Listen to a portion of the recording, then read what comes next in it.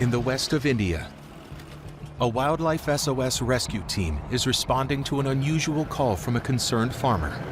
We just had a call about a crocodile down a well. Wow. I know it is freaky weird, right? But that's India for you. The crocodile situation in Vadodara is extreme. We've got this big, bustling city, and right through it, a crocodile-infested river. And then during the monsoon rains, the waters rise. So the crocodiles literally come into the streets, into the villages. And you've got crocodiles and people living on top of each other. Have you guys done many crocodile rescues in wells before? You know what? It's quite unusual, isn't it? Yes. It sounds like the beginning of a joke, how to get the crocodile out of the well, but we're about to find that out. This is it. Oh yeah, the road ends here.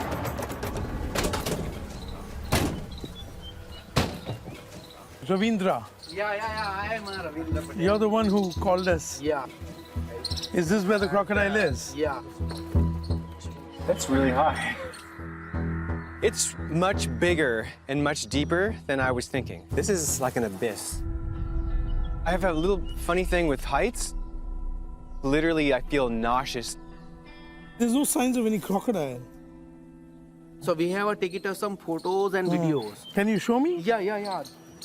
Take a look at that. Oh, yeah, there is. But he's not a full-grown adult. He's a juvenile. That looks like a meter, no? I'm saying 4 feet. तो ये मगर इधर कैसे पहुंचा? The monsoon flooded this entire area, and that's how the crocodile ended up at the bottom of the well. It's been living here since. And if you don't remove it, it's going to be trapped down there forever. As soon as he gets bigger, he's not going to survive anymore, so he's got to go back to the wild. The problem is that we do have water down there, and we don't know how deep the water is. It could be 2 feet to 10 feet. Let's get a net, ropes, harness, lights. Let's go get the gear and come back. Yeah, let's do it.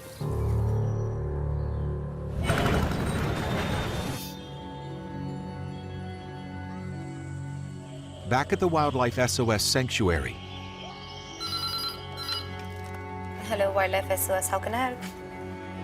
an urgent calls come in from a worried member of the public. Please do not approach the monkey.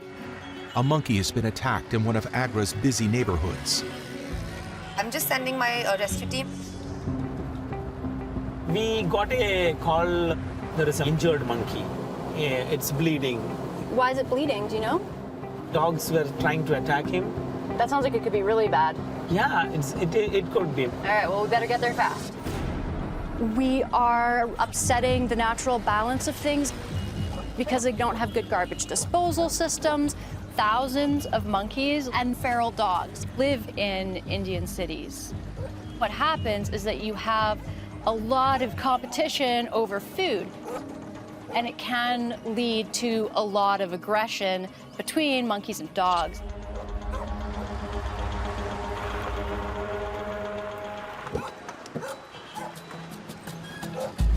So, Baji, do you know where it is? I really don't know, but we can ask the caller. Hopefully it's in this area, because they do have a habit of getting away from us. Yeah, that is the issue. So this gentleman saved him from the dogs. कहाँ पर है बंदर? बंदर इसमें बैठा था, इससे ऊपर चल के उधर पहुंच गया. Oh, he has just started moving because people had disturbed him. Yeah. And he had gone onto the wall and moved onto that building. We have to move very carefully, otherwise he's going to run away. There he goes. Atam, we need to go up. This got complicated fast. Monkeys are never easy, and today is no exception. He's fast. Oh my God. He doesn't have any hands. He's climbing up this old apartment building. He just has stumps. The most likely way that he lost his arms was grabbing onto an electrical wire. I think we're gonna have to just get this done, because he's gonna keep moving away. I'm just worried he should not jump over the building. We're gonna try and catch him. The problem is, if this monkey gets too nervous and panics, he's gonna jump right off the building and he'll jump to his death. It is a little difficult situation now we are into. Yeah, this is not ideal. So AZ, you and Hatam can be here. I'm going to go up.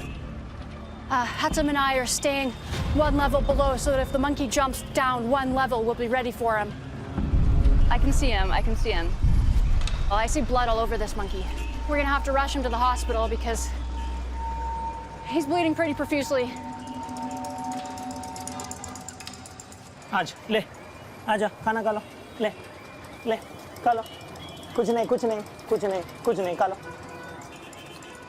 ले ले नहीं नहीं so oh he started ले I think he's gonna jump. उधर से कुछ डंडा दिखा दे कुछ उतरो मत आतम नहीं डालना है ले Wait. Yeah, okay, stay calm. He's actually moving towards you now. He doesn't know which way to go. You have a chance to get in there now. Yes! Okay, he's got him. नहीं कुछ नहीं you need to come up with the cage Okay, he's in the net. We've got the cage.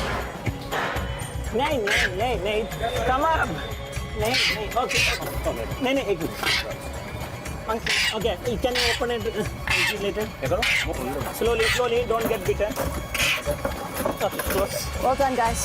thank you Oh, he's in horrible shape. yeah he has very Savaged by dogs. he has very bad dog bite it is bleeding we may have to carry him fast to the Okay, center let's get him to the hospital. yeah That was crazy. There was a second there where I totally thought he was going to jump right off that building. It looks like he's been bitten in the armpit here. He's got really big vessels there. Baiju, he's actively bleeding out of his neck here. yeah we should put on our siren and get there All right, fast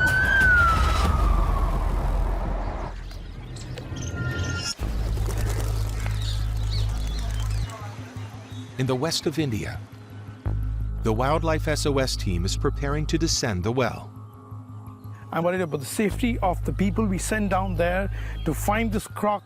It's trapped, it might feel defensive and snap at someone. The worst thing that could happen is that we've underestimated the size of this croc. All we can see is like dark, murky water.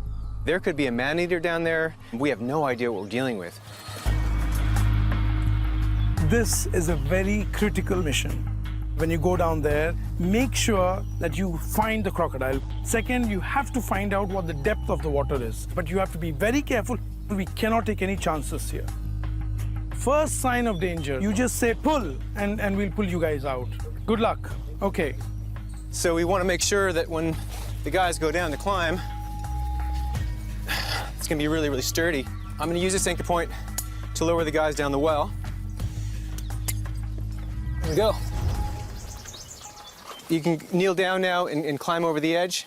Okay, go ahead.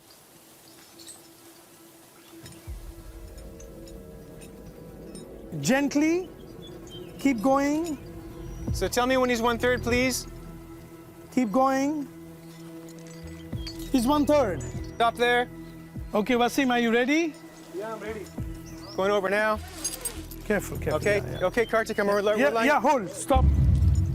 This makes me nervous because really I'm looking out for two people here, one in each rope.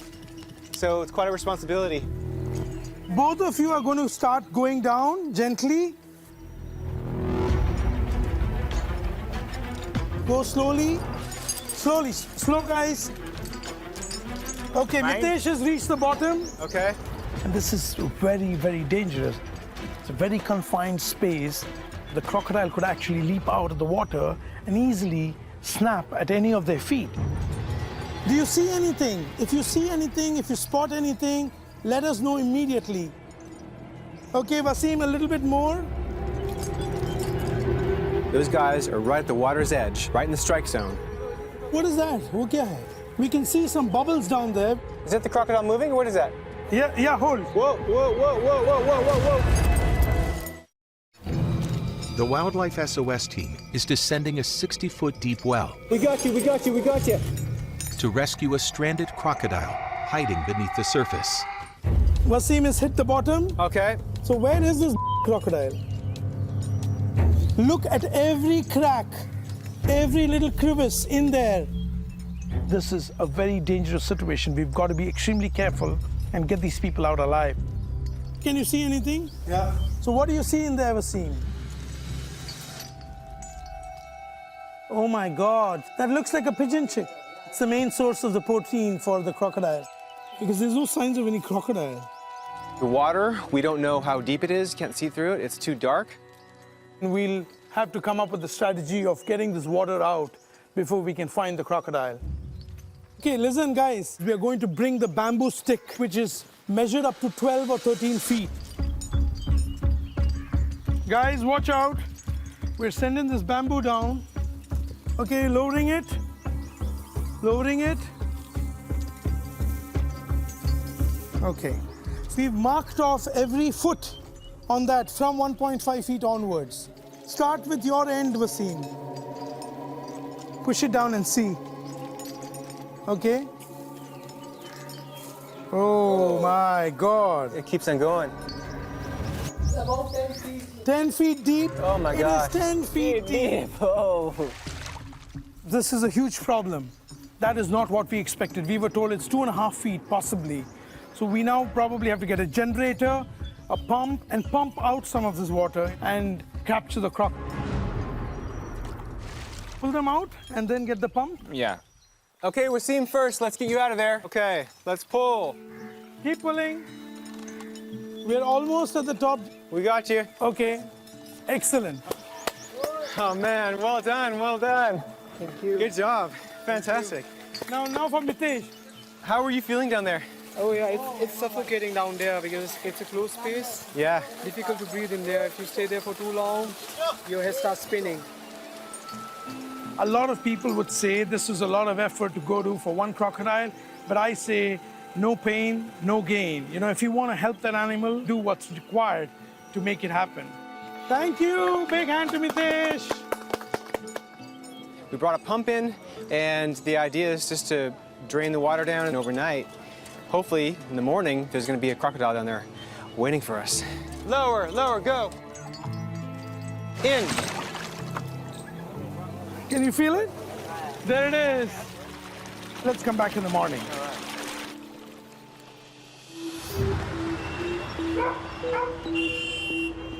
Back in Agra, the Wildlife SOS team arrives at the animal hospital with a critically injured monkey. Hello, doctor. It is very, very difficult condition. Just bleeding because dogs bit him very badly. I'm really worried. Stopping the bleeding is definitely our first priority. We'll use the hemosepticum injection so that will minimize the bleeding. Okay. We're gonna put a little hemostatic drug on the wound on his neck, close off the blood vessels, and try and stop the bleeding. He's too awake to be handled safely, so we're gonna have to sedate him, and then we can do a proper physical exam. It's been 3 minutes since injection, and now he's down. You want to take out this? Yeah.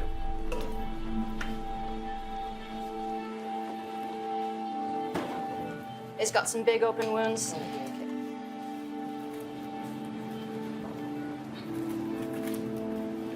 Looks like the bleeding from his neck has stopped, but he's lost quite a lot of blood. I'm fearing we're gonna find some pretty extensive injuries. So he's been ripped open here by the dogs. Actually, it's good. They missed the brachial plexus, which is full of very important nerves. Since it's a dog bite and wound, it's not advisable to do the suture, is it? That's correct. These are dog bites, and they're so full of bacteria that if you suture it closed, you basically keep the infection in there. So we're doing an iodine scrub. We're cleaning this extremely well. We're gonna have to clean out all the puncture wounds or he is gonna go septic. And that's basically like a bacterial injection. You get that tooth going all the way down in there, and it's just injecting bad bacteria into that area really deep down. The more you clean, the more problems you see. You got 2 teeth marks right there. 1, 2. That's where they just grabbed hold of him right there. We need to get the bacteria out of there, otherwise it's gonna fester and kill him eventually. So we gotta get that really, really clean. I think that's good. So now It is completely clean. We cleaned out those wounds really well, but that could lower his temperature, so we're just going to check that, make sure he's not becoming hypothermic. 102.9, 103. He's hyperthermic. His body temperature is up at 104 Fahrenheit. If it keeps climbing up, then we're really in a critical zone. He's failing to regulate his body temperature, which basically means like a full system shutdown. With really high temperatures like that, you can cook your brain. He's burning up, it's not good. He's really burning up. Get the ice packs. Yeah, ice packs. Put it between his legs. Cool him down. That's okay? Do you want me to prepare sub-Q fluids? Yeah, get the bottle. So a butterfly catheter, 60 ml syringe. This is life-threatening. The temperature is the main concern actually at the moment. He's burning up. Yeah, sure, okay. So we're gonna do everything we can to cool him off. There we go. There you go. Dr. Raja is gonna put an intravenous line in. We're gonna run cold fluids into him.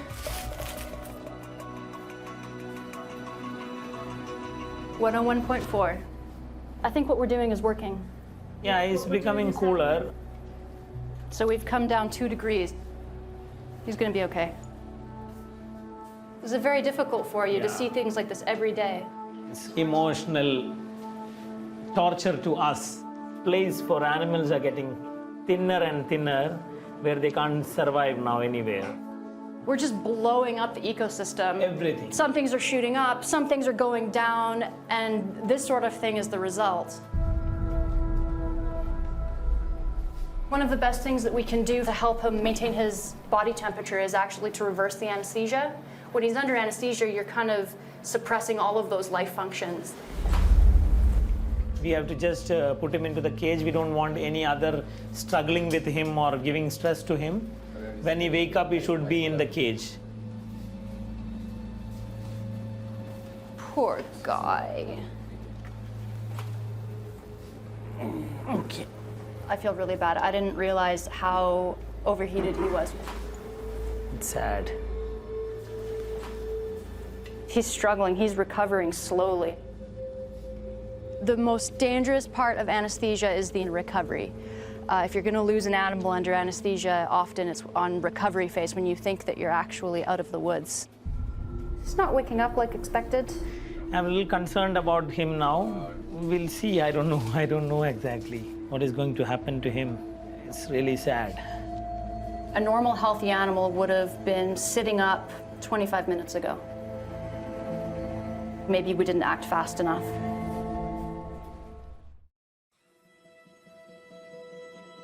At the Wildlife SOS Animal Hospital, a monkey savaged by feral dogs has survived surgery, but is now fighting to recover from the anesthesia. He's not recovering normally. It's really sad. We shouldn't be feeling bad because we have tried our level best.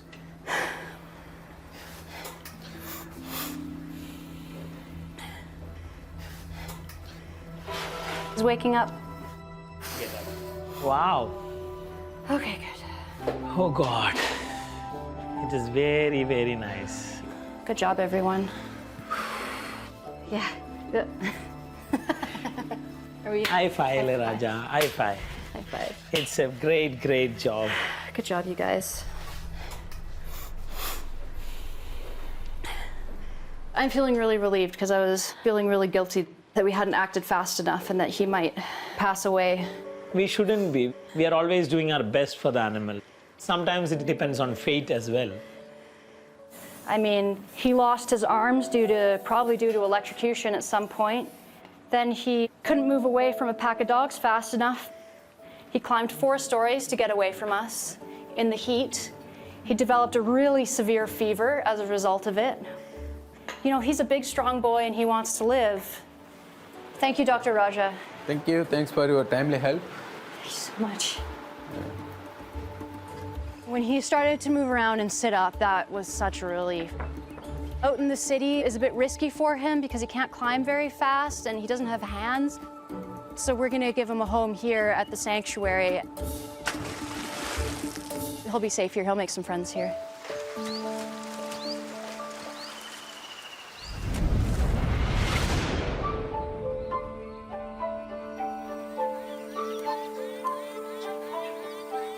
Having pumped the well overnight, the Wildlife SOS team is back to check the water level and hopes to find the stranded juvenile croc.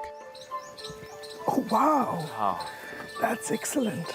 Oh, whoa. I can see the crocodile. There it is, yes. Oh, was it in the water? Yes, Ah, right yeah. there. So we finally got eyes on the croc. All we can see is his head. It's looks to be this size, maybe, but boy, I'm a little bit nervous. I'm not sure how we're gonna do this. It worked, it worked. And I have a case of crocodile flu, and I've lost my voice. But it's worth it if you can find the crocodile. Ready? Now we can actually send our team down and bring the crocodile up. Come over the edge now. Leading the rescue team is expert crocodile wrangler Mr. Raj.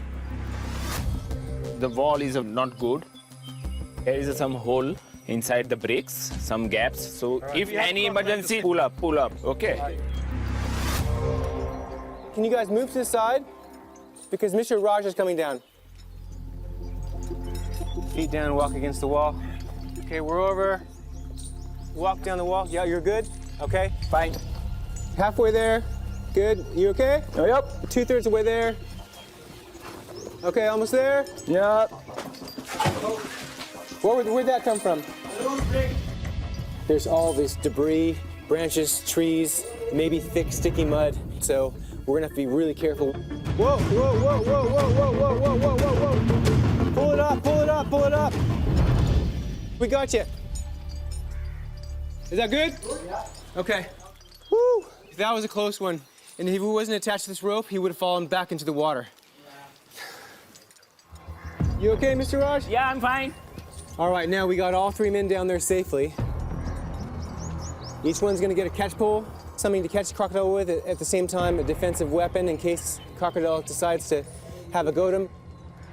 Mr. Raj, what are you seeing? Nothing. Right now, nothing. He's hiding. Being an ambush predator, crocodiles can stay underwater for long periods of time. They sit still, you don't know they're there, but by the time you do, it's too late. Whoa, careful, careful, careful. Hold, hold. Whoa! Whoa, whoa, whoa! Keep tight, keep tight, keep tight, keep tight. The mud is too thick and there's too many branches, it's too dangerous. Ramesh is taking his shoes off now. Better grip. Must be so slippery down there. There it is! Where's the crocodile? Hiding in the branches.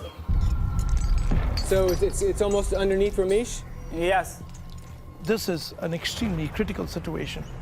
Crocodiles have the strongest jaws in the world, and once they clamp on, it's almost impossible to get them off. All right, let's do this, boys. Use the pole and stir up the bottom.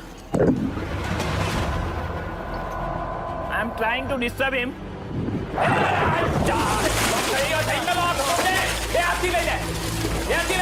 He's doing the death roll now. He's trying to bite the catch pole. Pull it up, pull it up, pull it up. Oh, wait. The Wildlife SOS team is struggling to restrain a cornered crocodile. Oh, wait. Croc is fighting. Okay, very automatic. Spin and go underneath the branches. Croc is looking pretty tired now. We got it. We have trapped and we have caught a crocodile. So we have now removing from the water. He's a juvenile, he's young. We've managed to get it out of the water. We've covered its eyes so the croc is a little bit disoriented. The plan is to get control of that mouth, the dangerous part. Crocodiles have some of the greatest bite strength of any animal measured. And any bigger, you're talking dinosaurs. Here we go. Careful, careful, careful.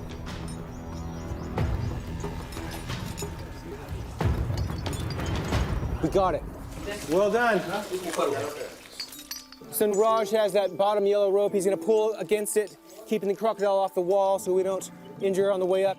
Nice and slow. Keep on going, keep on going. That's good. Thank you, Mr. Raj. We got it, we got it. Woo. This is great. He's in pretty good body condition. He could be a little bit stunted in growth. It's a possibility if he's only been on pigeons for the last few years. But if he's only 4 or 5 years old, He looks good. That makes me so happy that this animal is finally safe. It's been a very stressful couple of days, but now that the crocodile is out here, I am hugely relieved because this animal can now go back to where it belongs.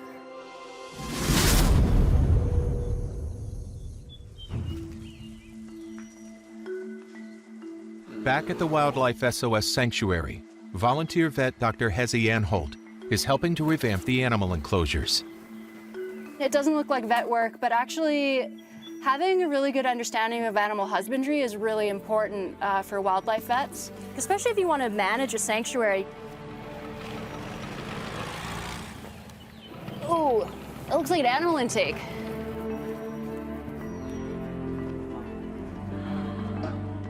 What are these? These are jackal pups. Golden jackal? Yeah, he rescued from a nearby village. Jackals are a medium-sized dog-like animal that are distantly related to gray wolves. They hunt and scavenge after dark, and they play an important role in the ecosystem. In areas where there's agricultural land, they're really important for rodent control. So you couldn't find parents? No, parents was not there. Yeah. No, so that's why he brought them here.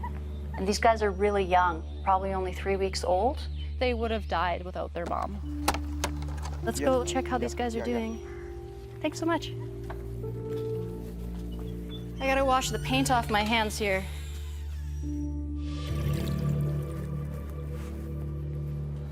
Let's check it whether they are okay. The main concern would be that they're dehydrated, but Yeah. actually, she's got a very moist nose and bright eyes. Yeah, it's nice and moist. Well, that's great. Then maybe we got there just sort of in time. Should we try and get a few calories into these guys? Yeah.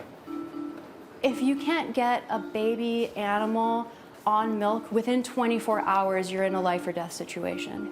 They get dehydrated and they get low blood sugar incredibly quickly.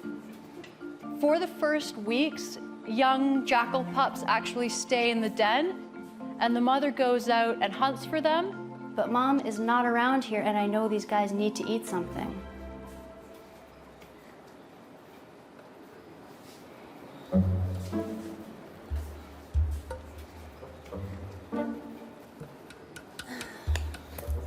This is definitely a two-person job.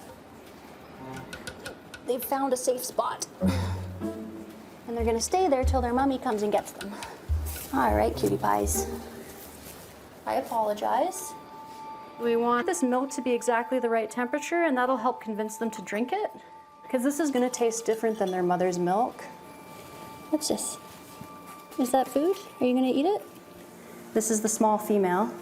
I am concerned she's definitely underweight. She's the one who actually needs the sugar the most. Do you wanna try with the syringe? Not too fast. Oh, wow, that's awesome. She's almost latching on. That's definitely what we want. Great. God, puppies are messy. Karam, I'm having trouble getting these guys to drink the milk. They're really not recognizing it as food. It doesn't taste like jackal milk. It's not exactly the right consistency. You know, it's a china plate. It's not natural. They're used to being in a den in a really dark environment, so I'm making some corners in the blanket so they have somewhere to hide so they feel like they're safe. They're much more comfortable when there's something above them. There we go. Good puppy. So as each of them get enough to eat, we're gonna put them one by one back in the basket. Nice. Excellent. That is what we want.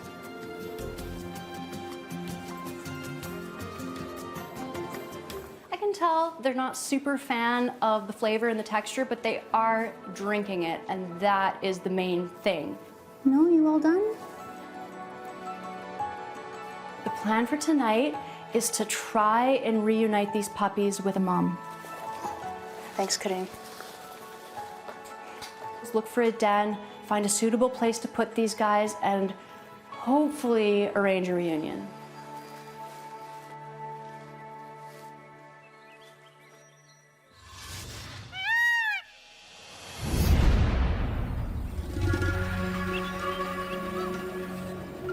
In the west of India, the Wildlife SOS team is looking at a potential release site for the rescued crocodile.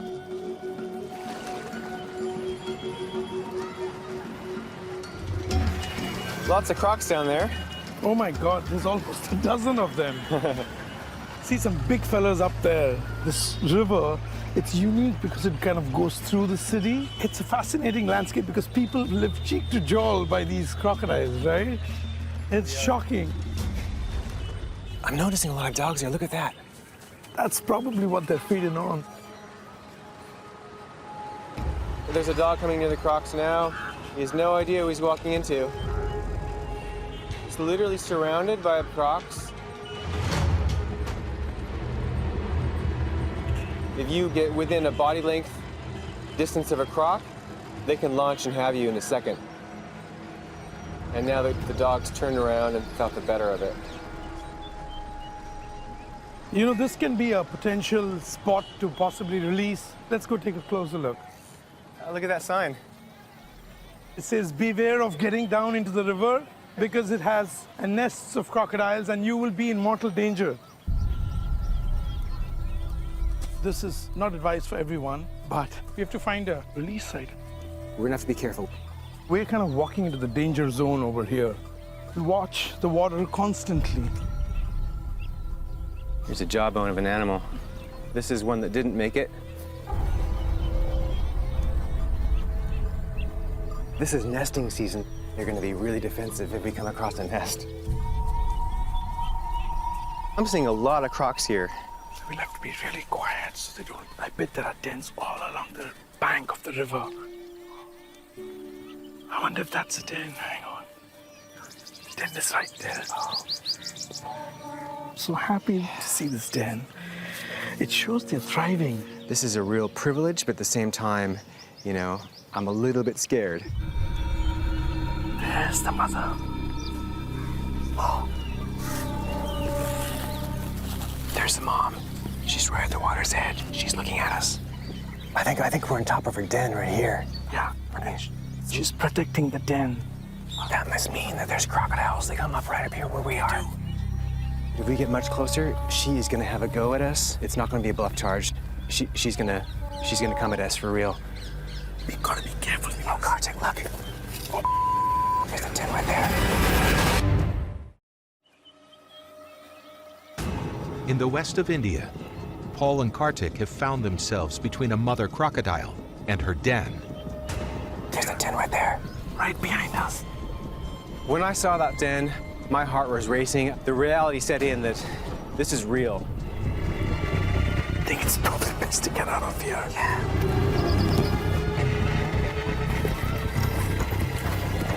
Woo! That was a close one.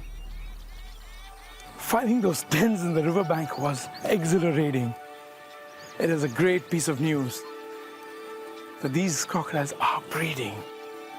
There's such a healthy population in this river. It's amazing. All seem to be in really good body condition. They're not fighting over food. They seem to be happy. I think this is a good place to release the crocodile back where it belongs.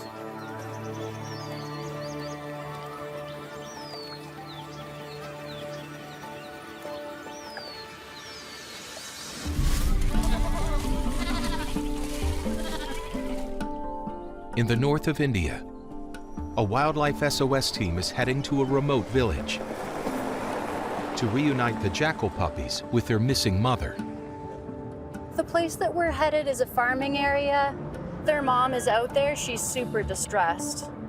She'll be looking for them. I mean, it would be fantastic if we could find a den. Yeah, they need the mother. I really hope we can make this work. We have to try.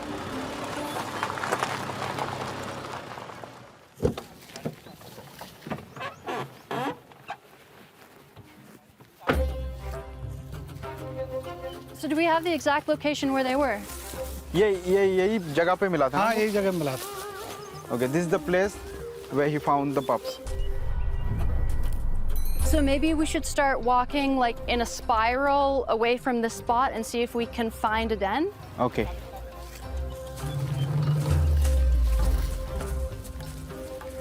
This is where Karanveer found the puppies, so there should be a jackal den somewhere nearby, but I don't imagine it's going to be very easy to find.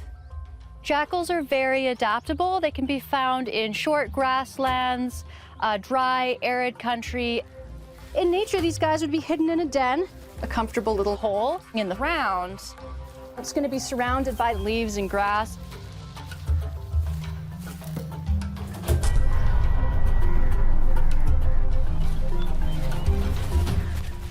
I feel like I'm a lot more likely to find a snake here than a jackal den. If the mother's gonna come back for her pups, it's gonna be at this time of day. So this is our window. It's not too hot. It's just around evening time. She only lost them this morning, so, I mean, if she's alive, she's gonna come back to this area. I hope we find her.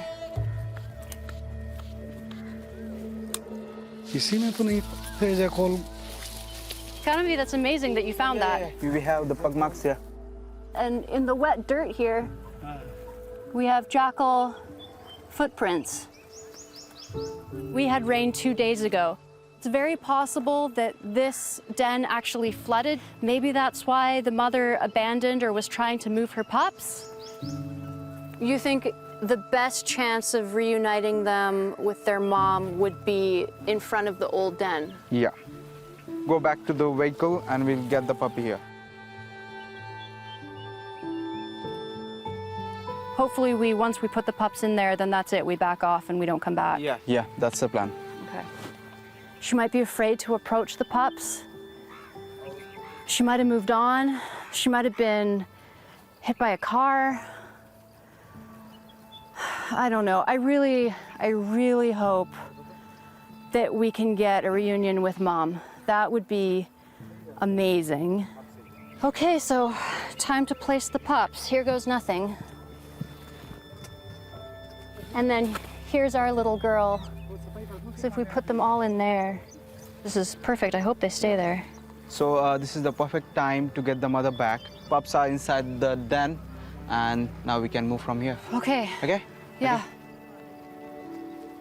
So we've put them back at their old den. We're gonna hang back. I'm really worried that these pups, because they're starting to get hungry, are gonna go wandering and get lost in the dark. Kanamvir's doing his very best to keep track of them with the binoculars. Unfortunately, we have to do this because we absolutely have to give them a chance to get back together with their natural mother.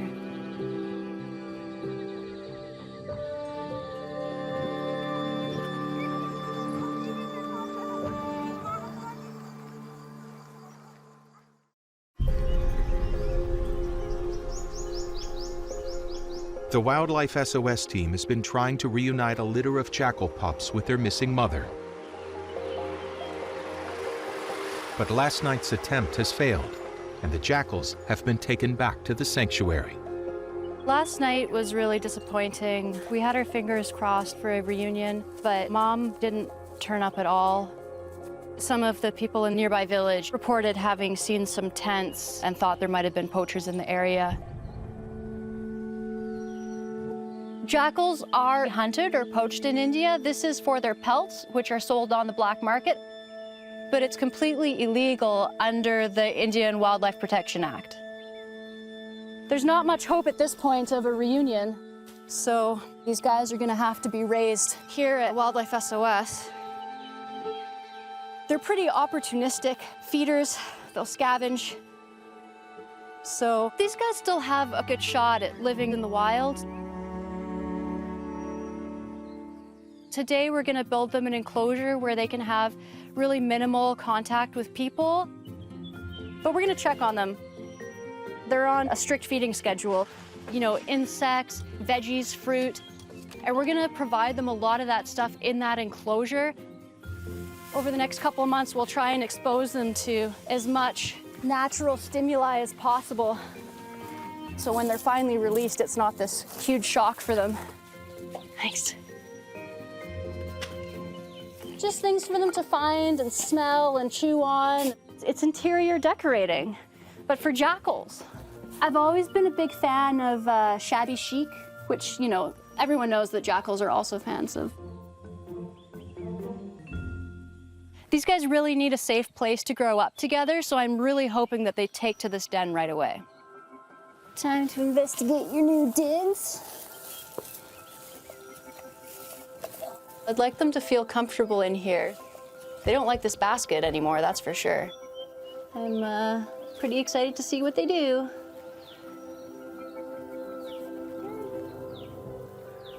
Oh, look at this. He's really exploring.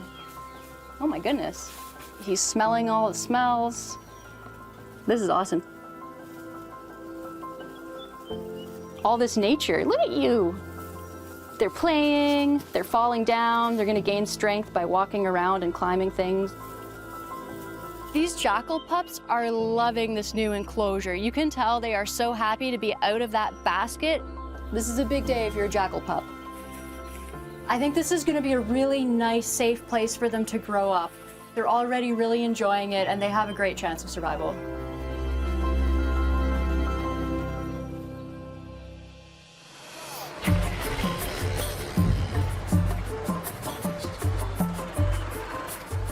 In the west of India, a large crowd has formed to watch the release of the rescued crocodile. Beautiful creature. She loves to nature or animals. Yeah. Says juju means animal.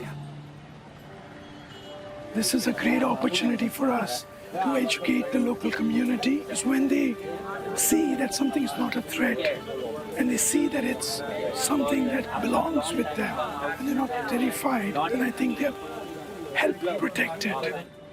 We're attracting crowds. There's just people everywhere. They're really excited. Time for a release. This is the river we found earlier. There's lots of crocodiles. They're doing really well. It's as good as it can get. Where are we going, up or down? Down, down. Down, okay. Down, down. Right here, so that it'll go naturally down. No, do you think about it, Croc? No funny movements. He is already thinking. It's just amazing to be near such a primitive and powerful animal. These guys are the ultimate survivors. They've outlasted the dinosaurs by 65 million years. Biting it.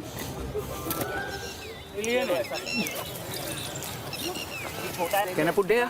Niche rakho. We will release. Okay. Ready?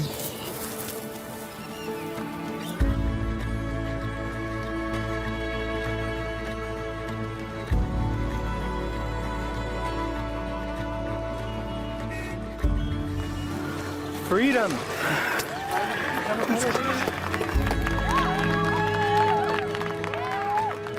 He just disappeared under the water. Yeah. Very smoothly, no? Giving it its freedom. It's worth all the pain to be able to see that animal go back where he needs to be. For the first time in years, this crocodile was able to swim freely. That was beautiful to be a part of that.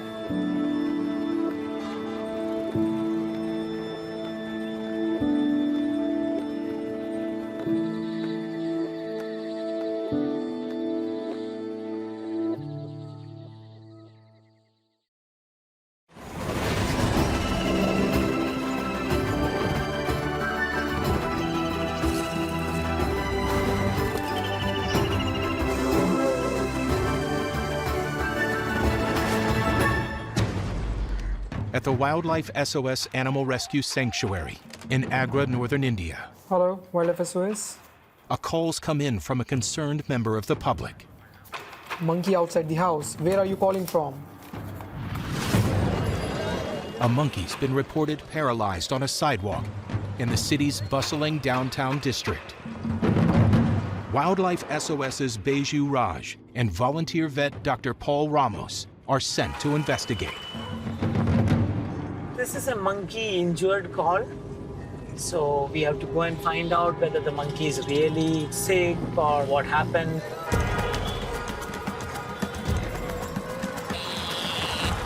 The animal's located 11 miles east of the sanctuary.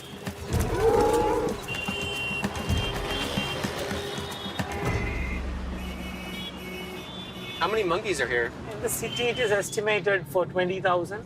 20,000 in Agra. In Agra city. Yeah. What kind of monkey do you think this is going to be? This is a rhesus macaque. So we have to be very careful. Sometimes they can be very aggressive and dangerous and ferocious. The situation here with monkeys is a contradiction. With the religion, they're seen as sacred and they're given respect, and on Tuesdays and Saturdays they feed them. But for the rest of the week, they're terrorizing people. It is a major, major issue. Monkeys are becoming menace. We had made them pest, feeding them, and I don't consider it their fault. It's not its fault. It's coming for food and shelter. The biggest reason, really, why monkeys are living in the cities is that we are crashing into their homes. We're mowing down their forests, and they have nowhere to go. See, the cows are blocking Excuse our me. car. Watch out, cow. Pardon me, Mr. Cow. Okay. All right, we are here. We have to go on foot now. We gotta walk because you just can't make it with the car. So we're bringing all that we need. Trying to get through the traffic on foot is harder, but easier than the car. You gotta watch the road for the cars and your head for the wires. They're everywhere. Dealing with a troop of monkeys can be terrifying. Basically, you're dealing with, yes, one potentially dangerous animal right in front of you, but then all of his buddies surround you like a street gang. And in a coordinated fashion, they can attack, and they can do a lot of damage. The lanes are getting narrower and narrower. I just put my elbows out and I can touch the sides. You can see, like, all above us are monkeys now. The monkey is here. Here's the monkey. We got the monkey here. He's down. He's holding his leg really funny. Like, I think Yes. this is Yes. left hind leg. Not able to move properly. But he's really, really still alert. Our plan should be one person should be covering that area, and I'll be just go and grab him. We may have to be very careful with other monkeys as well. They may sometimes prang on us, so please be careful.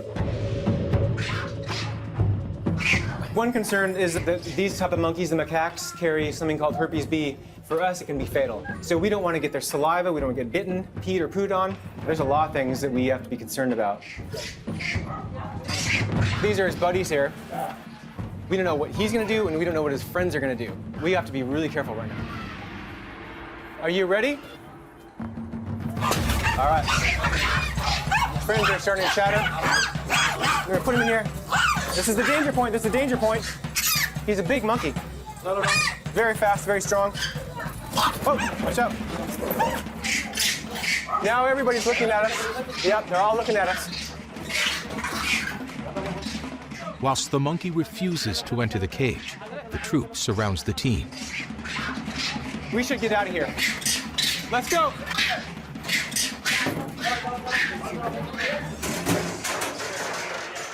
Now we're in someone's house. The monkeys are right outside. Woo! They were gathering around, and they were starting. They were about ready to. They were ready to pounce on us. They were getting ready to attack. Fortunately, this family, they kind of saved us because it was going down. I must say, I've never been in this type of situation before. We are going to trap in this small room the whole day. This is crazy. I mean, it's like the Planet of the Apes out there. Baiju, you know, I can tell, looking at his face, he's trying to look calm, but in the inside, he's a bit rattled. He's like the Zen master of animal rescue. So if he starts to get a little bit concerned, you know, I need to be really, really concerned. For now, we're trapped.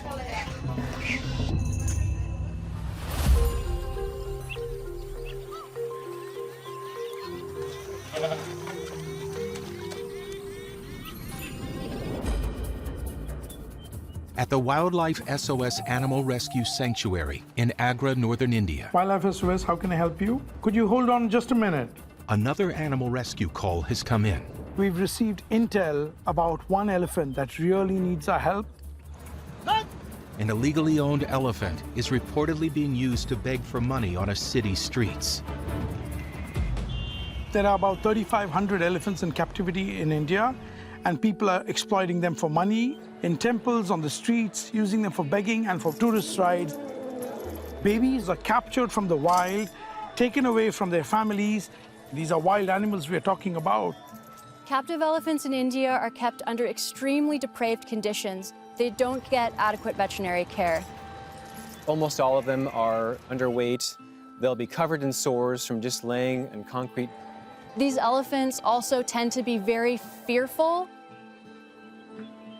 The training process is designed to cause psychological damage, to break the spirit of that animal.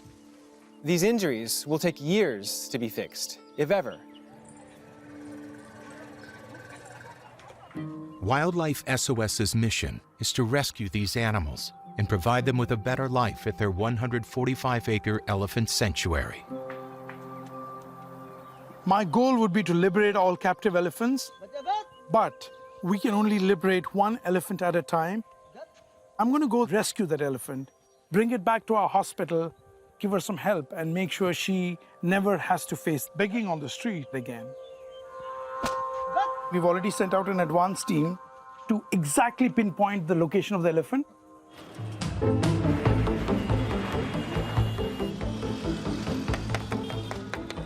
"38 miles east of the elephant sanctuary is the densely populated city of Firozabad. Inside this urban jungle, the elephant was recently spotted being exploited for begging.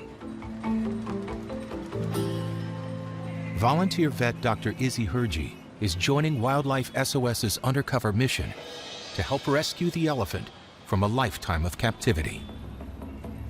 We're about 7 kilometers away from where the elephant is supposed to be, in a marketplace of sorts. And so we're dressed up in civilian clothes and gonna try and blend in just as tourists browsing around. Got this little GoPro with me, and hopefully we can get some discreet shots, kind of check out the elephant's health a little bit. We don't really know exactly what we're getting into. It could turn into a situation with large crowds and mob mentality. Everyone wants to ensure that we don't compromise this elephant's safety or our own. Let's start walking in. Those kids just said the elephant is in this direction. There she is. Surrounded by quite the crowd, so gotta be a little careful here. The elephant is being kept with some people who are posing as holy men to provide blessings to people in exchange for offerings or money. You can see they're wielding those objects like they're spears or holy objects, but they're actually bull hooks in disguise, so we know how they're controlling this elephant. She seems to be moving her right leg with some stiffness, probably from putting lots of weight on it over time. It's hard to imagine what this elephant must have been through, paraded around these streets, with people yelling and riding her, and we're gonna come back for her. We're gonna do this.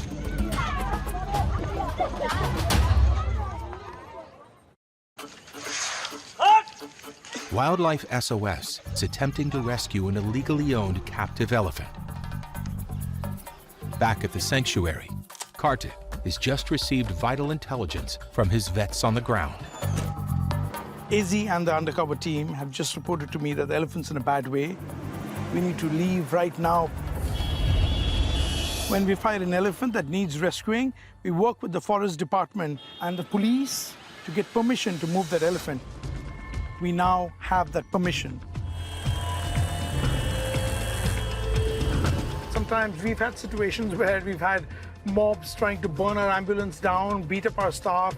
We've had to call police to intervene and help us. So yes, I am on edge when I'm on these rescue operations.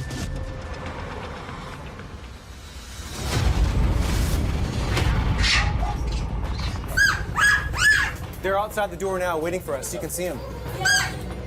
The Wildlife SOS Rapid Response Team is in the busy back lanes of Agra, northern India. It's been called to rescue one of the city's 20,000 monkeys.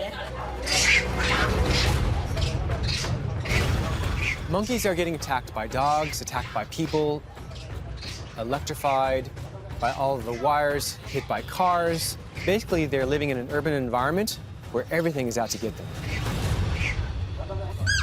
Having successfully netted the injured macaque, they're now hiding from the monkey's troop. It is difficult dealing with a troop of monkeys. They are very social animals. They want to protect their entire troop, and if somebody is in danger, they all will try to attack you. They can bite and take a chunk out of your body. Hind legs are paralyzed, which makes our job a little bit easier. That's a good method. There you go. There we go. One moment. Watch your fingers, watch your fingers.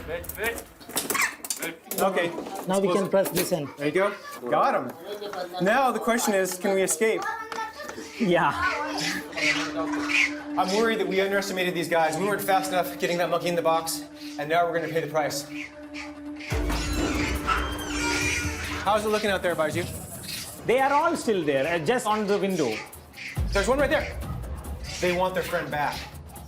Would it be better to either wait longer or create a diversion? No, we don't want that because it is going to gather more monkeys. So it is better to leave now. Yeah. We have to move.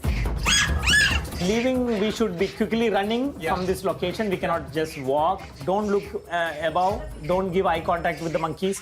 When we get out that door, we're gonna have to go. They're gonna be right on us. Can you carry the monkey? You get the weapons, I get the monkey. I can protect you from behind and Hatem can protect you from front. Yeah, okay. You ready? Yes. All right. Go.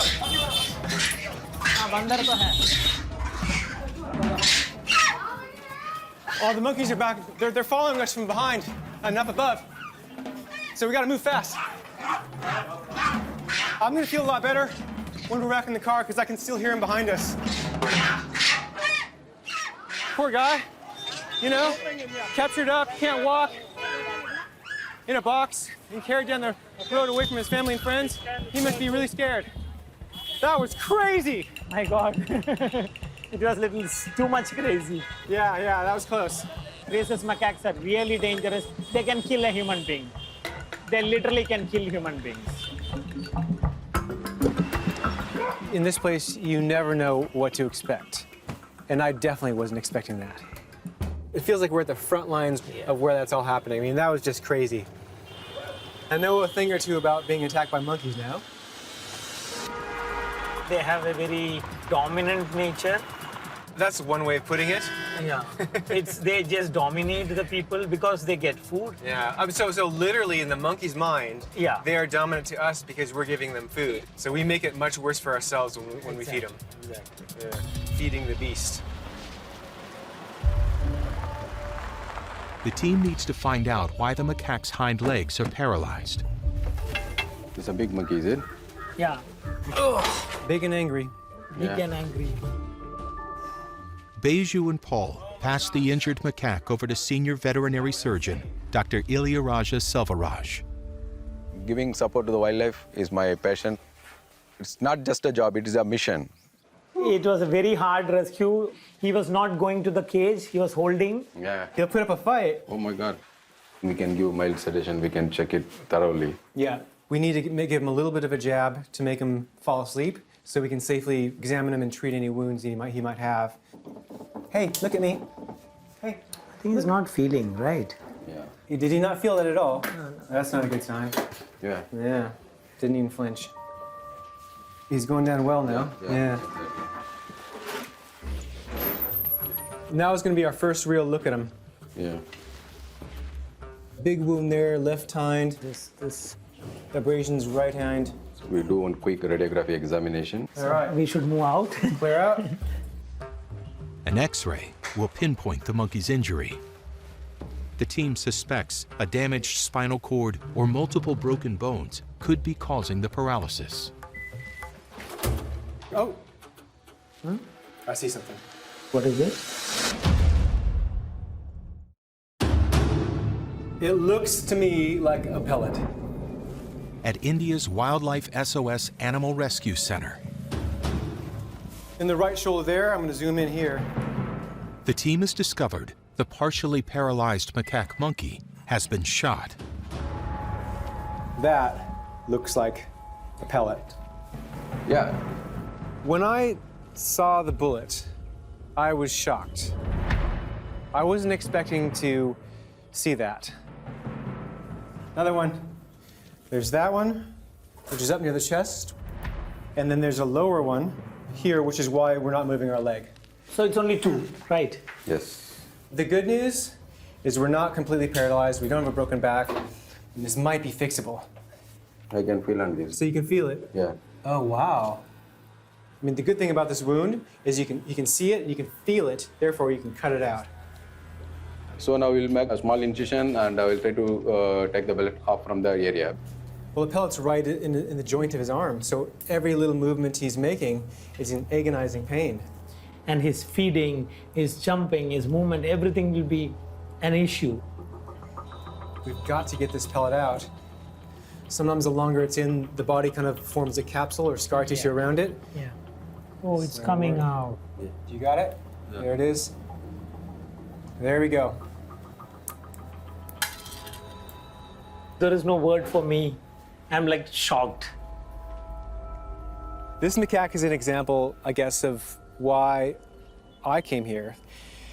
Here's an animal who, through no fault of his own, has been drawn into this, unfortunate interaction with people, and people have created this situation. And I guess I feel passionately that I need to be a part of the solution to that. Will we be taking out the other pellet as well today? No, the other one is a bit deep enough. Okay, so that one's too deep for today. Yeah, bit deep. We have a good bedding for him to wake up very nicely. Is this reversal? Yeah. Yes. Wakey, wakey. He's just really, an innocent victim in it all. I'm really glad that we were there to hopefully help him. Yes. We hope for the best. There he comes. Look at that. He's looking around. Even after an operation to remove the second pellet, the team suspects he'll never have enough mobility to be released. Instead, he'll be moved to the sanctuary to recuperate, where he can settle in with his new monkey family. That's the man who fixed you. That was a good day's work. We got to rescue him, figure out what's wrong, and put him on his path to treatment. That's a good day.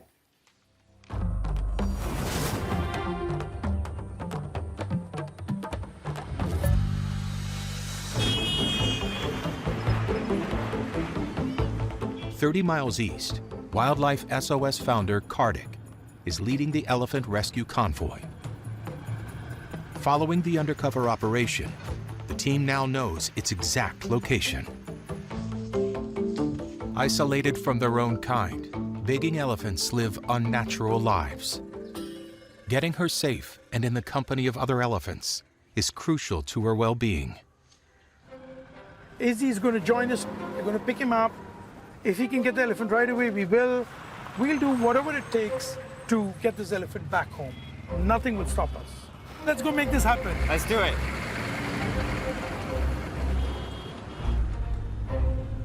The Forest Department has received a tip-off that the elephant has been spotted in a field just outside of Firozabad. We are literally 4 or 5 minutes away from where the elephant is now. The truck is really large. It's going to attract a lot of attention. So I feel the best thing for us to do is, we peel off, leave the convoy behind. Let's just go do a little investigation on our own, make sure that the elephant is there, what the situation is. Yeah, sounds perfect to me.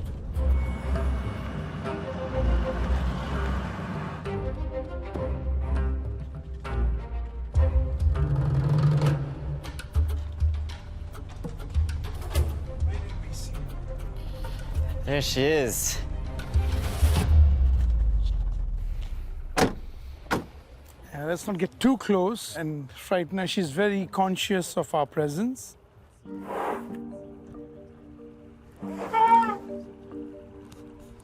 She looks extremely agitated, swaying back and forth. And you can see there's a rope on the leg there. That's actually a spiked bracelet. It's called a ponchi, and it's a spiked bracelet. It's got spikes on the inside. It's probably poking her and giving her a lot of pain. she's not a happy girl at this She's moment. doing this open mouth Yeah. kind of behavior, which tells me that she's in a lot of stress right now. How old do you think she is? I would think she's probably between 40 and 50. Yeah, she's had a bad deal. Look at that. Oh my wow. God. She has no joint move that ability at on all. that. Yeah, she cannot. Can't flex that wrist. Oh my goodness. And this well is right here. Yes. It's easily possible Yeah. for her to fall into it and maybe break a leg or something. Yeah. Listen, we've now got the elephant. Bring the convoy right away. Thank you. Okay, bye. She's in pretty rough shape. It's gonna be okay. This is our team. The convoy has come. Ambulance is right here. Wow. Finally get some food. Oh, there's a jackpot. Hopefully, we've won her heart with all the food that we gave her. The forest department is already here finishing off the paperwork and will then hand over the elephant to us legally. If we get her into the ambulance, I think, we can be home safe. Yeah. But moving a 2.5-ton animal that doesn't know you and trust you is risky. We are now opening up the rope in the front. If she could just turn around and charge us, and she could be out of control. Uh-oh, don't kick, don't kick, don't kick.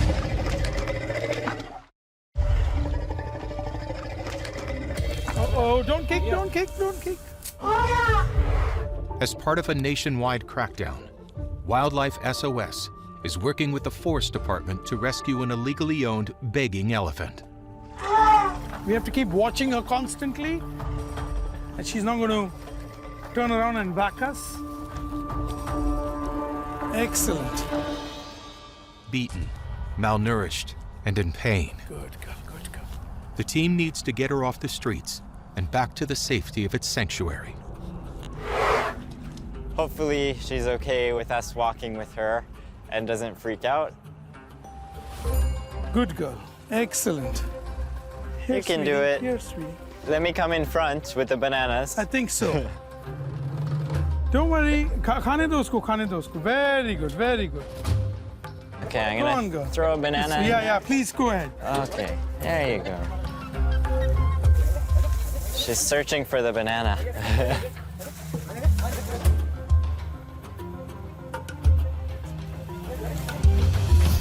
Wow, Can you believe look at that. We She's did in. it. She's in. I don't know when the last time she saw fresh hay and sugarcane was.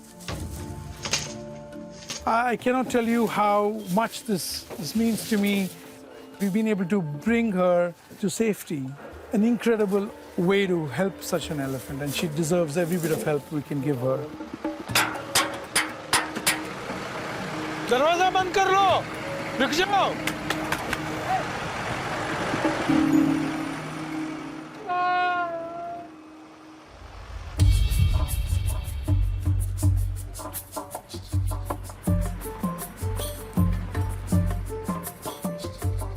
After a long, slow drive through the night, Yes, girl, we're going to get you out. the rescued elephant arrives at the sanctuary. Don't worry. There we go. Excellent, Okay. So there's axes and all kinds of hooks and stuff. So let's start getting all that off. I think every single day of her life, she's been beaten with an axe. Scars all over her forehead. Her forehead is dotted with scars all over. You can see all the wounds and the scars around. Yeah, Just look at that. yeah, my goodness. She'll never have the pain from these things again.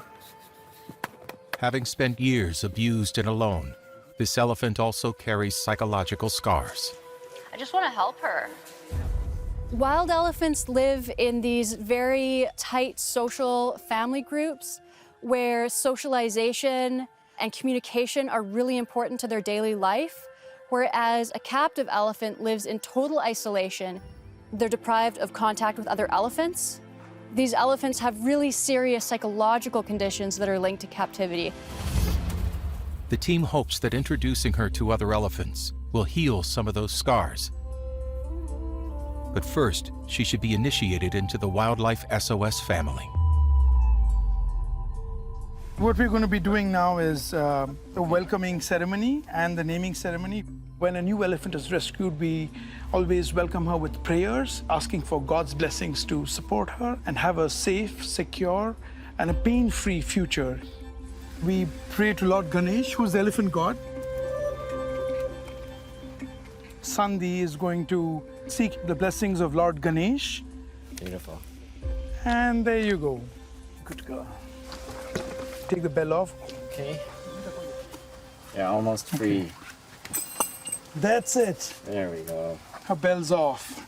Wishing you a better life. From that moment onwards, she's taken care of, and we are going to be calling her Kalpana.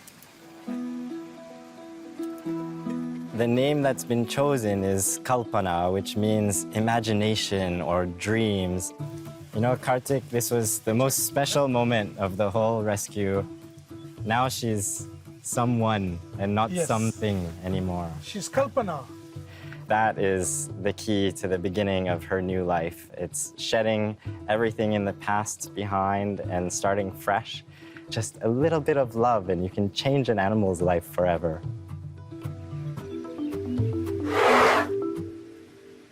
It's time for Kalpana to get a long overdue health check by Dr. Yaduraj Kardpika.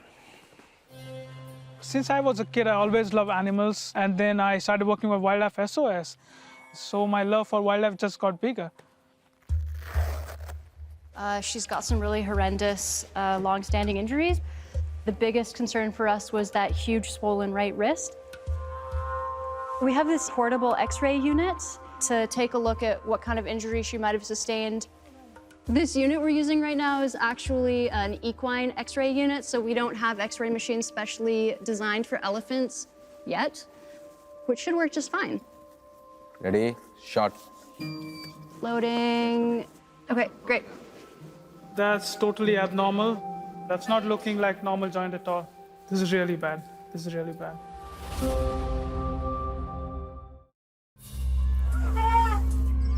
Ooh. Oh. Safe in the hands of Wildlife SOS, Kalpana's swollen right wrist is X-rayed. It's an ugly joint. Ugly and must be painful. None of that is normal.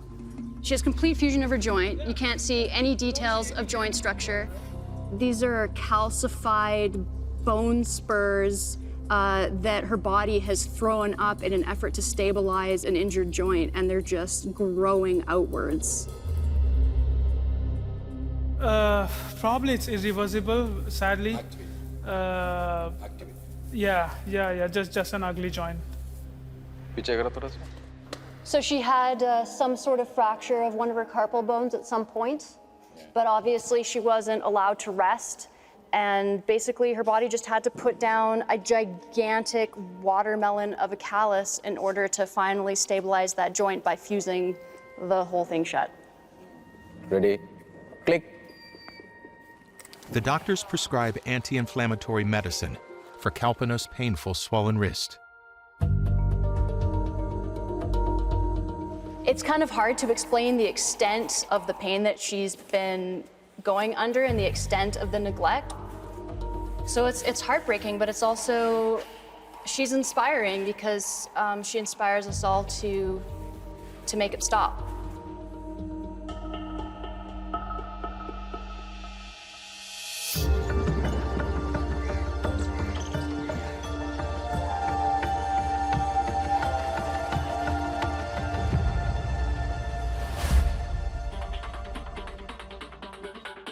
Another animal emergency call has come in. Hello, Wildlife SOS. How can I help? There's a cobra in your school. Wildlife SOS scrambles a rapid response team 15 miles east to the farming region of Karmana. I came to India because this is the place to learn about wildlife and people and their interactions. It's never been as important as it is right now to understand the natural world and to protect it. What are we off to? It's a school and a cobra is inside. So the whole school is panic. It is a big worry. Reports of snake bites are on the increase. There are 1.3 billion people here, so natural habitat for snakes is shrinking. At Wildlife SOS, we get 30 to 40 snake calls every day, and the number is increasing. So, Baiju, Yes. I don't act paranoid or anything, but it seems like every time you get a snake call, someone puts me on it. Maybe because you like snakes. I love snakes. I love snakes because I had grown up with them. And I love them because they don't love us. There are almost 300 snake species in India. 60 of them are venomous, and 4 of them are super lethal. And this is one of the 4. So she's the lady who had found the snake. They're really relying on us to locate the snake. There's lots of kids around. This is a dangerous situation for kids, for sure. I'll just have a look about the snake. Because it is a cobra, we have to be very careful. So It's understandable that people in India are scared of venomous snakes. 1.4 million people in India are bitten by snakes every year, and that's leading to 45,000 deaths. I'm not 100% confident about walking into a room and I know there's a cobra in there, but I don't know where it is. I'm just gonna stand where there's open space. yeah, it is near there in that corner. Okay, wow. My God. It's a big cobra. I can see him. It is dangerous to approach. Okay, I'm gonna move out of the way then. A snake doesn't want to bite you. It takes a lot of energy for them to be able to produce that venom, and they want to save it for their prey. It's only gonna bite if it doesn't think it has any other option. He is very calm and lying down. Once I move the stick, he is going to run anywhere, so I may have to quickly handle him. There is no other option. If the snake moves out from that corner, no one run. Everyone just stay very still. A snake is not gonna strike you if you're not moving. All right, Baiju, get in there. Yeah. Okay, so we are going to move this. Let us see what is he going to do. It's a good big cobra. You can see him. So what we are going to do is, we are not going to make him very much.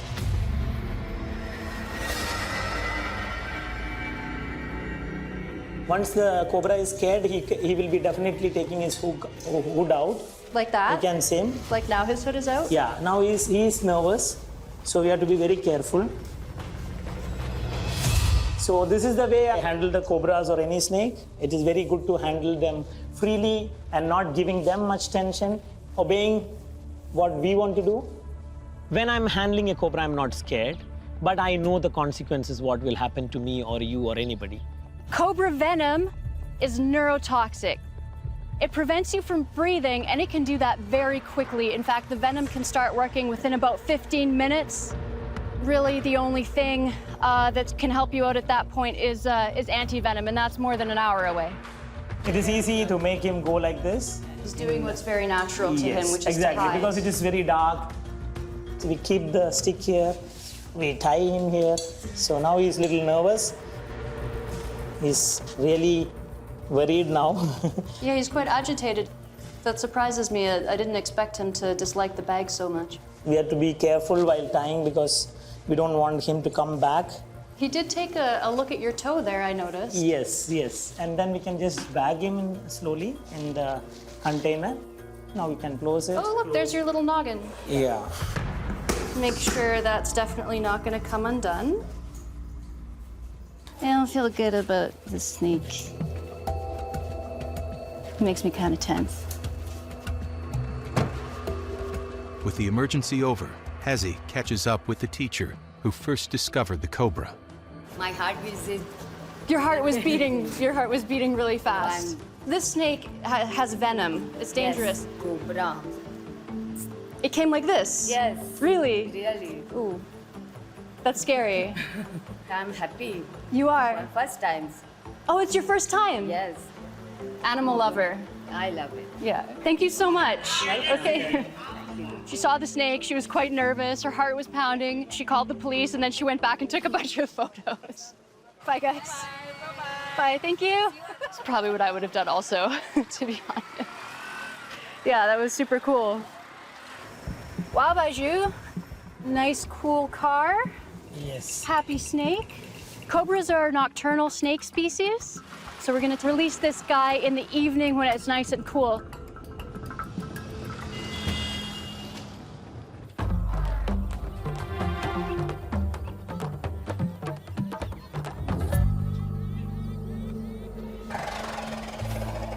At the elephant sanctuary, the team has started treating the injuries of its most recent rescue, Kalpana. What is this? But the vets also need to heal her psychological wounds. We are about to introduce Kalpana to potentially a friend. You cannot have a good life as a female elephant without elephant friends. Like Kalpana, Holly was a begging elephant. Decades of abuse has led to chronic arthritis and blindness. But compassionate care from the team has given Holly a new lease on life. She's one of the gentlest elephants that we have. She's one of the sweetest elephants in Wildlife SOS. The team doubts that 40-year-old Kalpana has ever met another elephant, let alone made friends with one.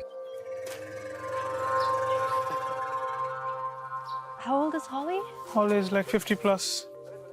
We really don't know how she's going to react. Sometimes two elephants just hit it off right off the bat, and sometimes they hate each other immediately. So it could really go either way.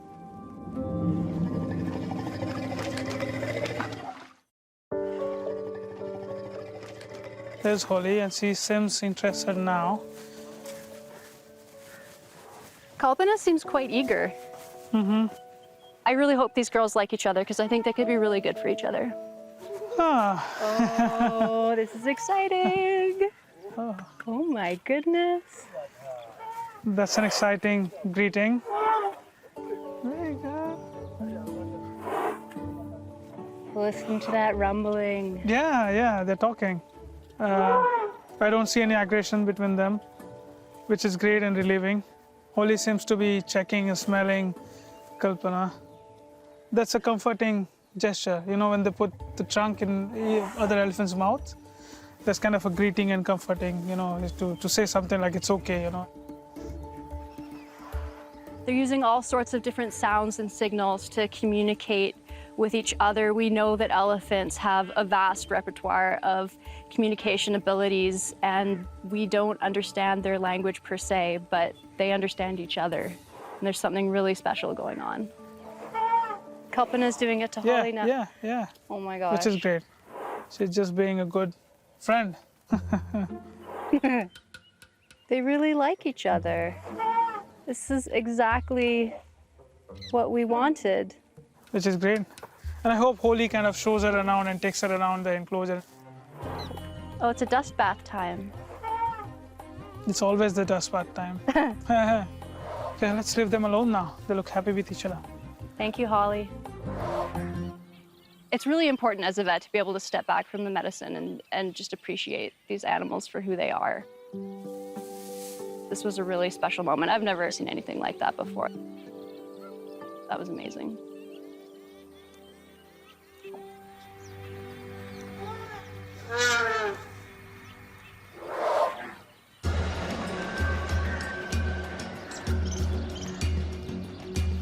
With dusk approaching, Baiju and Hezi head out to a local bird sanctuary to release the classroom cobra. It's moving around in here. Please be careful. Sure, no worries. So we can release somewhere here. It is a good place inside the jungle. We do have like a bit of a clearing here, which is a good place to release a snake because you can actually see them move away from you. They camouflage incredibly well. Baiju is really moving now. He wants out. Exactly. Look at him. Yeah. Baiju around cobras is like a teenage boy in love. He just thinks they're like the most wonderful, beautiful, cute things. Should I back up a little? Or? Little bit better. That's not exactly how I feel, but he does have a lifetime of experience handling cobras, so I'm just going to hang out several steps behind him and follow his lead. As soon as he finds that way out, he's going to be gone. So you can see him now. He's going to go. Exciting. Yes. So he's gone. Off like a shot. Super fast. Look at him. Look at him. He's rearing up. He's got his hood out. That is a gorgeous snake. I mean, just look at him. I mean, he just looks like this is where he belongs. Yes. It's a very good habitat. You can see the tree is exactly his color. So it's like a camouflage. Glad we released him same day. For me, rescue is always completed when it is released. Yeah, for sure. Mission accomplished. This is a really pretty area, and he can just live a natural life.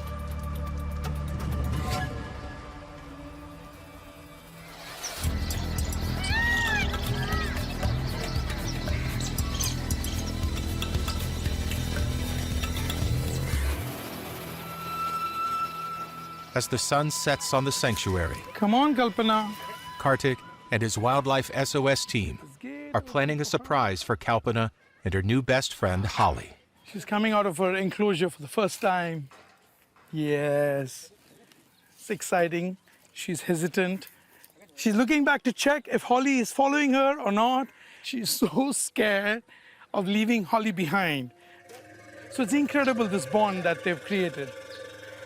I think humans have a lot to learn from these elephants. Kartik is taking them down to the river Come on. for what could be the first time in their lives. What do you think of that? Come on. Slowly, slowly, don't slip. Don't slip. Go gently. Gentle, gentle. Holly's already having a great time. As you can see, she's throwing water all over herself. It's great. She is finally in the river. I think it's incredible that these two elephants who never had a hope now have a proper life. And it's really quite an emotional moment for us. I think if elephants like Kalpana, who came in such a bad state, can actually have an opportunity, a second chance, I think there is hope for all elephants in India.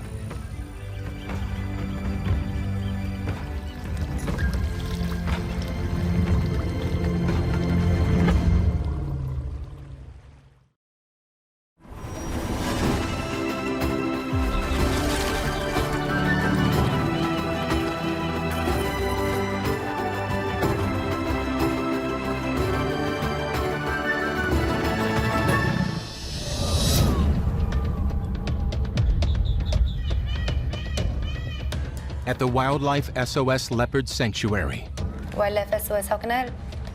an emergency call has come in from the Forestry Department. 2 leopard cubs have been rescued from a well on a sugarcane farm. Wildlife SOS co-founder Kartik and volunteer vet Dr. Izzy Herji are dispatched to investigate. The sooner we can get there, we can get a chance to look at them and see if there's a possibility we can get them back to their mother. The cubs were found alone, and there's no sign of the mother. We've been able to reunite nearly 60 cubs with their mothers. You have a small window when the mother is still looking for her cubs. We need to get there as fast as we can.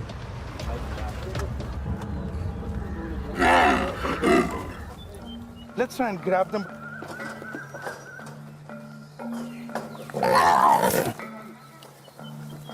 Let's see what's going on with this little one. I'm here right now with these 2 leopard cubs. We were just called to the Forest Department to come and see what the situation is. Today, these cubs were found in a well 40 feet deep.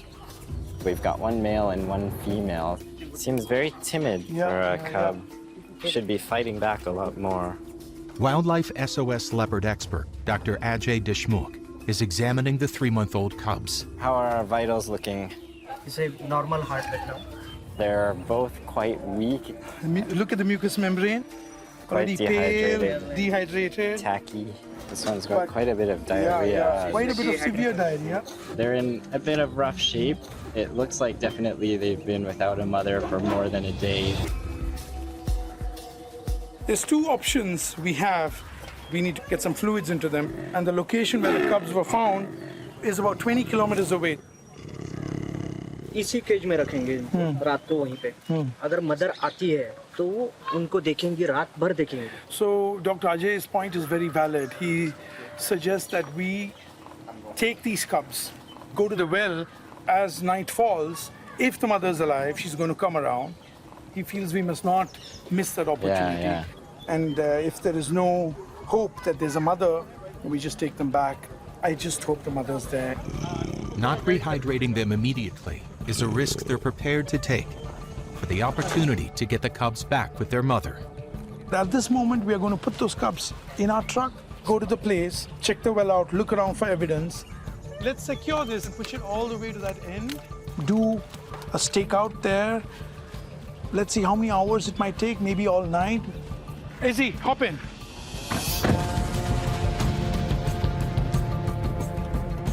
And it's already, close to 9 p.m.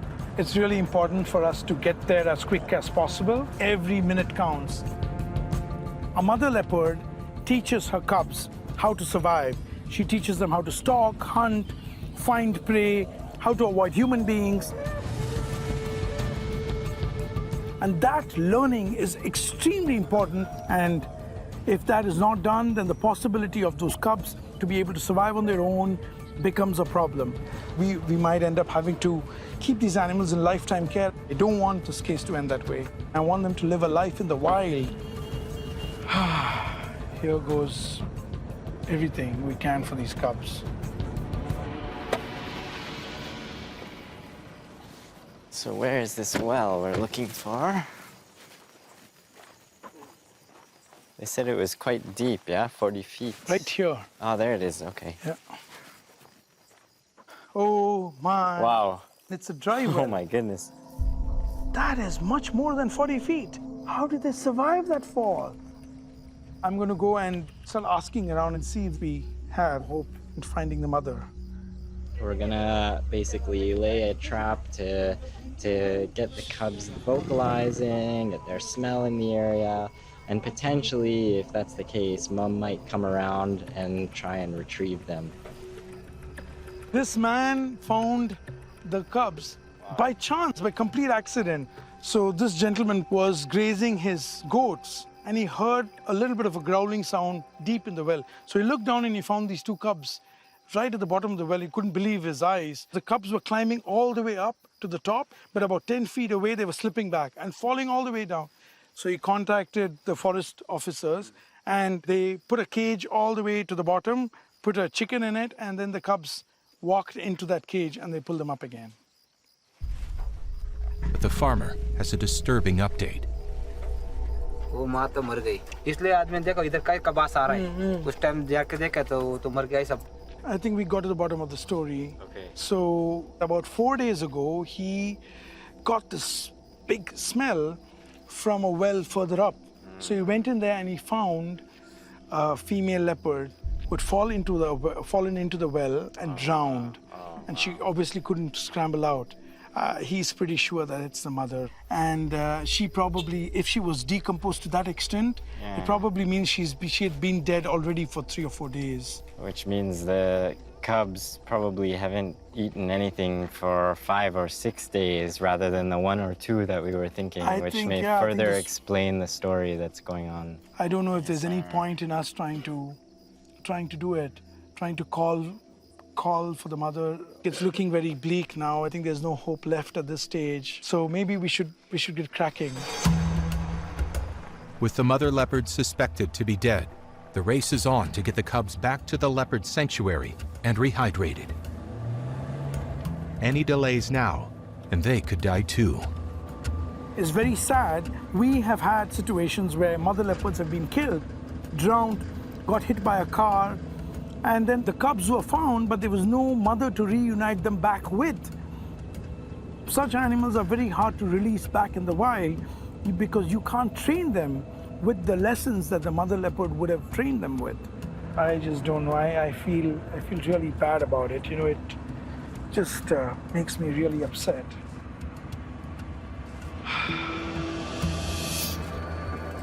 Back at the leopard sanctuary, the team now needs to build the cub's strength. इसको ऐसे करके ऐसे लगा दो.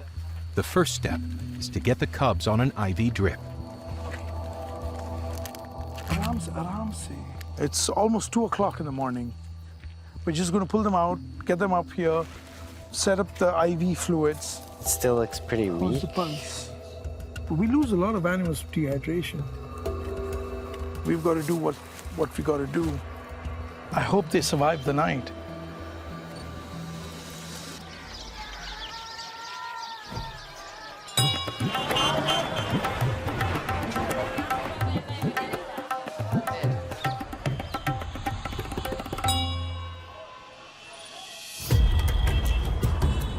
Next morning, Time is of the essence. another Wildlife SOS rescue team is investigating an emergency call about a raptor in danger.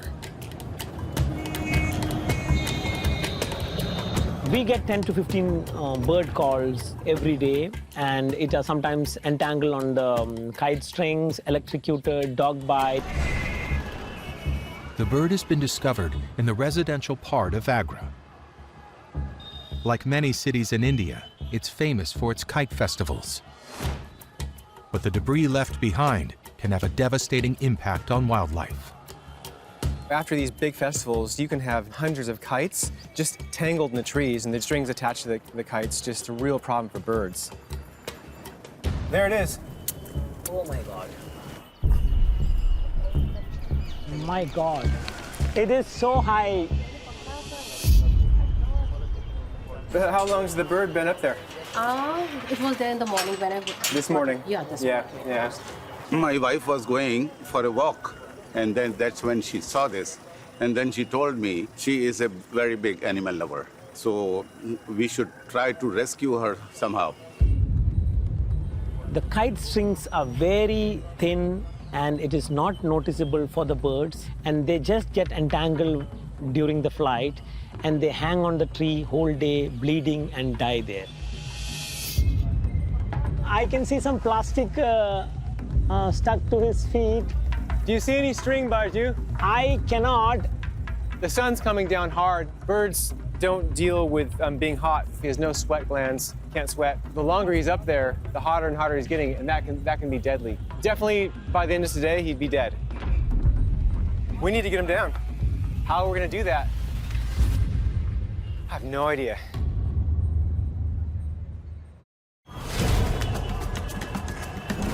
In India's city of Agra, There's no way we can get to it by climbing. Baiju and Paul are racing against the clock to rescue a bird of prey tangled in kite strings. Ironically, this species is commonly known as black kite. Really, it's out of our reach with whatever tools you have. I've called the electric company. They have a van with a boom up there so they can reach. All right, let's get her down. The electric company has come. They have a small cherry picker here. We also have this extension here with sort of a, scimitar. And sickle. If we can reach the kite, the string, we'll cut it, and it would fall and we can catch it this net. Okay, let's do this. Yes, thank you, Paul. Got it.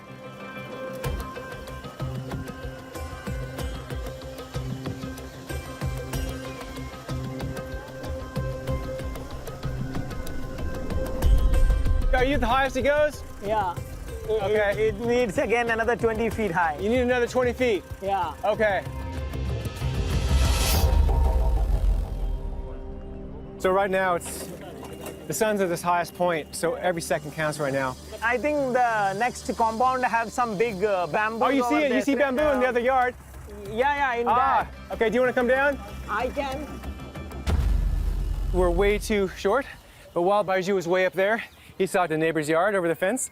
There's a massive piece of stick or bamboo or something, so someone's just jumped the fences. He's getting it now. It's pretty big. We're gonna attach one to the other, and hopefully that's gonna give us the extension that we need. Baiju, I think this might work. This might work, but I may need somebody to control the bamboo. Yeah. All right, let's do this. It's a heavy one. All right, guys, good luck. Watch those branches up there.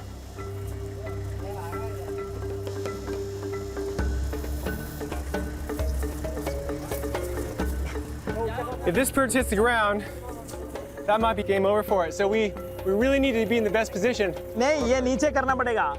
The pole is just too heavy for two people. It's a little bit iffy at the moment. नहीं अटका. No.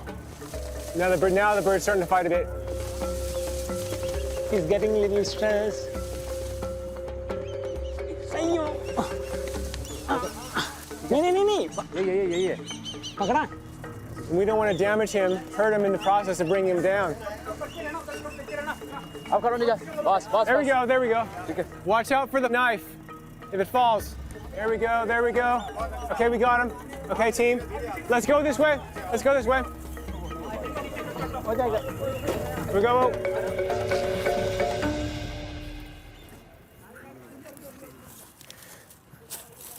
So he's got an injury to basically that left wrist joint. We need to make sure that wing's going to be okay. If it doesn't work, he's not going to be able to fly. If it doesn't fly, he's not going to survive. So my concern with this bird, this isn't normal behavior. He's just laying there. We need to make sure that he's cooled off as soon as possible. And he's actively gulping, that's good. When animals are so weak, they literally can't swallow, so you have to be careful you don't drown him. And he's not biting you. He's not interested in biting you. He's more interested in water. Follow it. Oh, that is the string. That is why this wing is so injured. My concern is that string might have cut right down through the bone and broken it. Yeah. So let's get him back and get him sorted out then.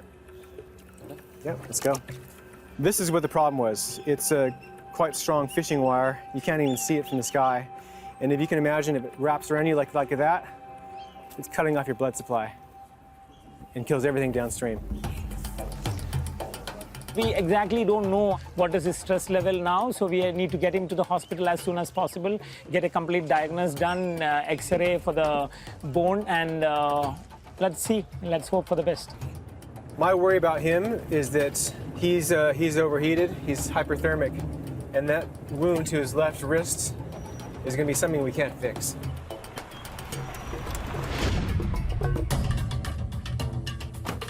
The team passes the injured raptor over to Wildlife SOS vet, Dr. Preetam Acharya.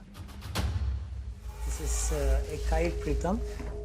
You can give some painkiller or something. Sometimes when you're in a lot of pain, that can then lead into shock.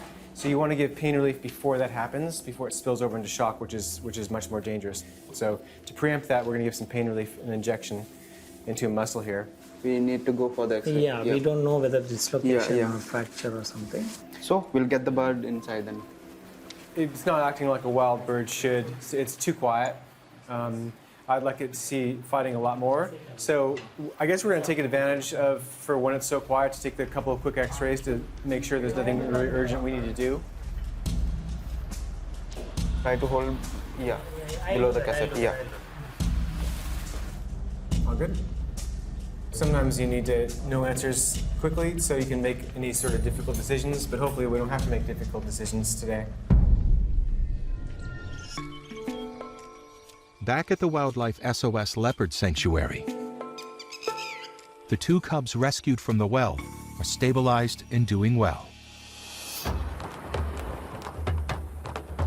But there's been an intriguing development.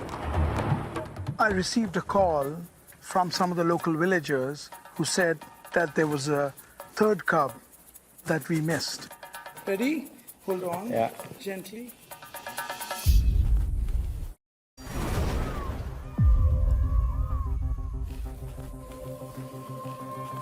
So far, so good.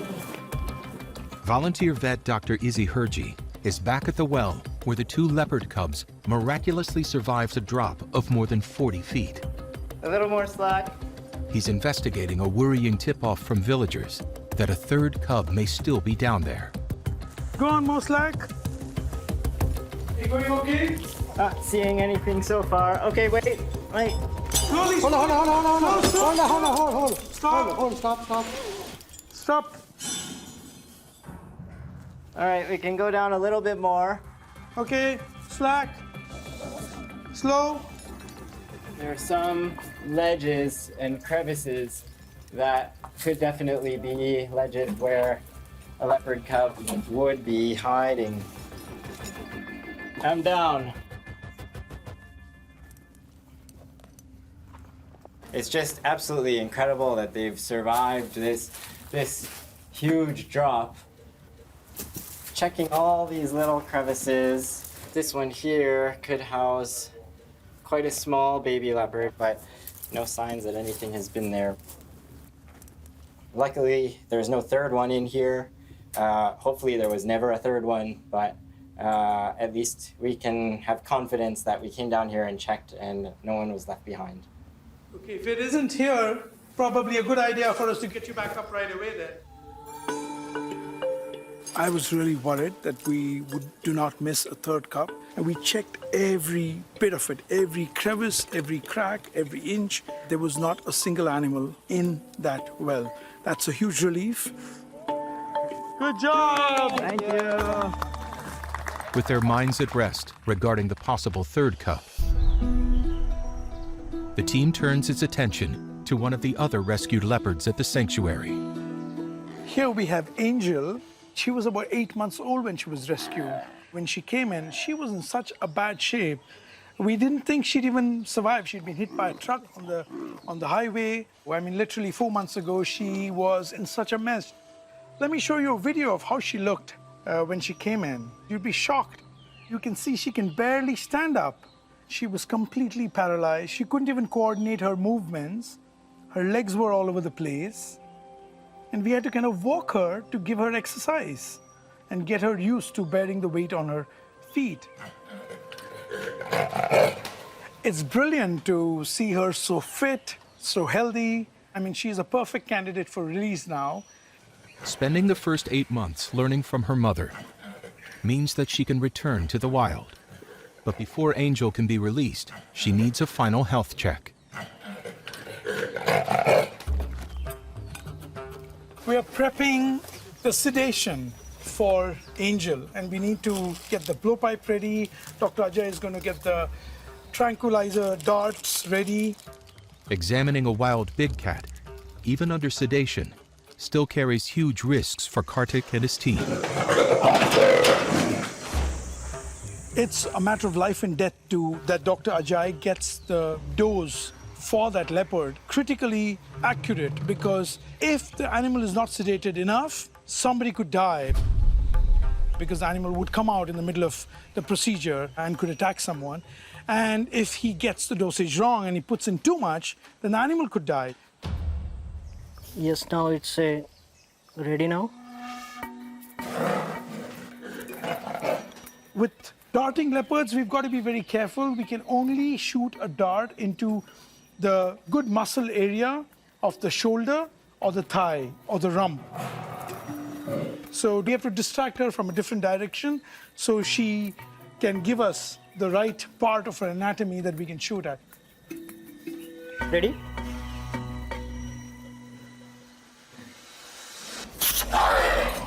Oh, miss it. Oh. Girl, we want you to stay calm. Stay calm. She's giving us a bit of a hard time.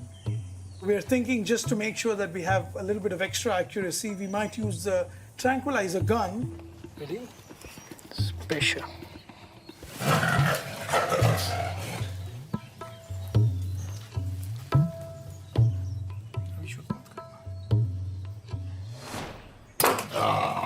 Got her.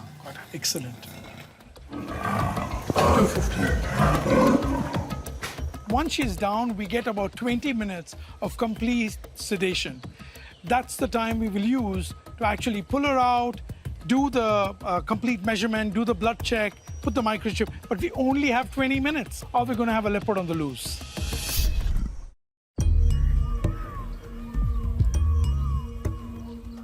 At the Wildlife SOS Leopard Sanctuary. Looks like she's still awake, and obviously the drug has not had effect. The medical team is attempting to sedate road accident victim Angel for a final medical exam. Only then can she be released back into the wild. But when it comes to tranquilizer darting, it's Angel 2, Dr. Ajay, nothing. This could be for a variety of reasons. One of them is that, she's got a lot of stimulus around, and sometimes that just means her adrenaline goes up and doesn't let her kind of relax. This isn't the outcome I was expecting. Without getting her fully sedated, we cannot do her medical exam, and without that, she cannot be released.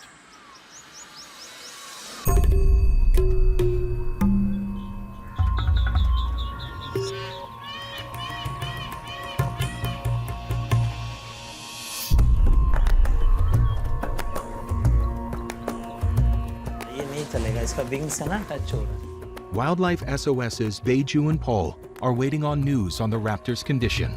Here we go, so just take a moment.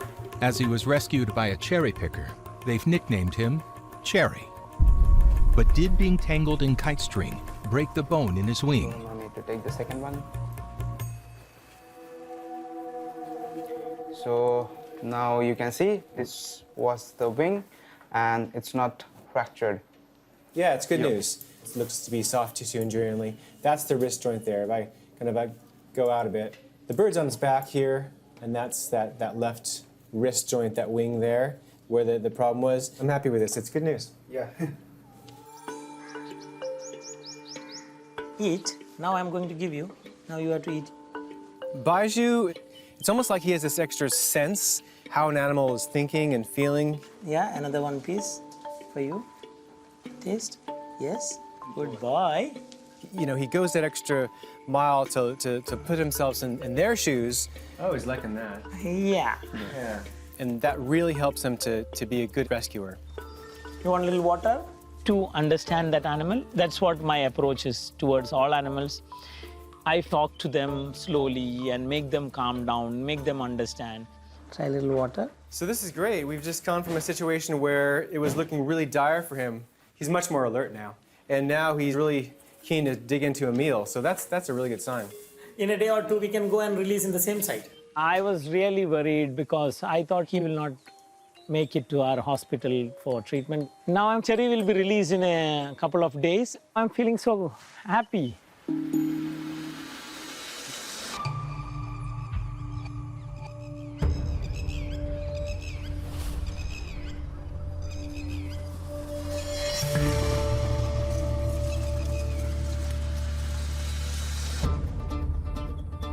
At the Wildlife SOS Rescue Center, No problem. I can send a team right away. another animal emergency call has just come in. A concerned farmer has spotted a huge snake in his grain store, so a team is dispatched to investigate.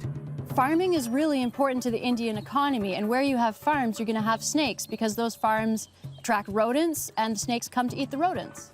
So there's a lot of snake encounters in farming areas. Veteran rescuer Beiju has been on more than 1,000 snake callouts, but it's only Hezzy's second rescue here in India. So are you going to teach me some of your trade secrets? Yes, the first and foremost thumb rule is to identify the snakes before rescuing. So it's step one, assess the situation, assess the danger. Yeah, exactly. If the snake is healthy, the team can just release it in a local forest. We don't know exactly what snake it is. If it is a venomous snake, I prepare in my mind that I have to be more calmer. People see a snake, and the safe thing is to assume that that snake is venomous. And if they don't feel they have any other option, they're going to kill it. It's a major risk to snake populations in India.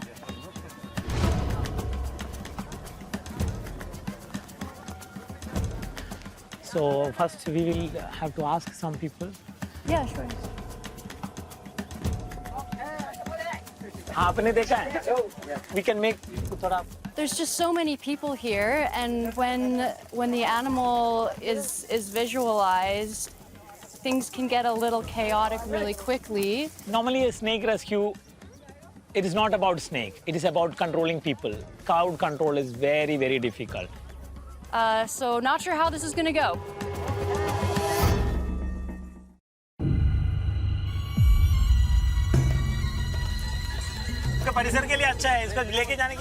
A Wildlife SOS rapid response team is trying to rescue a snake from a farmer's grain store. But the situation is threatening to escalate before they even find the reptile. We got a lot of people. And if things get out of control, we don't have any crowd control here. We're in the middle of nowhere.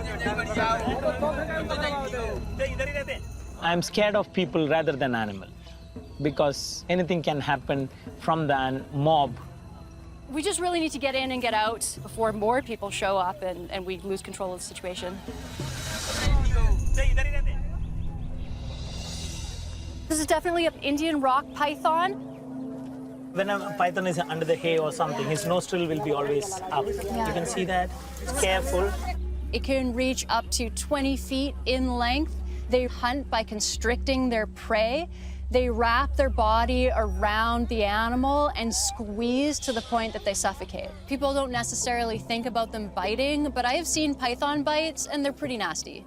So I'm just going to grab him because we don't want the animal to go out. We can slowly see what is he doing, and then, so see, you can see him now. So now he is.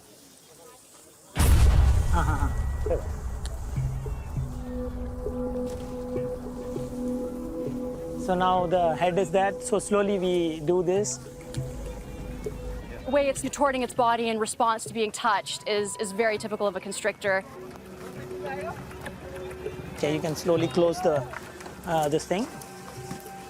So now he had done this, so slowly we'll do this. Yeah, now he's safe, so you can lock it. He's beautiful. Yeah. Really nice body condition. Obviously been snacking on rats. Exactly. Yeah. तो ये एक अजगर सांप है, आपको तो पता होगा. ये किसी को डरने की जरूरत नहीं है, समझ गया ना? तो अभी दोबारा हो गया तो कोई भी सांप हो, कोई भी जानवर हो तो हमको जल्दी कवर करना है. हम आ जाएंगे, पकड़ लेंगे, कोई मारना नहीं है, क्योंकि जानवर विलुप्त होते जा रहे हैं हमारा देश. तो हम इसके पास में ही छोड़ दें कहीं? क्यों जंगल में छोड़ देते हैं? हम ले जाएंगे. People are so respectful of Baiju, so even though everyone was really curious and wanted to get in there and kind of nervous, it actually went a lot smoother than I was kind of worried that it would go. I told them, because they are sighting more often this python, so I told not to kill the snakes because they are very, very helpful for the farmers to keep the rodent population under control. Pythons in the wild can get very worked up very quickly, and it's almost like the harder you try to restrain them, the stronger they get. And with Baiju, it was the least amount of restraint possible. Yes. And that's why it went so well. That's what. Baiju's a Zen master, no question.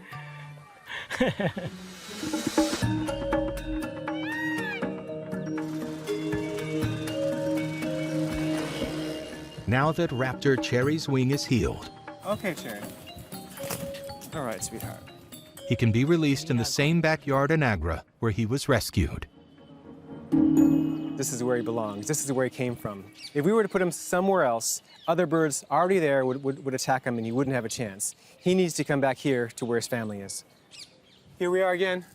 The main thing is hopefully he flies. Yeah. We still don't know how well he's going to fly. Okay. Are we a go? Okay. Take a breather. Come on, you have to fly. He's just seeing, am I free? Can I go? It's like, okay. So this is the moment of truth. He's going to make his wings ready, yeah? Here we go. Come on, Cherry. Yeah! That's awesome. Yes. That was a very good flight. Yeah. Oh, he's talking. Yeah. He's talking to somebody. His family's here somewhere. Wow, another one kite is Another going to... kite just swooped in and said hello. Yes. He's going to sit on there. Yeah. See, one kite is already there on that tree. You Yeah. can see there. Wow. Nicely done. Nicely done. He's gone.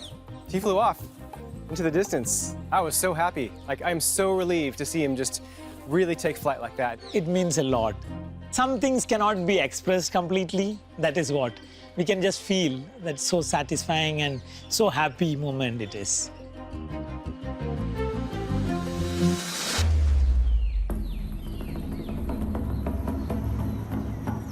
It's 10 days since the leopard cubs were rescued from the well, and time for the team to do a complete medical checkup.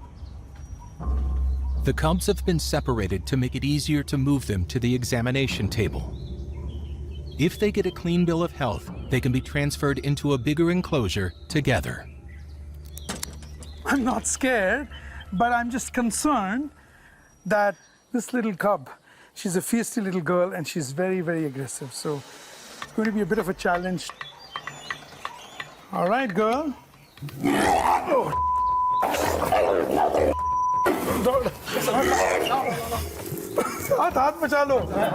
Oh my goodness, she is one crazy, crazy girl. We'll have to go for another attempt again. Now the trick is to safely extricate her from this net and move her without the net into that basket. Okay, girl, ready? In. Hey, wait. Okay, let's get her claw out. And 1, 2, 3. Yes. With both cubs safely secured, Dr. Ajay can get started on their medicals.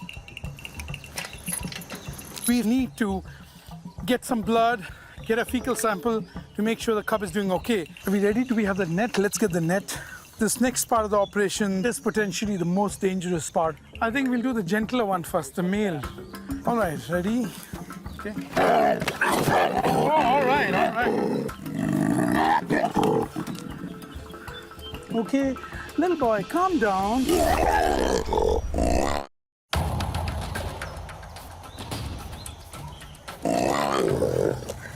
Come on, allow us to help you. At the leopard sanctuary, the team is attempting to do a complete medical exam of the two rescued cubs. Allow us to help you, allow us to help. Working with wild cubs isn't easy, but sedating a young cub involves risks they don't want to take. Okay, let's take a break. The difficulty is that this is truly a leopard cub, a leopard showing its spots. So the fact that, we've given the leopard cub a lot of nutrition, we've pumped him with rehydration fluids, the cub is really becoming what its mother would be proud of today. It's being a bit of a challenge.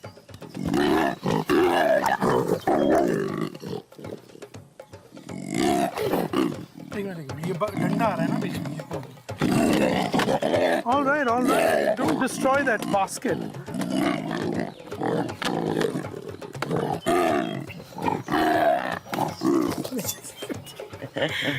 Oh God! बंद करो. है मेरा हाथ. आराम से. एक minute. Basket को केवल निकालो. Remove only the basket. Basket is होता है. Excellent. Pull it out. Okay, let's do a check of his heart rate. And that little fight has pushed his heart rate up, but now he'll calm down. We're basically doing a blood analysis to ensure that we know if these animals have any blood parasites and if there is anything else that's abnormal within the body. And then this helps build the medical file for these animals, so we have a medical history going forward. Now for the little girl who's even more vicious than this. She's going to burst out of this thing.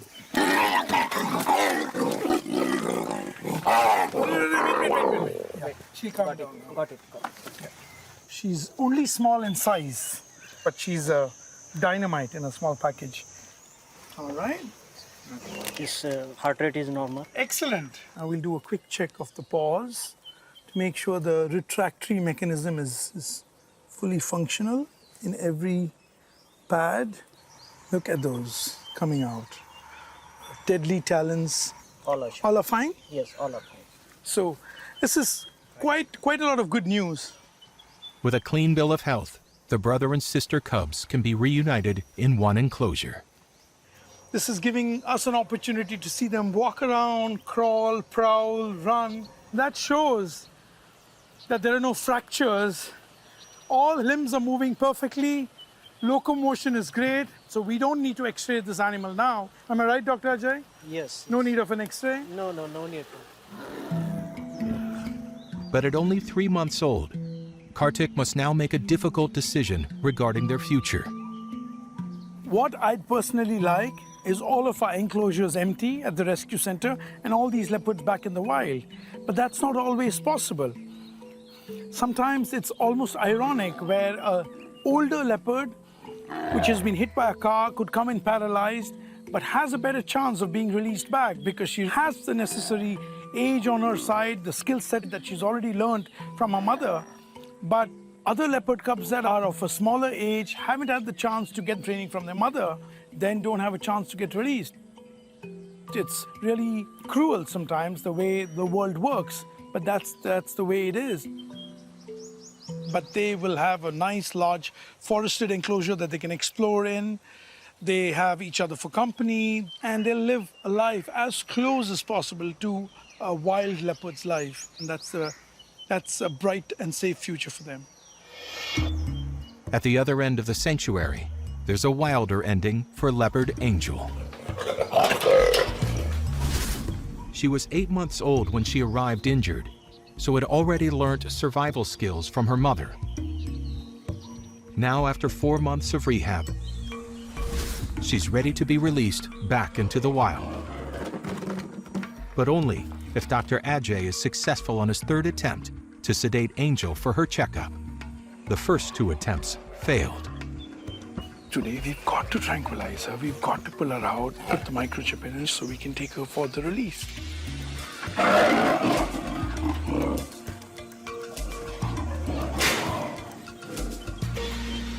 Ready.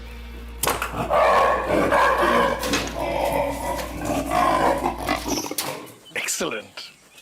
Yes. Yes, this is exciting. She's out cold and completely sedated. Kartik and his team can now examine Angel, but she could wake up at any time. Each leopard reacts differently to this drug, and some of them may only be down for 15 minutes and some of them may be down for 25 minutes. So we've got to constantly be monitoring her awareness. When her eyes start showing reactivity, that's when we have to start worrying. Teeth look okay. Excellent. Shall we quickly do the weights?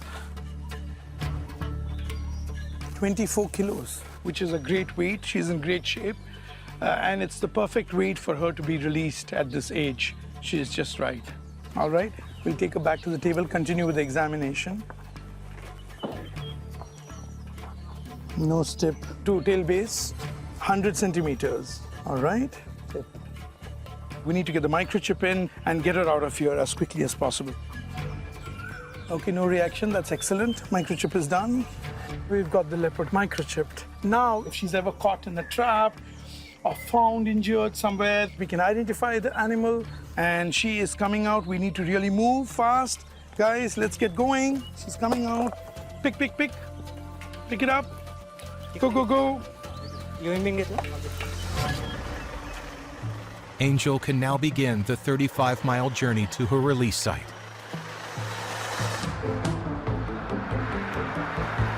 Leopards are territorial. It's necessary for us to release them where they were found so that she's familiar with that area. She knows that region. Releasing a leopard back in its original habitat does not happen often. But this particular leopard, she's really had a second chance at life.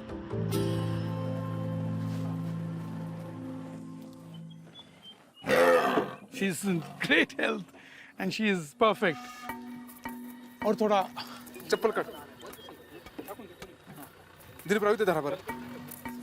We need this rope so we can actually open the door of that cage, which is going to release the leopard from a safe distance. We really don't want to be standing next to it when she comes out. सामने से मत डालो हाथ.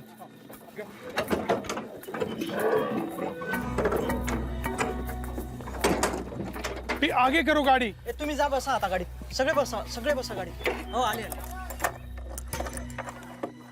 Okay, now this is ready to be opened.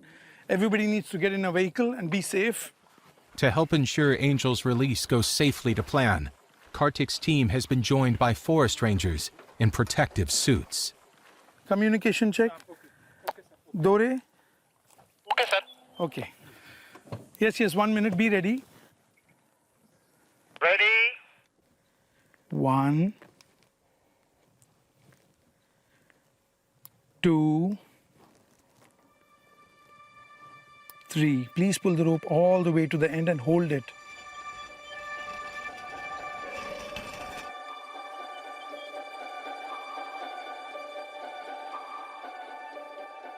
She's anxious. Sometimes when they see an open patch like that, they're not sure what is going to meet them when they get out. So they're very cautious. She wants to get out slowly. She'll assess the situation.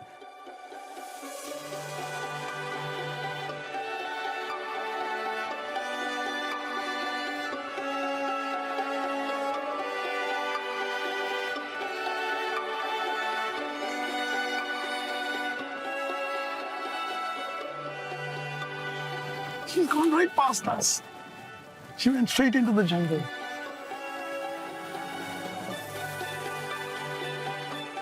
Congratulations, Dr. Ajay. Congratulations. Congratulations, sir. Such a proud moment for all of us. Angel is the 59th leopard returned to the wild by the Wildlife SOS team. I'm so excited. I'm so glad she's back where she belongs. This means so much to me and to my team. Shows me that India has so much hope for wildlife. And that's what it's all about, putting animals back to the wild.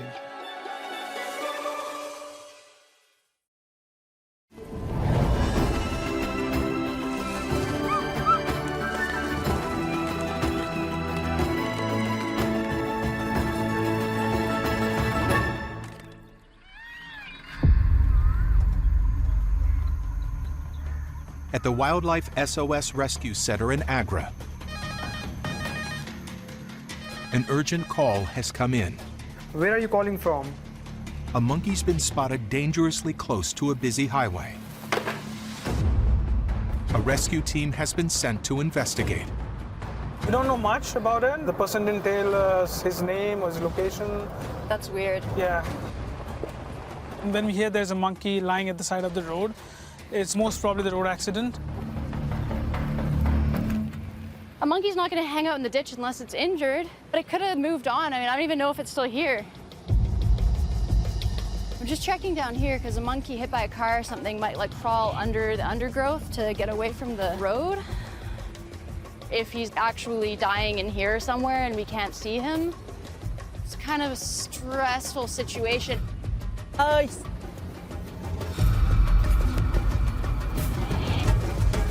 Is it alive? Yeah. Yeah. Where is it? This shit. It's in the box. Yeah. Oh my gosh. Oh, it's a baby monkey. This is not what I was expecting. Yeah. How old do you think he is? A month, I think. Hey, sweetie. It's okay. The only possibility I can think of is someone has abandoned the pet. Do you think that's who called us? Yeah, the person just couldn't take care of it, abandoned it here, but felt guilty about it. He looks okay. There's no visible injuries at least. I'm really, really glad that we got here in time. The baby monkey would have died probably in a few hours by dehydration. Let's take him to the car and take him to the sanctuary. Give him a good check to make sure that there are no injuries.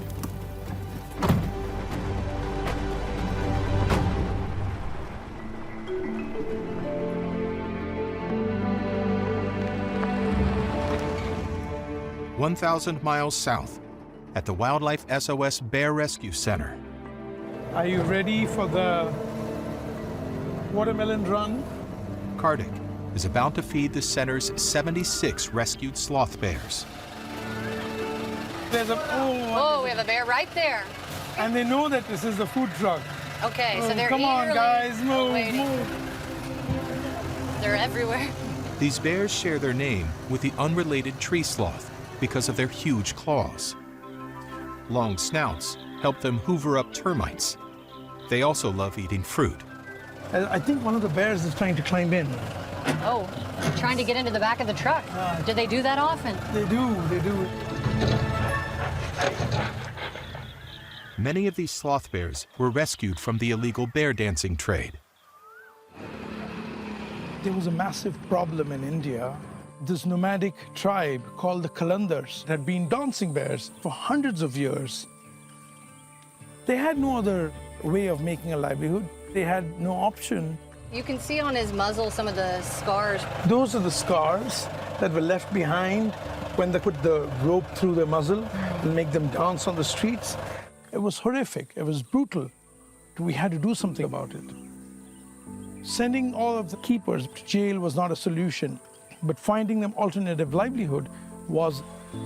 We helped them set up shops that helps them earn up to 20 times more than what dancing bear would earn them.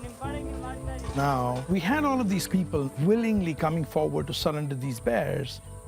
It took 17 long years to solve this problem, and we ended up rescuing 628 bears in India. So sadly, it was a traumatic time. Well, life has certainly turned around for these bears. But one of the rescued bears is still suffering the repercussions of his past. Kuber was rescued as a cub through our anti-poaching division. That's why you don't see any scars on his muzzle. However, after 5 healthy years at the sanctuary, Kuber's health suddenly deteriorated. He was found lying on the ground. He was not able to get up and walk on his own. He couldn't coordinate his movement at all. He was walking and falling all the time because of a blow to his skull as a cub. We suspected Kuber had a brain hemorrhage, and the only way we could confirm that was to take him to a human hospital. So we had to sedate Kuber, put him in the back of our truck, and then sneak him into the MRI room.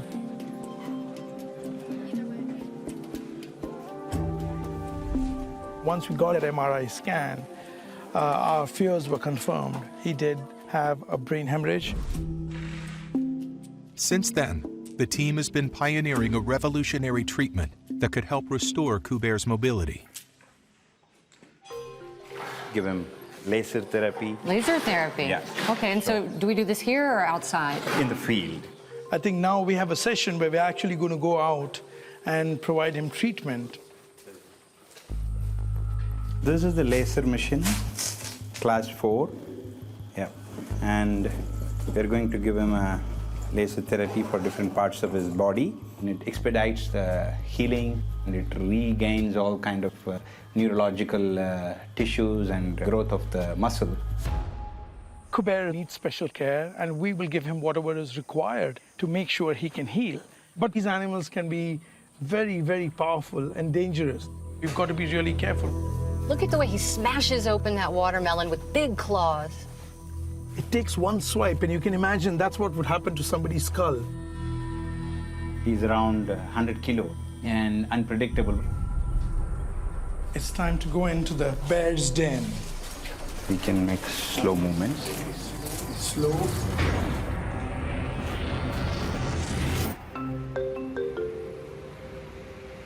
Back in Agra, the rescue team is on its way back to the animal hospital to give the abandoned baby macaque a health check. What I'm doing right now is just lip smacking. It's a sound that mothers often make when they groom their babies. Baby monkeys really like the sound of lip smacking. It means that they're being taken care of.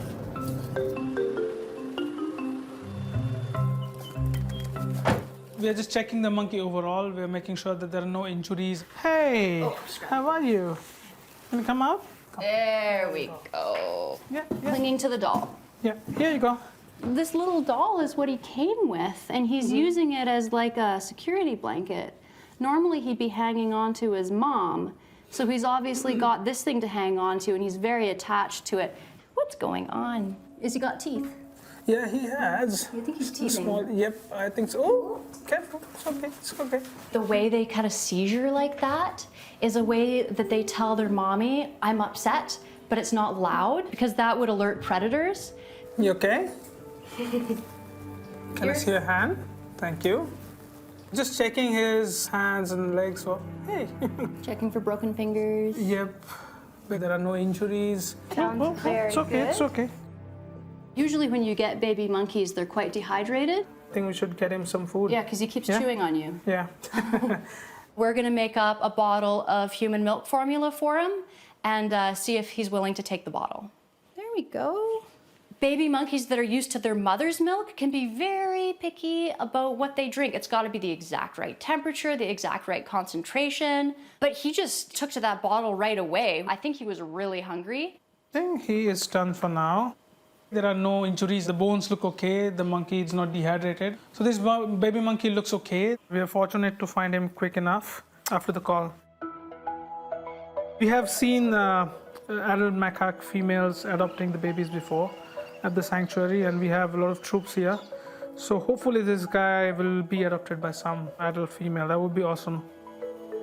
But right now, he's too young for that transfer, so we'll be taking care of him at the clinic. You think he's teething? Yep. Ow! Oh my gosh, I think you should name him Chewy because he keeps chewing your fingers. Is your name Chewy? Are you a little Chewbacca?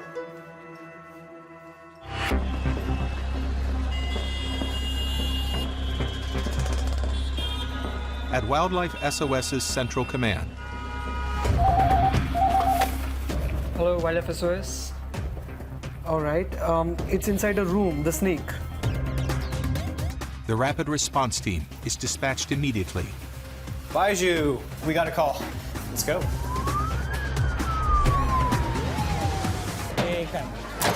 Okay. Where do you think the snake is? Do you have any idea? I think it is in the nearby house. The emergency call has brought them to Delhi's bustling back streets. We're attracting crowds right now. There's just people everywhere. It's crazy, it's loud. This is the house? This boy, his name is Dharmendra. He had seen a snake. Oh my God. It was on the bed. Oh. He couldn't move. किसी को काट लिया? Okay, it didn't bite anyone. Look at where we are. Already there's a group of like 50 people waiting to see what we're gonna do, what's gonna happen. We need to get this snake out of here. My concern about this is like all these places for hiding. Yeah. If we have a venomous snake here, it could be anywhere. So what our plan will be, we'll slowly go down, not moving anything disturbing, because we don't know where it is. So, are you ready? You've got the snake hook. Yeah. Be careful. He didn't really give a good description of the snake, so we have no idea what we're dealing with. There's so many places a snake could be here. Yes, we will first see the corners. Okay. Then we will go under the bed. We'll just see. No, it is not here. Okay, let's go move forward. This part is clear. We've got a dark, messy room, two guys, and a snake. And there's a huge crowd that's blocking our one exit that we have, so if things go wrong, you know, we can be in real trouble. You know, if I was a snake, I probably would want to go somewhere where it's dark. Much cooler area. My biggest concern really is if the snake finds me before I find it. There it is! There it is! Oh, wow. There it is! Its head's poking out. Yeah. In a house in Delhi, Wildlife SOS's Paul and Baiju are dangerously close to the snake they're trying to rescue. It's a black-headed royal snake. Thankfully, it's non-venomous. It will be not less than 5 feet. Yeah. We don't want the snake to escape and people getting more agitated. I can grab him. It's a problem when wild animals are cornered. There's nowhere for them to go. So its only reaction will be attack. I got hands on him. He's moving a bit. He's moving back. I know. He's Okay. trying to get away from you. It's a big one. He's pretty big. Please be careful. It's little worried now. It's not happy. I don't want him to bite us. He's having good hissing sound. Paul, you have to trust me. Okay. Don't move the bag at all. Wow. Well done. It can still bite, so I won't touch the bag. Once it starts biting, it will bite 2-3 times. Yeah, it still goes. Yeah, he knows that we are scared. Time for Beju to do a little snake PR. Dharmendra, इसको royal snake बोला जाता है. Okay. Baiju saying, don't worry, it's not venomous. He's going to show them how. You learned Hindi as well. Okay. Okay, thank you.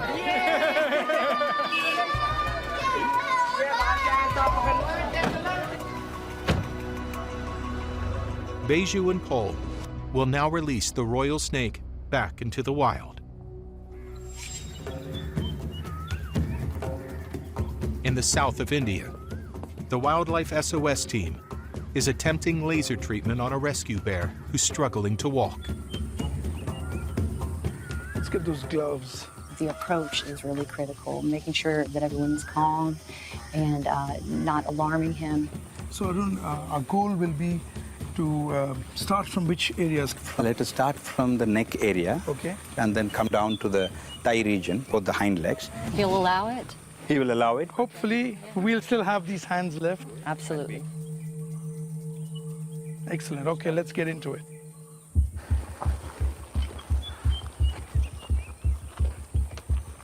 Okay. I'm fine. You're a good boy. Okay. I'll give him some dates. I'm not doing anything to you. Okay, look. I'm not doing anything to you. Here's some dates, buddy. I'm an old friend of yours. Essentially, what I'm doing is handing out sweets to a good patient to keep the patient still, almost in this case. One at a time, slowly. And the only reason our team can work with these animals here is because people look after them and feed them. Now the emission is happening. This is the first time ever such laser therapy is happening on a sloth bear.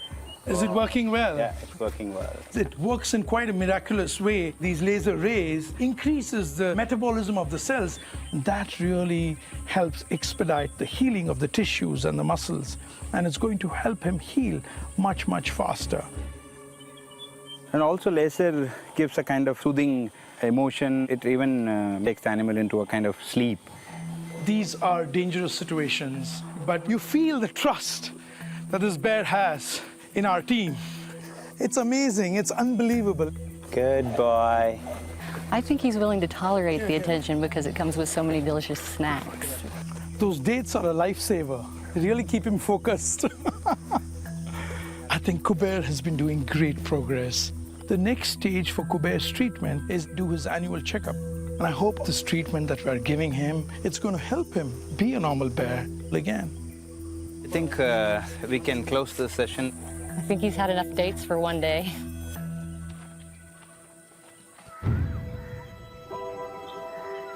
Over at the Wildlife SOS Elephant Sanctuary, one of the rescue elephants has been behaving strangely overnight. Dr. Yadaraj is taking volunteer vets Dr. Paul and Hezi to investigate. Hi, Holly. She doesn't look good. She looks pooped. Yeah, really listless, eh? We're at Holly's enclosure because one of her caretakers let Dr. Paul know that she actually fell down last night. So what exactly did he say? Well, he noticed last night she went down, and she couldn't get up. She was just walking and she just tripped and fell basically. He doesn't know. She was just there down. And she was trying to get up. Yeah. Holly was used as a street begging elephant for more than 40 years. She was being worked relentlessly. She was being walked on streets the whole day for money. Holly is blind. She has one of the worst cases of arthritis that we have seen. She was in a lot of pain. It was horrible to watch her in that condition. We knew we had to rescue Holly and bring her to Wildlife SOS. It hurts to move, doesn't it, Holly? Well, I'm really worried that she might have an injury from falling down, but I don't see anything new. She was just in this enclosure. She didn't trip on anything. She just fell down and was unable to get up. Yeah, I don't think she collapsed because she's unwell. I think it hurts for her just to stand there, and I think it hurts even more to lay down. I mean, she's looking really, really tired. I think it'd be worth seeing if she's able to sleep very well. What do you think?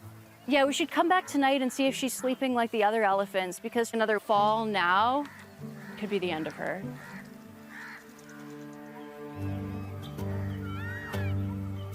As nightfall approaches, the Wildlife SOS team prepares to monitor Holly's sleeping. I'm very worried about Holly. She's under my care, and I have this personal bond with her. She's really, really tired, and we were wondering if she's not getting much sleep. So this is a night mission to make sure that Holly's sleeping. So we're gonna go with just 3 of us so that we don't disturb the elephants and see if she's okay.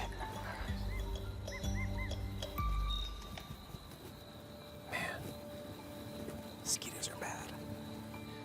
We've got to kill the lights because the elephants are sleeping. We don't want to wake them up. There's one there. Yeah, there's one sleeping there. Oh my goodness. That is cute. Usually in the wild, elephants prefer to lay down when they sleep. He's kind of snoring as well. Yeah. I can't believe how deeply they sleep. And of course they dream. They're moving their trunks around, swishing their tails. Let's go see what Holly's doing. There she is. There she is, and she's standing. Man, that's disappointing. She just can't get into a comfortable position. She really wants to lay down. Oh, poor girl. Holly. I think we need to put our heads together and figure out a plan. We've got to find a way. We're gonna come up with something.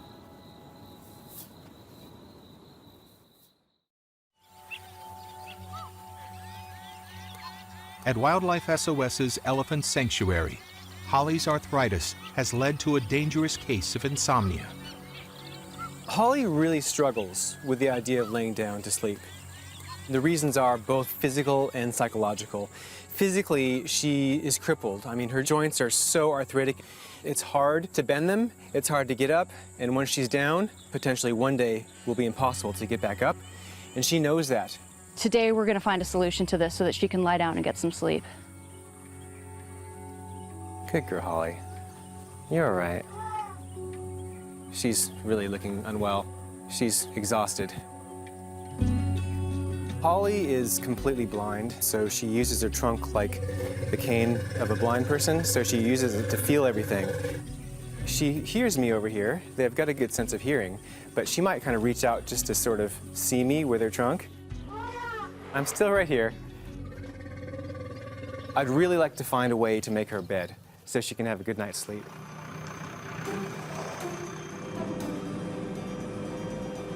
We need to create some kind of really soft structure that's going to allow her to lean her body weight up against. A few more. But at the same time that she's able to get back up again from. So we're gonna make a big mound along the wall there. Right, this is a big pile of dirt now. How high do we need to make it? I think it needs to be like up to her hips, so let's say about 7 feet. 7 feet. Sounds good. Let's do this. The slope needs to be fairly steep so that she can lean into it without feeling like she's falling over. Push the dirt. This guy knows what he's doing. Anything he can't move in this small space, we're gonna have to shovel. This isn't a shovel, this is a hoe. Okay. Up. Holly is desperate. It's been long enough and it's getting worse for her, so we need to really make this happen for her. Anything is worth a shot. I think it's looking much better. Let's introduce her to her new bed. Hello, Holly. Good girl. You're a very good elephant. This way. Feeling her way. Slowly, slowly. She's very tired. You can tell she needs some sleep. I would just love it if this elephant would lie down. You hear that? Was that her bone? That's her knee. Ooh, every time her knee goes, Come on, sweetheart. I'm hoping that Holly is accepting of the new piece of furniture in her home. She has to be able to just feel the structure, feel what we created for her, and then make the connection that this is something she can lean up against. She's already feeling that there's a new structure there. Daddy girl. There's some sugar cane. There we go. There's more where that came from. There, see? Now she's just contacted the bed with her trunk. There you go. She definitely knows it's there now. Yeah, and I guess that was the goal. Well, let's put up the camera traps. If she uses it tonight, then we can catch it and see it. We're just hoping to get a sense of what's going on, or if she stands up all night. Good night, Holly. Sleep well. I hope you sleep, sweetie.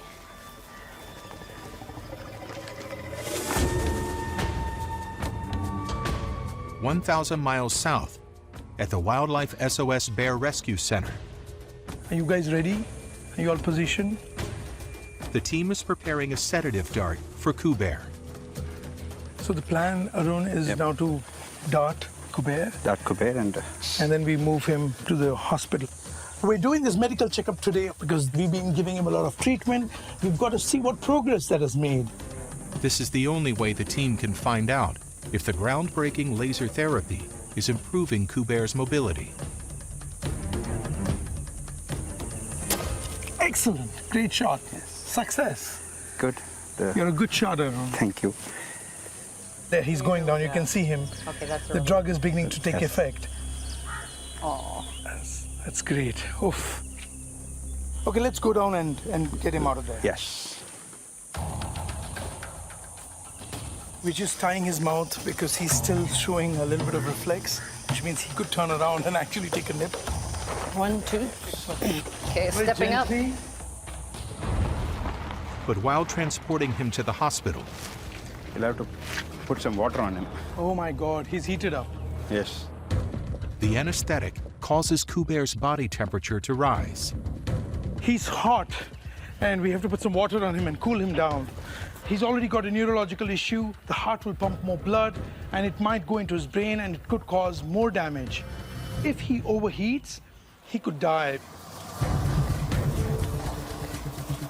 I'm cooling him down because anesthetic create an increase in body temperature, which is hyperthermia, so we will have to deal with that.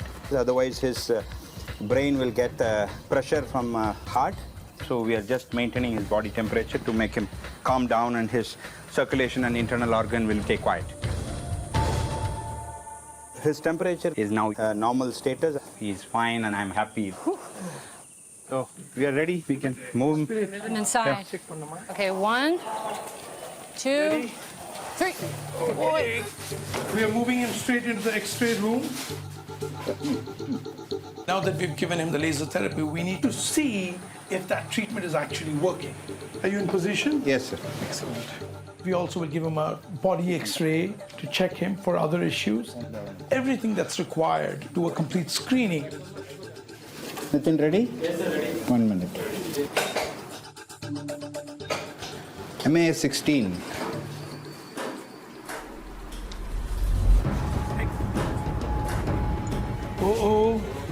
Oh my God, the bear's having seizures. In Bengaluru, Hold him for a minute.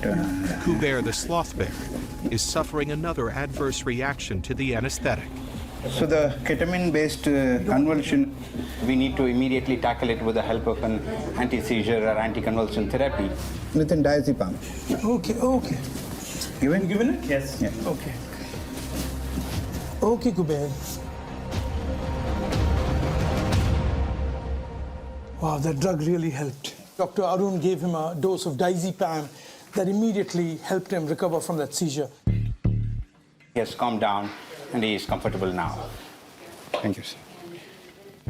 That was a dangerous situation. I was concerned. I was really worried for a minute there that we would lose the bear. He's been given an injection, stabilized. I'll take one more spine.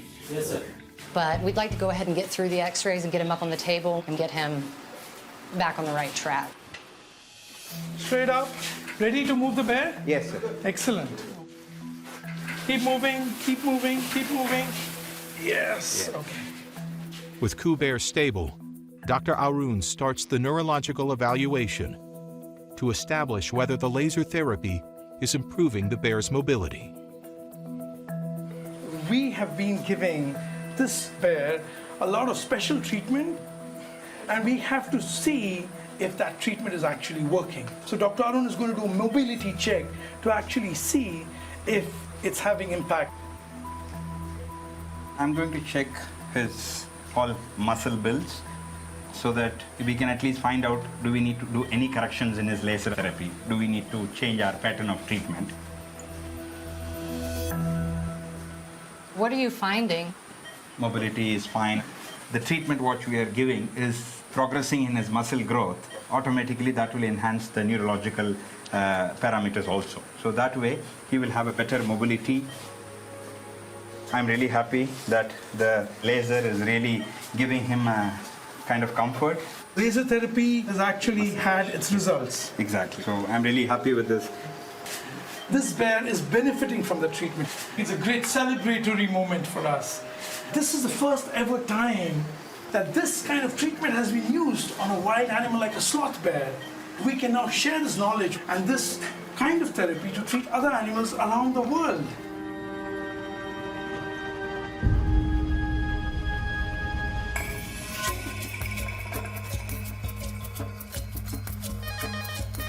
At the Wildlife SOS Rescue Center, Wildlife SOS, how can I help you? another urgent call has just come in. Please keep your safe distance and not approach it at all. I'm just sending my rescue team.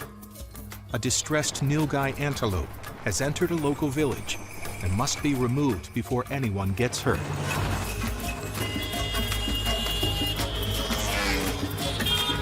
We have to be very careful. They are the biggest antelopes we have in India. They are really powerful animal and they can go really crazy. They can kill people. Wow. So anything is possible here. A Nilgai looks like a cross between a deer and a cow. Human encounters are on the increase because the forests are being destroyed, so they have to come into the villages for food and water. We just arrived. All the villagers are out looking at us. And the Nilgai's up there against the wall. Let's get a closer look to see how we're gonna do this. Oh, okay. He's down on the ground. So this is definitely a male Nilgai. He's got horns, but he's not a full-grown adult male. He's a juvenile. Okay. But still he's a bull and he's going to charge. We have to be careful. I'm really worried. I had seen Nilgai hit a villager. The horns pierced into his stomach. And I literally carried him to the hospital and he was dead. It was just one hit. It's not normal for him just to be sitting here like this. He should have been gone by now. He's holding himself in a really funny position. If he's injured, he's going to be a little more aggressive. Yeah, if he's in pain, he's going to be dangerous. He's got those big horns, and once we get close enough, he can be up and on us in a second. He can do a lot of damage. Whoa, whoa, whoa, whoa. Oh, okay, he's gotten up. He is injured, he's on the move, so we're gonna have to be quick so he doesn't escape. I'm a little bit nervous about this. The situation's changed. We've got hundreds of villagers all around us. If someone gets in the way, they could get really hurt. Paul, our plan is we are going to take the net out, ropes out. We are going to noose him on the neck and pull him slowly. Ready? All right, let's do this. Well, I've got my rope now. Baiju's got his catch pole, and we're going in really slowly, getting low, getting low. Slowly, slowly, slowly. Okay, now he's looking at us. Okay, let's get the net. This is really dangerous now because the Nilgai is focused on us. He's like looking right at us. We've got a potentially injured, scared, dangerous animal with its back against the wall, facing us, and we're the only way out of there. I'm going to use the catcher. Well, Baiju's in a difficult position. He's going to try to put his snare around the animal, but he's going to pretty much have only one shot. You're going to distract him little, Paul. Okay, I'm distracting him. There you are. You're all right. You're okay. You don't get the horn. There you go. I had just noosed him. That's good. Okay, now we got some control. All right. Get a bit closer. So we're going to try to make him a bit more calm. You want to decrease the stimuli as much as possible. So you try to blindfold him. Be careful, be careful. Careful, Hatham. Don't Careful, go in careful. front. He can lunge really, really quickly, so watch those horns. We have to be careful. Slowly, slowly. Watch those horns. Hold. Whoa, now it's kicking up. He is becoming more panic.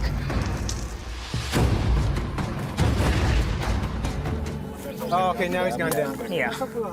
Any injury you can see? Here's an injury right here. Yeah, it's a very bad wound. I don't know if he's able to walk.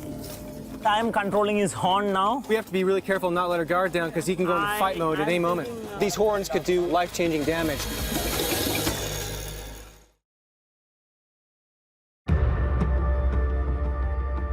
In Agra, This is only half the battle. Now we got to get him out. the team now needs to move the injured Nilgai to the ambulance. So we are all going to lift him now, okay?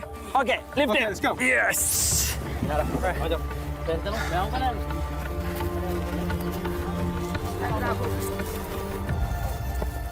We have to really take him quick to the hospital. He must be really scared. He might be in a lot of pain, so I'm anxious to get him back. Omkar, andar. We need to rush fast, Paul. Let's go.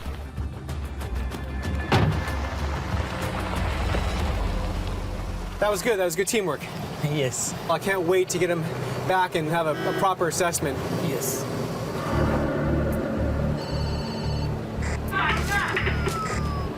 Can you repeat that? Over. Do we need to stop? Uh-oh. I'm gonna help out. Help. Oh, God. This is really bad.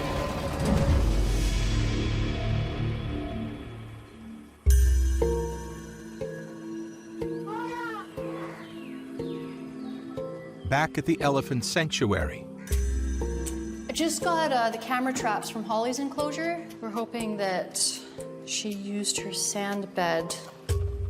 We've got a whole night of footage of her moving around there, so I'm gonna see if she slept at all, basically. This is about 11 p.m. She's leaning against the post. Is she just sleeping standing up there? That's a horrible way to sleep. She looks sleepy though, but she's not sleeping. Probably she's just a little worried about moving somewhere else. She doesn't know if she has good support. This is miserable. She's approaching the bed. Oh, see, yeah, she touches it again. So she's investigating it. I mean, that's a good sign. So she knows it is there. Yeah. And she's kind of interested. Yeah, she's interested. Yeah, she's smelling it. Fingers crossed. Uh-oh. Walked away from it. Yeah. Holly. Come on. The problems these animals face are so long-standing that we can go through a lot of failures before we find successes. The needs can be complex compared to other animals. So we just have to think out of the box a few times.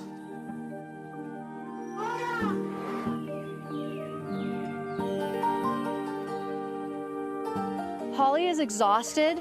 You see her swaying. We're really concerned that she's so tired, and if she falls down, she's not able to get up again. We're gonna find a way to get you sleeping through the night. We're not gonna give up on her. in the north of India, Are you okay? the Wildlife SOS team is transporting an injured Nilgai antelope back to the animal hospital, He's just freaked out here. but has had to make an emergency stop. We all sit inside. I could see the shadows. These guys were thrashing around, kind of like something was going on. So we pulled over, and this Nilgai had freaked out. They lost control, and he's thrashing around. We have to be really careful. I'm a little concerned because we have no space to escape from this vehicle now. We're almost there.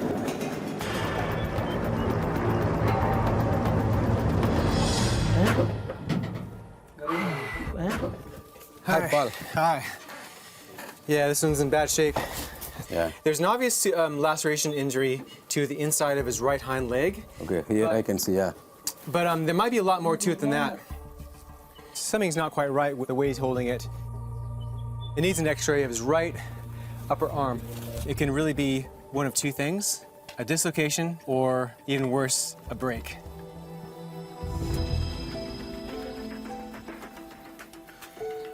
Okay, there's something a bit suspicious there. That doesn't belong there. What I'm seeing here are these really bright white dots here, and that can really be only one thing. It's a bullet. We got a broken leg as well. This is horrible. Farmers see nilgai as a real threat because they can raid crops, and therefore people feel the need to shoot them sometimes. With an injury like this, in such a big animal, you can't splint it. And in all honesty, outlook is not good. So what do you think? We are planned to keep a week. We can do pain management, intensive care and treatment, then we reassess the condition. Yeah. Operating to remove these bullet fragments is riskier than leaving them in place. Instead, protective scar tissue will form and stop them causing further damage. The plan now is to leave him in this small confined space so that he doesn't move, to give him a chance for that bone to heal. It's a waiting game. Let us leave him for today. Sometimes wild animals surprise me in their ability to heal, so in this case, I'm crossing my fingers.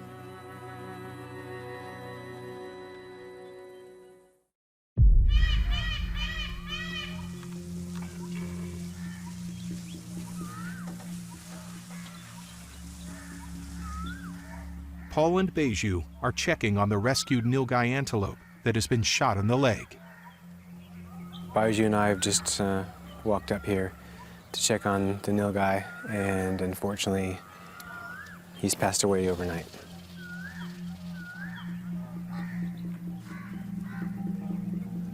He was no more now.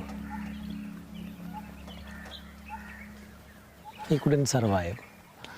Morning when we came, he was dead. Nilgai tend to be more sensitive to trauma. It's not uncommon to lose nilgai, that they die more readily. They just tend to be more fragile. We had done our best. More than this, nobody can do.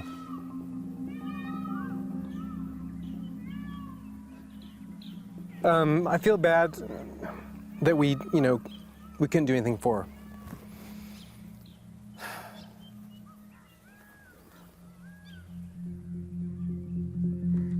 But, tomorrow's another day, and we'll be right back out there saving animals.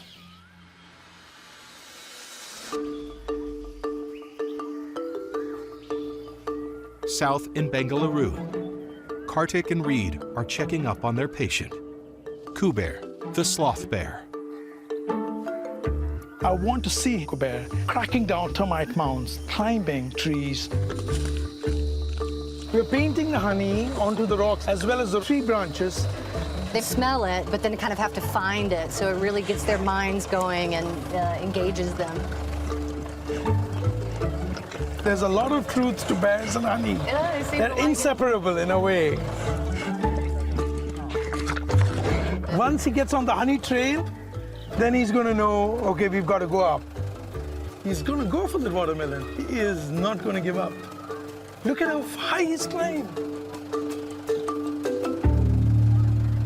Since Kuber is around 9 years now, and he has not even gone through half of his life, so I feel definitely he will come out of this problem, but we will keep continuing our treatments and support from the bear care staff. He's a very special bear. I see a lot of hope for Kuber. If we can heal him completely, he will be able to live life to the normal expectancy that a bear should.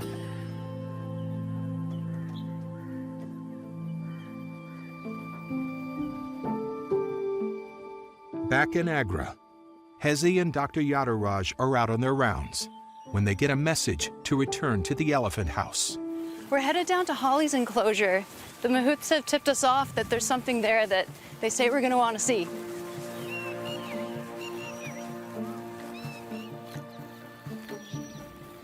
I see Kalpana in the bath, but I can't see Holly. Kalpana is a really great companion for Holly.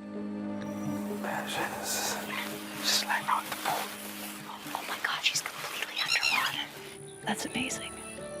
eyes are underwater, her ears are underwater. She's fast asleep in the pool. Is she using her trunk as a snorkel? Yeah, that's so cool. That is a huge relief for her joints, takes the weight off of them, and I think that's the biggest reason she chose the water pool that she has in the enclosure to sleep. So she is in her own heaven right now, I think. She figured it out on her own. That was not the solution I was expecting. I've never seen an elephant being in the water for this long, just eyes submerged in the water. She's bringing the trunk up about the water every now and then. I think she's just taking the trunk full of air and to breathe, and then the trunk just goes in again, and then she's sleeping for a few minutes again. After a couple of weeks of having like proper amounts of sleep, I just can imagine she's going to be a totally different girl. Kalpana is definitely keeping her a very good company.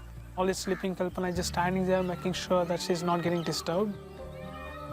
I think it's really a huge step in her recovery. Now I can see her getting well, not only physically, but psychologically as well.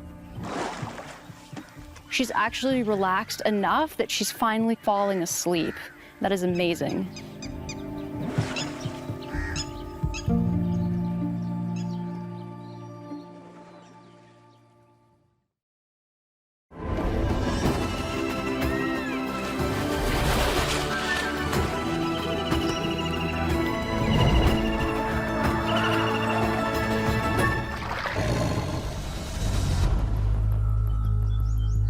At the Wildlife SOS Rescue Center, Thanks.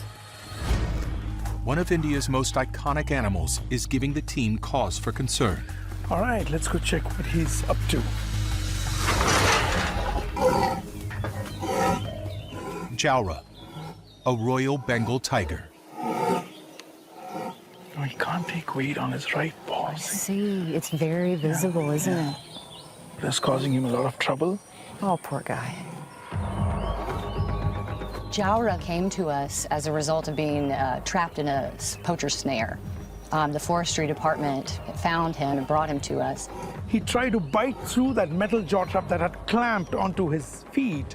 What they will do is chew at the trap itself. They end up breaking their teeth out of sheer panic and desperation. Since his arrival, Jaura's jaw and paw injuries seem to be getting worse. I'm just interested to see whether he takes any of these snacks that we've laid out for him. I can see that he's having some difficulty with his teeth, the way he's chewing and gnawing at the meat. We've got to check that out. We know with relative certainty that that poacher snare would have been set up by local villagers. A man was attacked by a tiger and killed, and subsequently the villagers have set the traps out to protect themselves. Jaw traps are a huge problem. There is no way in hell that an animal can actually pull its leg out. It's pretty horrific. We've heard that Jaura was possibly a man-eater, but there's no hard evidence as of now. And rumors fly hard and fast in a country where people are living cheek to jowl with tigers, leopards, and elephants. Rumors happen. Across the world, tiger populations have dropped by approximately 50% in just 3 generations due to poaching and habitat loss. Now, surviving in just 6% of their historic range, they are forced to live closer than ever to humans. At 18 years old, Jaura is one of just 3,000 tigers estimated to be left in India. He's actually quite old for a wild tiger. And so with the damage that was inflicted, the decision was taken that he should stay with us here at Wildlife SOS. To safely assess how to treat Jaura's limp and dental injuries, he's moved into a smaller observation cage. I think the tiger's worn out. It's stressful to have an injury to begin with. He's in pain. Having humans look after you. You know, we know we're doing it for his own good, but he doesn't necessarily know that. So it's just stress upon stress. Kartik, listen to his breathing. You can definitely hear the rattle in his chest. Exactly. What do you think could be the reason for his labored breathing? Some kind of infection set in, so that makes them very uncomfortable when he is breathing in. Okay. So it's something that needs to be treated. Needs to be intervened. Jawa's breathing problem is now top priority. This is an aging tiger. It may be that it's an infection, something he's picked up. We need to take him in for an examination. Almost 1,100 miles north, Hello, Wildlife SOS. an urgent call has come in to Wildlife SOS's Central Command. Okay, we have a snake situation. Can you instruct your officials to keep a distance from the snake, please? The rapid response team hits the road. Delhi's home to nearly 29 million people. And as the city's temperatures soar to over 100 degrees Fahrenheit, the region's 35 species of snake look for shade anywhere they can get it. People obviously they will be scared of going near a snake because they don't know whether it is a venomous snake or non-venomous snake until we reach there. In India, people are coming into contact more and more with snakes because as the population increases, we're building roads and cities into the forests. The team heads to the outskirts of the city, where a snake has been spotted in a busy train depot. If it is a python, I want a big python. Look at this, we're here. I'm worried about two things. Either snake can bite somebody or somebody can kill the snake. Who's the leader? I think he's the leader. This guy? Like how long has it been there for? कब देखा इसको? इसको sir 1-1.5 घंटे से ऊपर हो गया है. The snake has made its way from this rusted pile of metal across the road here and into this ditch somewhere. Do you want to start over there? Yeah, we can and I'll just start over scan here. that area. Come, we'll just have a look this area. He's here.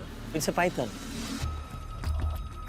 It's a big one. It's a big, Oh my gosh. really big one. Woo! It's huge. It's really fat.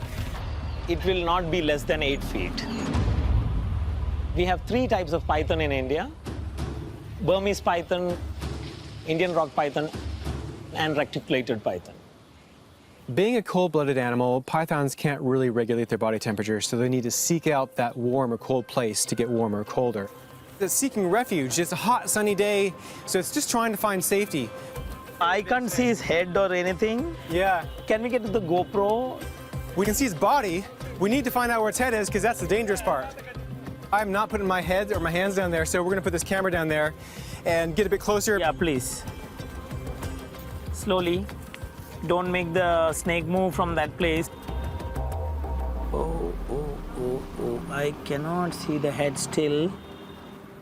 Can you move a little this side? Yeah, I can see the head. The head is towards you. It's an Indian rock python. Okay.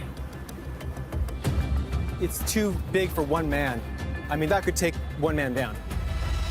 So there's going to be a few of us. The quicker we are, the less options the snake's going to have to get itself in trouble. This snake's got really, really big teeth that are kind of facing backwards. So once it gets a hold of your arm, you can't release yourself. Second thing is, being a python, it's a constrictor. And every time you let out a breath, it'll constrict even more until you're no longer breathing. Lokesh is going to be there, and Rotash is going to be here. Yep. And you are going to be in the middle. The first priority, right? Protect the vet. Yes. That's right. Protect the vet. So I'm just going to put the hand into this, and we'll see what it's going to do. Okay. Be careful, Baiju. He's definitely going to try to bite me. He see me as a threat. I'm not going to bother him much. Don't do anything, yes.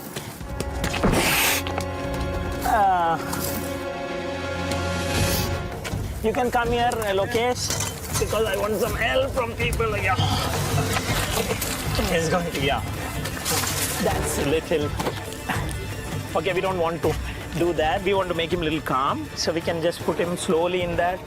You can close it, close it, close it, close it. Let him go slowly. Watch your fingers. Yeah. Please take care, take care. Watch that tail. Yeah, that's it. That was good. Job well done. He is gorgeous, so pretty. High fives all around. Nice job. So what do you think we should do with him? We can release as soon as possible. So he's gonna go to somewhere that's much more natural and much safer for him. Yes, Yeah. yes. I'm so glad that we got here like this. Like if we didn't take him from this ditch, you know, he would have been killed for sure. Let's go. It's like as wide as my leg. That's a big snake. That's much better. Quiet, dark place. That's exactly where he needs to be. We are literally where they're making the trains in the middle of the city, and there's a factory and people all over the place. And here there's this massive python that's just, you know, in a drain. It's crazy. Well done, guys. Back in Bengaluru, Jaura the tiger's health is worse than the team first suspected. The breathing does worry me. I think we need to get him in for an X-ray, see if the lungs are clear, but we will need to dart the tiger and bring him in for a full examination in our hospital. He is now ready for the darting. I'll just load the drag. Overseeing Jaura's care is Wildlife SOS's Director of Veterinary Division, Dr. Arun Shah. I have done anesthesia of the tigers more than 20 times. If I get the dose wrong, he will be not completely under sedation, and then he will wake up at any minute. Critical to get the dosage exactly right. Yeah. For both him and for our safety as well. And now it's ready. Okay. Don't worry.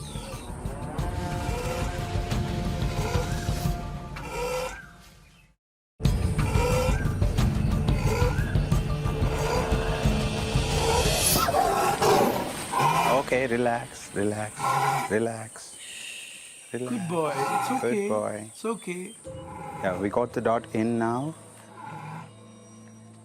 The Wildlife SOS team has anesthetized Jaura, a rescue Bengal tiger whose paw and teeth were damaged in a poacher's trap.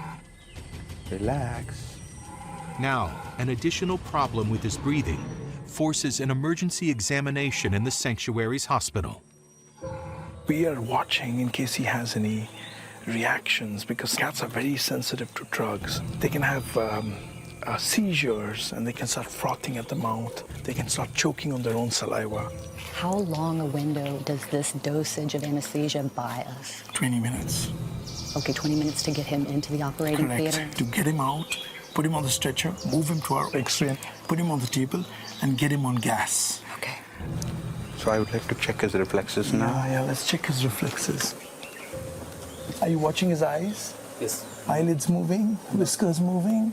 No. Pupils dilated? Yeah. Excellent. This blindfold will prevent him from getting stimulated visually. Okay. It'll just reduce the chances of him coming out of anesthesia, precaution. getting excited. Okay. I'm thinking this blindfold buys us a few extra seconds if he wakes up. Okay. So let's get that stretcher. Okay. Yeah, stretcher is ready. All right, guys. Tiger coming out. Be careful. I am terrified. There's absolutely nothing between us and the tiger. This is wild. We're eager to get him into the operating theater as quickly as possible so that we don't have a tiger who comes awake. He is heavy as hell. He is. Okay. Guys, we're How- short on time. Okay. We have to constantly keep a watch on the time. Is it stable? It's stable. All right, let's get him moving, yeah. Are we ready? Yes. Okay. Lift. Yep. We've got to use what we have, and that is manpower. All right, slowly. This is one heavy tiger. He's so heavy. We're going to weigh the tiger first. It's 500 pounds. Good job. Okay, head in, head first. We're almost there. Hold on tight. It's X-ray. Yes. Before any examination of his lungs, the team must first X-ray Jowra's entire body. Ready? Starting with his chest. We're going to do an X-ray to check what his insides are looking like, as well as his paw, which has been hurting him for a while. This is the first time you've been able to x-ray the paw. Ready? Right paw. The team hopes the detailed X-rays will also help them diagnose and treat Jowra's mobility and eating problems. Having a 500-pound tiger in front of you in that operation theater is a massive job. One thing that I think my veterinary team is extremely guilty of is to make it all look very easy, but it's a lot of work, it's a lot of risk, and it's a very dangerous procedure. How many minutes do we have left before he wakes up? We are running close. Probably have another 5 or 6 minutes. Okay. We might have to do a booster dose. This is worrying. I hope he doesn't start coming out. Is that Sound the tiger waking up? I hope not. Go and check.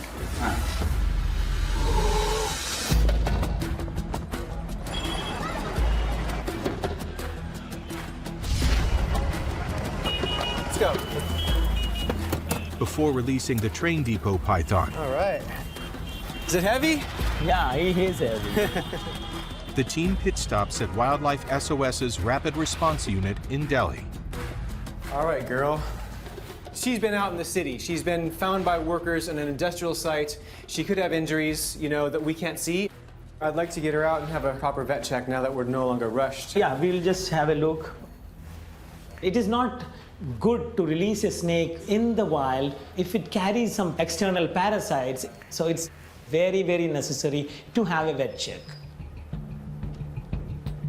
The more we just try to hold her, the more she's going to put pressure on us. You have to be very careful with the python. See, they just can break their neck. See, this is the problem. They just twist the neck, which is very dangerous for the snake. Good girl. Whoa! That's what happens when they get angry. They're faster than you can blink.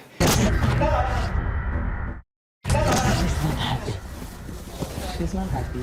She's not happy, I'm telling you. Okay, okay. She has so strength. This is how they kill people. See, she's slowly going on my neck. Yeah. She can kill me. Baiju is incredible at wrangling animals. He's got a really, really cool, calm nature. He's like the Zen master of animal rescue. The more I tight here, the more she'll tight. So we are both in same danger now. If you start putting pressure on her head, she's going to put pressure on my neck. This is something comes from experience. What you call trade secrets. Trade secrets, that's right. To calm down this snake, I particularly have to calm down myself. It always depends on your heartbeat. The slower it beats and you are calm, she will become calm. You can see now, even we touch her head, she don't even try to bite. And this just goes to show that, you know, they're not aggressive, dangerous creatures. She doesn't want to have a piece of you. She's only dangerous if you give her a reason to defend herself. I'm looking for like obvious injuries, but also like discolorations. Sometimes if they're really, really sick, their scales will actually change color. She's smelling around. You can see with the action of her tongue, she's grabbing the molecules from the air and then bringing them to the top of her mouth. Yes. Which is something called the Jacobson's organ. Doesn't have any hearing, not great sight, but she can taste the air so well. And the direction. Which direction my prey is. Yeah. I'm not seeing any evidence of infection, injury. I'm really happy with what I'm seeing. So I released her neck, she released my neck. We can release her. Great. We know some good places where the python habitats and pythons can survive well. Great, let's do it. In Bengaluru, Kartik, is that Sound the tiger? the team is in the midst of an emergency examination on Jowra, the 18-year-old rescue tiger. We can hear him breathing. They're starting with an X-ray to find out what's causing his labored breathing. You hear him? The team is racing to get him onto the operating table and onto gas, as the blow dart's anesthetic could be wearing off. Are we having to give him an extra dose? Yeah. giving him an extra dose of anesthesia because it's taken a little longer than we anticipated, and we certainly don't want him to wake up. Finishing up the last of the x-rays, getting ready to move the tiger onto the operating table. Slowly, slowly. There we go. He is so powerful and impressive. Up close, you really get a sense of it. Just the enormous muscle mass.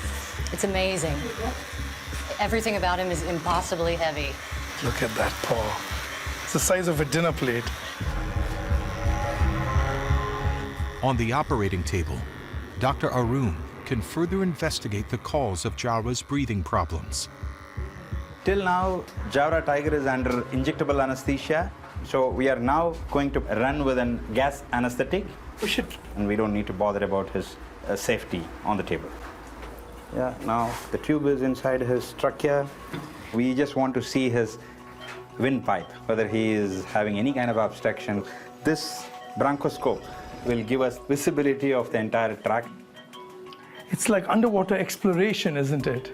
Yeah, that is the part of trachea. You can see the bifurcation. One leading into the left lung and one leading into the right lung. Right. Exactly, yeah. Where do you suspect a problem? A general check, is there any physical growth like a cancer mass or something? So it hinders the air passing in and out. But we don't see anything like cancer. No major abnormalities. With no blockages in Jawra's windpipe, the team review the X-ray of his lungs. You can see minor disturbance in his respiratory tract. Some inflammation in his lungs? Possibly inflammation. Are we able to treat inflammation in the lungs? We will be helping him by anti-inflammatories and antibiotics.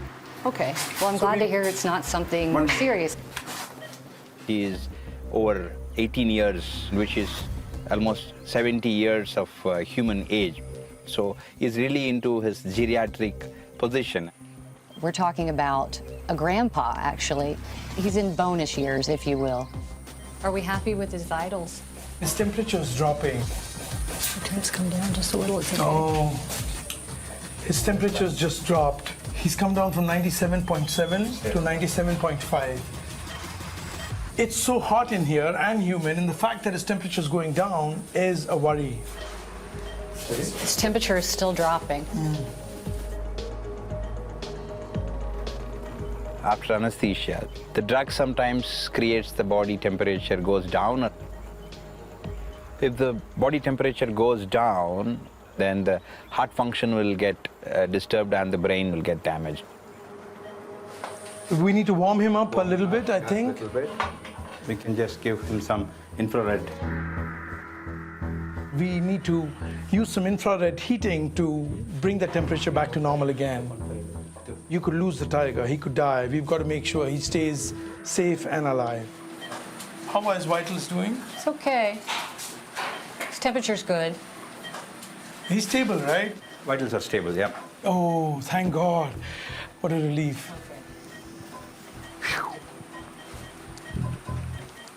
Now that Jawra is out of danger, the team can safely carry on their examination of his damaged paw and jaw. Jawra's mobility issue is primarily due to his snare injury. And we can see a lot of damages.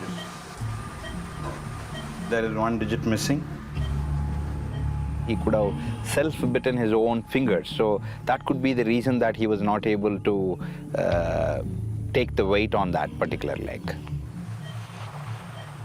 Next, Dr. Arun does a physical check. Generally, the paw of a tiger is very sensitive. Even a tiny nail or a stone piece will hurt them a lot. And has got some kind of minor wound on his paw, so that makes him walk very uncomfortably. So we just wanted to clean up all these areas. I'm putting some fly repellent so that this won't attract any flies and encourage them to lay eggs. So this will prevent maggots? Prevent maggots. So he's good, right? Yeah, he's good. When I observed him previously, I noticed he was chewing from one side and he was avoiding a part of his mouth that was obviously causing him some kind of discomfort. We noticed when he ate that chicken that he was using his molars. Does that make sense with what you're seeing in his mouth? Those canines are in bad shape. So we'll just quickly do a cleanup, removing the tartars. I can see it actually Coming taking off out. all the dirt, yeah. That must be a hell of a lot of bacteria in there. Uh-oh. I see a small broken fragment. Oh, there is? You can see It's this? loose, is yeah, it? Yeah. Oh my God. That must be hurting him, and it must be so uncomfortable. Maybe that's why he's using his back teeth to chew. With a broken tooth like that, anything he would be eating would be causing him great pain. We're going to extract that piece. He'll be feeling a lot better. That broken piece was definitely giving him discomfort. Oh, there it is. This is an anti-inflammatory. Okay, that's great. So we've completed the dental procedure. Yes. And give him a nice dose of antibiotics, and he's going to be fine soon. That is such a relief. Jaura is taken off gas and given a dose of injectable anesthetic, hopefully just enough to get him safely back to the enclosure. Ready? Yes. Okay, guys, gently onto that. Yes. There we go. We have to walk really fast. We are short on time. 10 minutes left. Come out, come out. He is moving. Listen, listen. His pupils are dilating. Move out. Please come out. Lock it. Yes. I can see his pupils actually dilating. The dose of anesthesia that Dr. Arun has given him was the perfect amount because just as we've gotten him back into his crash cage, he's coming back awake. He's moving a little bit, breathing, exhaling audibly. The entire operation was a success. It's all been a really amazing experience. I'm happy that being a vet, I could give some kind of comfort and then pain-free life for these animals.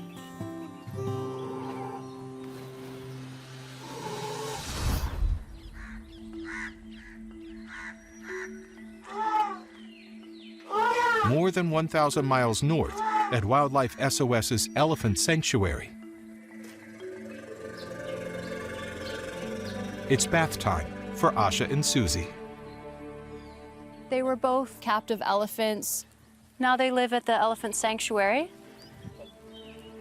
And they're coming down to bathe in the river. Wildlife SOS rescues captive elephants and gives them a new chance at life where they don't live in fear and pain.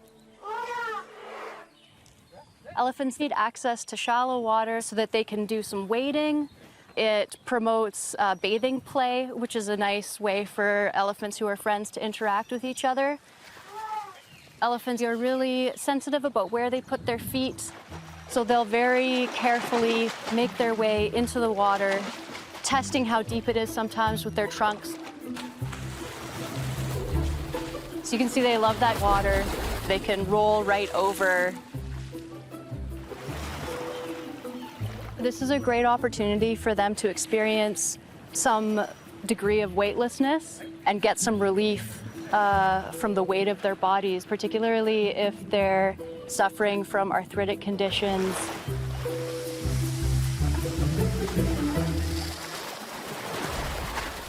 Another 2.5-ton arrival desperately needs to take the weight off her feet. 40-year-old Kalpana spent her life being used for begging on city streets. Elephants are used in captivity in India to make money for their owners through begging on the streets, soliciting money from people. She wouldn't have been allowed to rest. She would have been beaten. You can see all the wounds and the scars. They found an axe when they recovered her that was being used to make her do what they needed her to do to earn money. But thanks to Wildlife SOS rescuing her, she'll never have to work again. It's elephant bath time. We'll get her back to where she should be. Okay, keep it up. So far, so good. Oh, she's liking it. She knows the hose. Maybe she'll drink a bit. Okay, I'm gonna go up. Maybe on that side. Oh, she's loving it. She's liking that. Yeah, she's loving that. Okay, go to the top of her head. Behind the ears, don't forget behind the ears. Oh, yeah. Can you see how much she's enjoying that? Camera. She's being a very good girl. Yeah, she is. She actually looks happy. think she's loving it. I'm having fun. How you going there with the hose, Hezzy? You got it? No. Ah! Oh, no. This is not a small job. Working at the car wash. It's like a disco dance, maybe. I think you're showing your age, Paul. I think Calvin is feeling better than she was when she came to us. She's experienced a lot of kindness, and she has a friend now, Holly, who's been very soothing towards her. Now that they've become friends, Kalpana doesn't want to do anything without Holly. But Kalpana's recovery needs more than just love. Walking on hard roads for decades took a huge physical toll.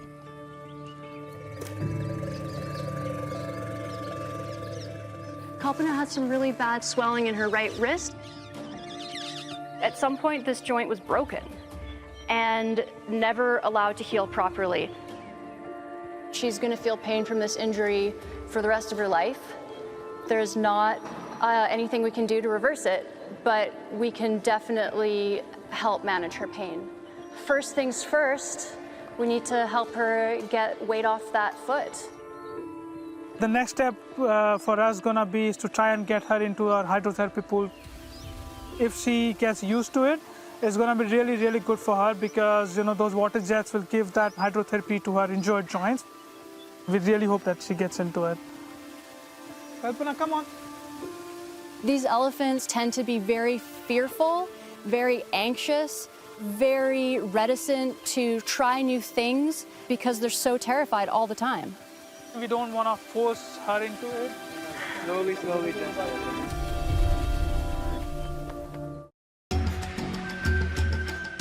At Wildlife SOS's Elephant Sanctuary, Hey, Kalpana. Here we go. the team is trying to get their recent rescue, Kalpana, into their specially designed elephant jacuzzi. Let her know it's okay. Yeah, if she gets into the water, that hydrotherapy is going to be a huge support. Basically, just giving the rest to the joints, she can lift her leg and just not feel that pain and the pressure on the joint. Atta girl. Do you like watermelon? There's some watermelon waiting for you at the bottom.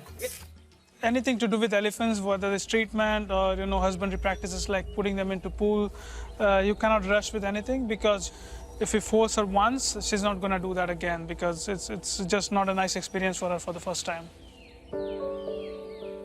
Elephants have the largest brain of any land mammal. They are highly intelligent. They are very emotional. They're sensitive. They experience happiness, joy, sadness, grief, fear, all of these things. And it's important that we keep that in mind. She's a bit hesitant. I'm not sure. She's backing up now. Shabash, good girl, shabash. You're being so good.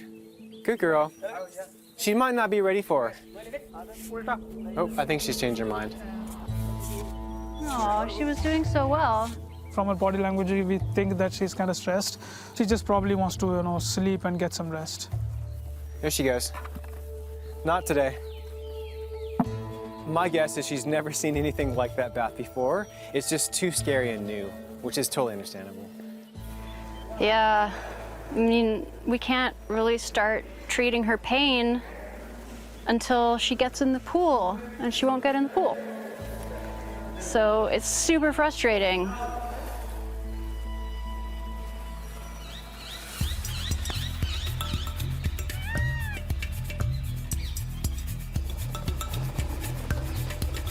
This is looking a good spot. Let's pull over right here. Perfect. Yeah.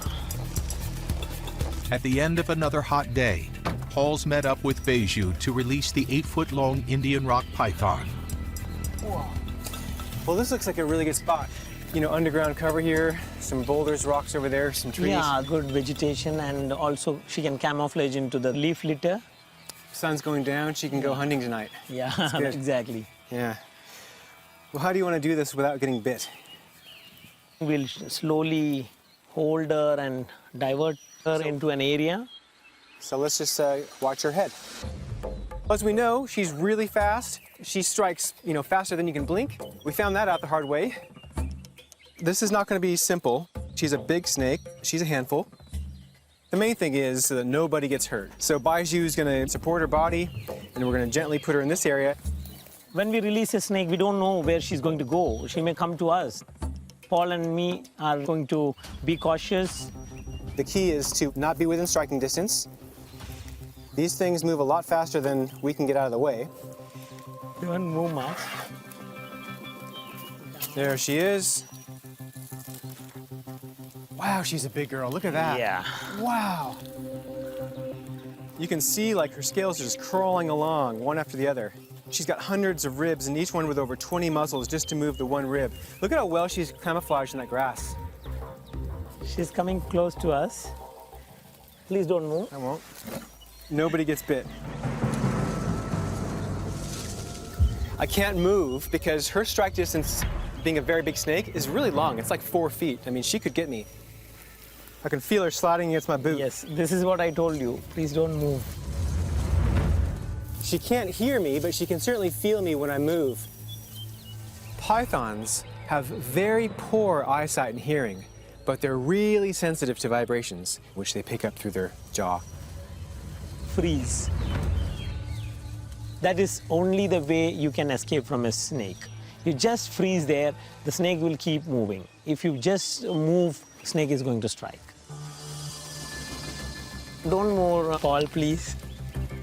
What's it feel like to have an 8-foot python, just scrape past your ankle? Part of me was saying, run! But, the head part of me was saying, no, don't do that, because she would definitely bite me. This is beautiful to see a snake going to their natural habitat and enjoying in the wild. Well, let's leave her find her new home. Yeah.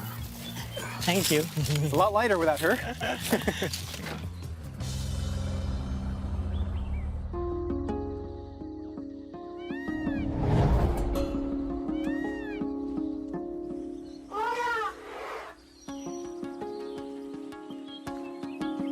It's the start of a new day for recently rescued elephant Kalpana and her friend and security blanket, Holly. Kalpana has 100% refused to take a step into that pool. She does not want to do it. There's something about it that really scares her. Aja, come on. What she needs is to be able to get all of the weight off of her joints. What about a banana? Come on. They're over here, sweetheart. There you go. You're a good girl. I really would feel immensely happy if she's into the water for, at least 1 hour. It'll give a good amount of relief to her joint. I have a beet, nice red beet. You know what you need to do. Hello, here's the beets. There you go. Come on. Come on, don't be, oh my goodness. No, Kalpana. No. Do you think if Holly came down with her? Yeah, maybe Holly will kind of encourage her and give us some confidence to get in. Yeah, that's a good idea. Bring Holly. Yeah, it appears now that the only way that we can get Kalpana in the pool is with Holly. They've got this really special friendship. I'm hoping that the presence of her friend might give her the confidence to give it a try. Good girl! Good girl, yay! There you go! You're so good! One more step. Oh, yes. Yeah. We're doing way better than last time. Yeah, I know. This gives me a lot of hope now that she's like all 4 feet into the water, which is a great achievement. So we'll get the Holly in as well. We'll try. Okay, come on, Holly. They'll play and she'll get some good exercise as well. Yeah. Okay, she's in. That's your friend there. There you go. Good girls. Having Holly with her, it's a dream, she's in her dream now. Yeah, she didn't want to get in, but now that she's in, she loves it. We have bath toys for elephants.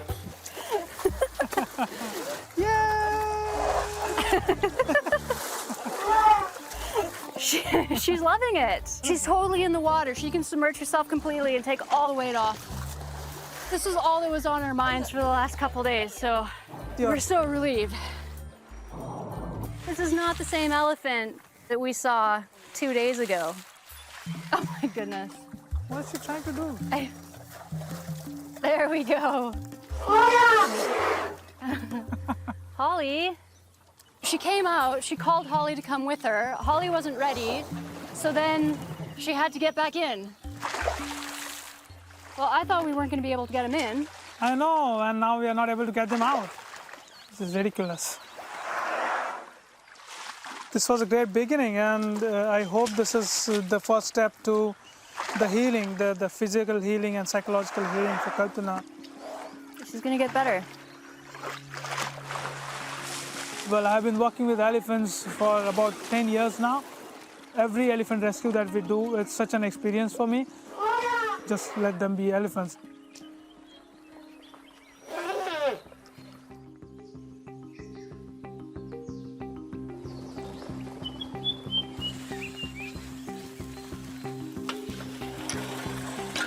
Put both locks on, make sure it's safe and secure. Thank you.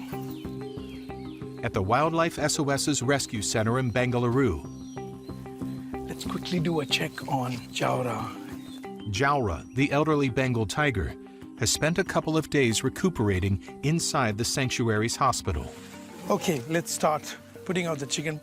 We're going to put a couple of pieces of chicken around the enclosure, leading him in a direction towards the gate, which is going to lead out into acres and acres of forest.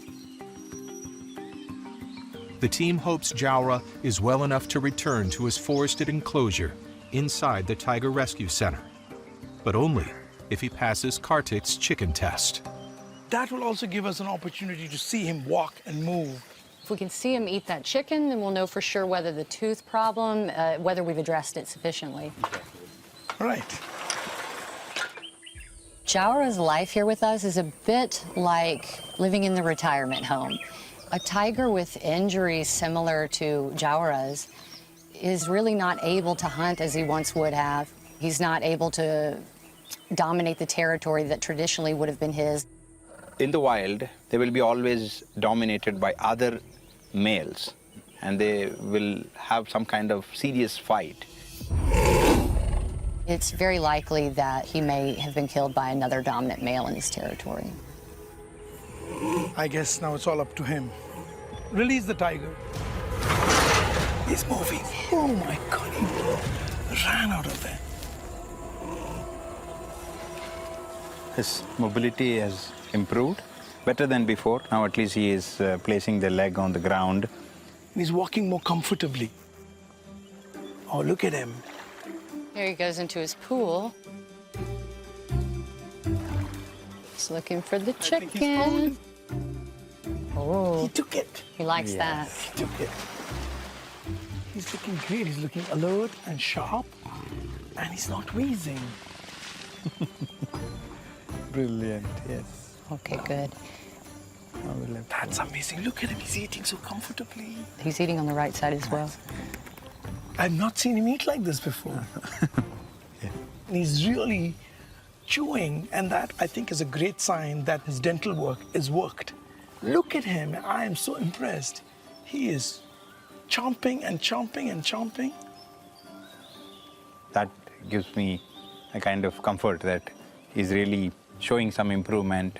He does seem very relieved. Do you think maybe we should move to the side and then he would be encouraged to come out into the broader enclosure? Yes, I think that's a good idea. Okay. Good.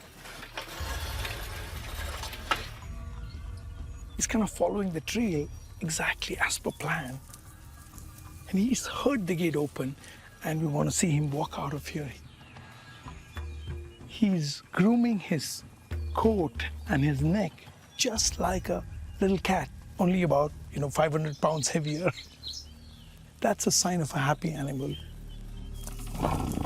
He's now moving. He's coming towards the gate. See the forest. You can smell the forest. All he needs to do is take a few steps and go through that gate. He's scent marking. See, he sprayed on the tree. That means he is really happy because he treats this as a part of his territory. He's thinking about the back door, huh?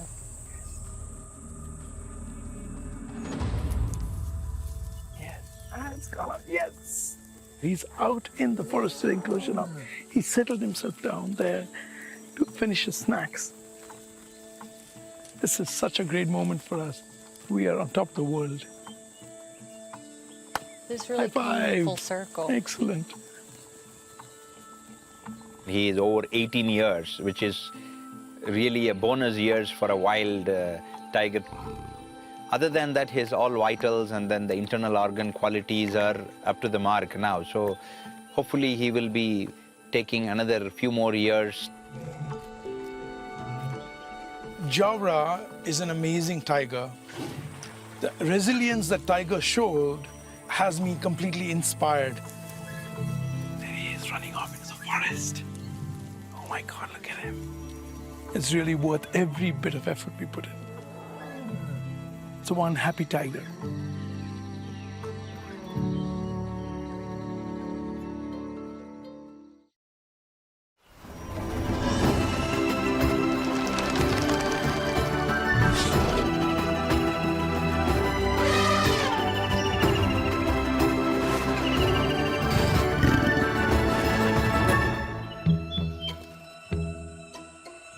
It's early morning at the Wildlife SOS Sanctuary.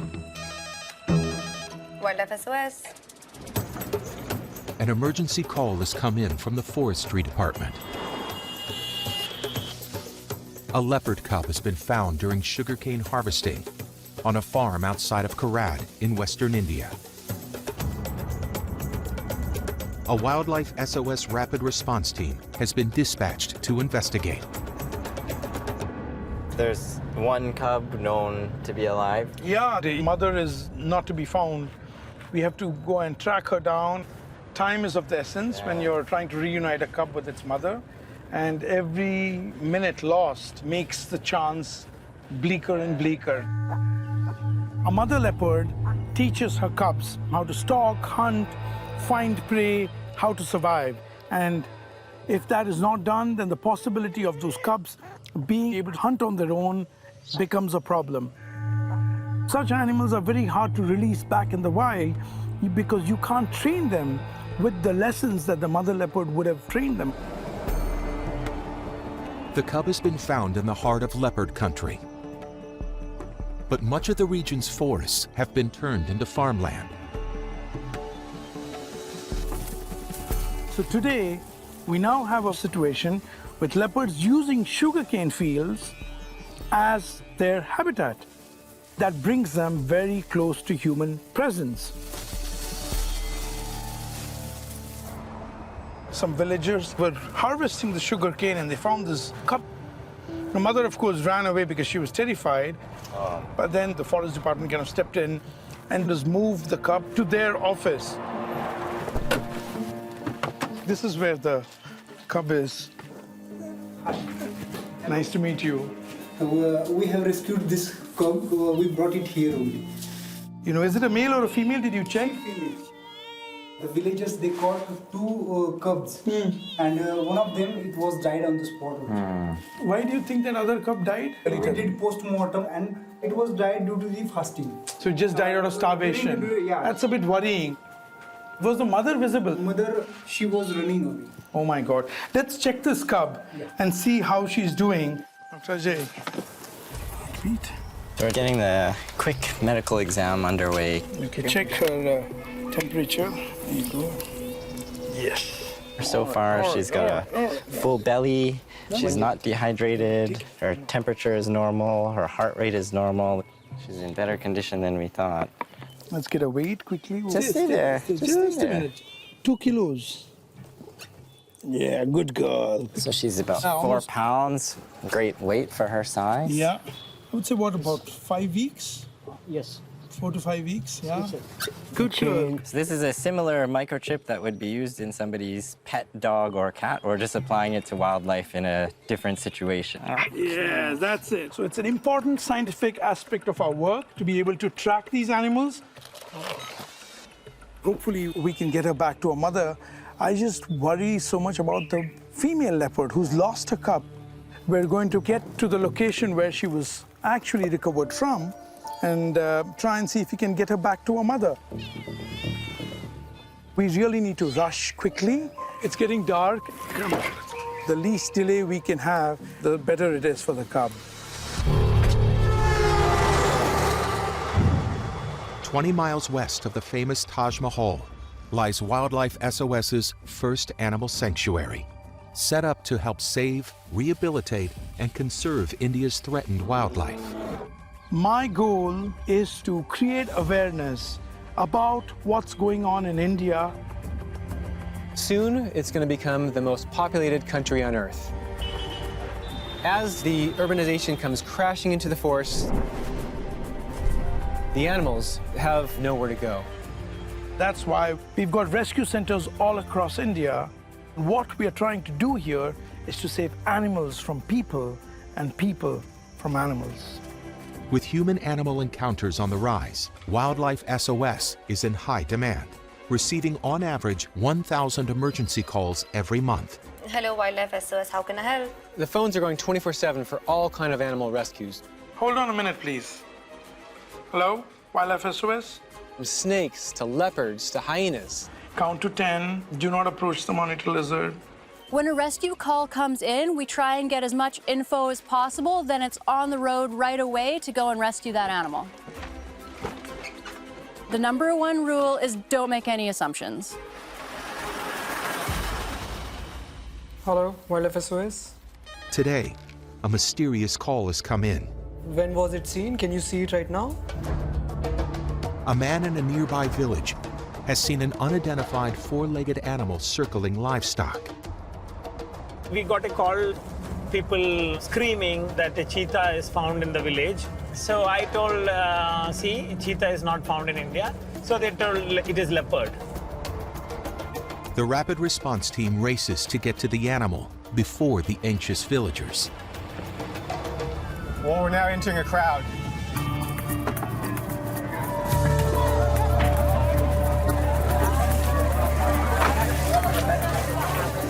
I'm feeling pretty concerned. It's really hard to manage a crowd this big, so for any animal, this is not the place that's safe.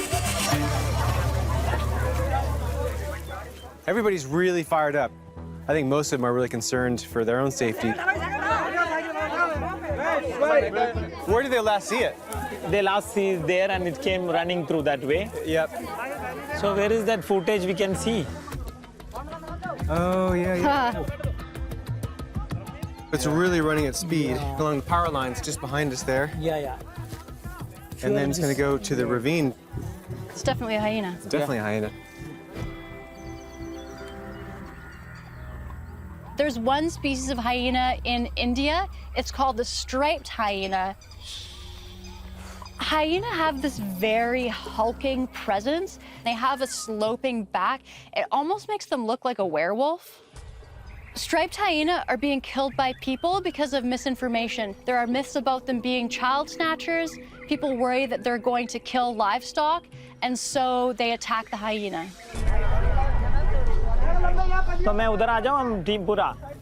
They say that it went into this ravine here, so it might be in one of these bushes here.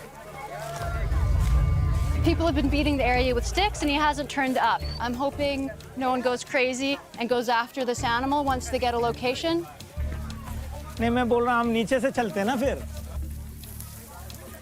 Everybody's after it. It's kind of like Frankenstein, you know, the angry crowd. They're after him with their pitchforks. So we want to find him before they do.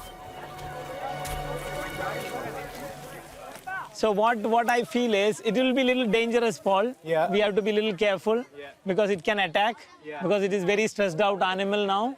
Medication. So the plan is to get eyes on this animal and then put a dart in him. We cannot run with a hyena or we cannot chase them. The best way to catch a hyena is using dart. Once sedated, the hyena can be safely removed from the area and released in a safer wild location. We're getting a lot of conflicting information about where exactly he is. Baiju's going in to see if he can get eyes on him. Atam, kya ho raha hai? We're waiting for the dart gun now. You have to be careful because literally, you know, a meter to either side of you, it could be in the bushes. Hey, have a look at this, Hezi. It's recently been kicked up right here. It's new and it's large. There are hyena tracks in this area. They're very easy to pick out because hyenas are so heavy on the front and light on the back. The feet on the front are larger. It stopped and turned. Going this way.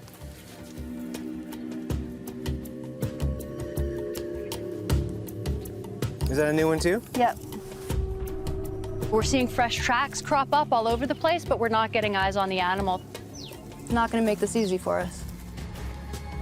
Can you see something? We don't have a visual on anything. He's not here. Well, the good thing is he's far from the village. Yeah. We have already completely disturbed this area with a lot of public and other things, so it is better to leave the animal now so it can escape. Okay, let's move. All right. This is a big animal running around, which can make people nervous. But really the major risk is to the hyena. People can panic, form mobs, and even kill it. Now, hopefully this animal's moved on, but if we get another call, we need to get there before the villagers do.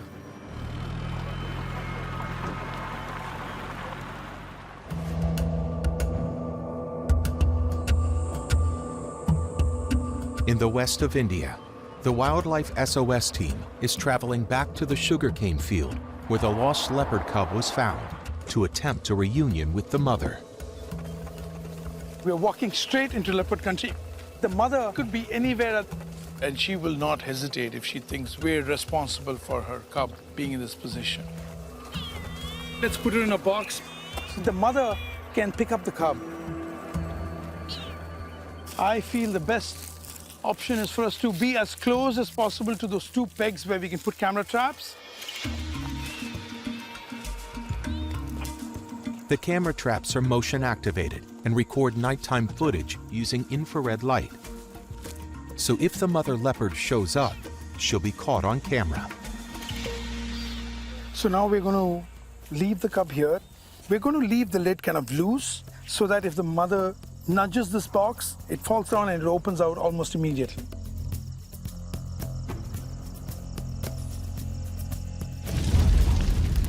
But the team's hope of a reunion is in jeopardy. Nearby, farmers are burning stubble in the harvested cane fields. Leopard देखा है रात में तो डर लगता है इसके लिए वो अपने ऊपर हल्ला करेगा अपना जान लेगा इसके लिए तो डर रहा है I'm really worried about those farmers' fires. It's probably going to frighten the mother away. We just have to hope for the best and check on the cub in the morning. Wildlife SOS is racing to reunite a lost leopard cub with its mother.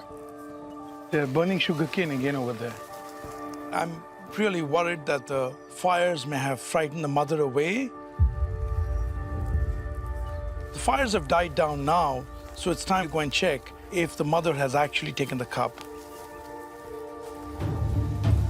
When farmers go into the sugarcane fields to harvest the sugarcane, they very often come upon leopard cubs who are in the field. This was one of the reasons that Wildlife SOS got involved in leopard conservation. And in most situations, we've been very successful helping to get these leopard cubs back to their mothers. Let's approach carefully just in case the mother leopard happens to be somewhere around hiding in the sugarcane. We've got to be really careful, we could get attacked. The box looks intact from here. The rock is still on the box. Damn it. She didn't get taken by her mother. This is really bad.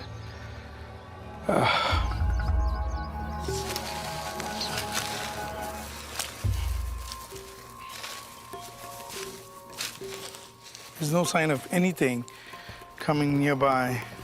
Let's open this up and take a look. I'm gonna keep an eye out for Mom while you please do that. take a look at her. She seems to be fine. Why didn't Mommy come? Did you do enough calling last night? Let's view our camera trap footage.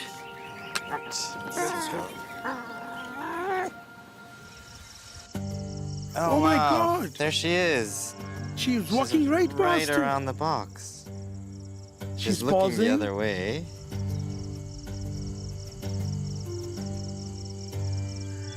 Oh my God, what's bothering her that she didn't stop by and finish this? There were a lot of fires in the area last night. There was no fire right in the vicinity. I don't know. She walked right past here. Wow. So something is not letting her be comfortable. She Yeah. wasn't confident that she could actually do this. I think she was suspecting that this might be a trap. I think it's important that we give her every chance. Any drop of urine or feces that she expels today, make sure we collect that and then use that to kind of smear it around the box. Let's try again. We have to. I'm hopeful, but I'm also anxious and worried because we can never train leopard cubs how to stalk, hunt, find prey. So if she doesn't get picked up today, she will have to end up, in captivity all her life, and I really don't want that for her.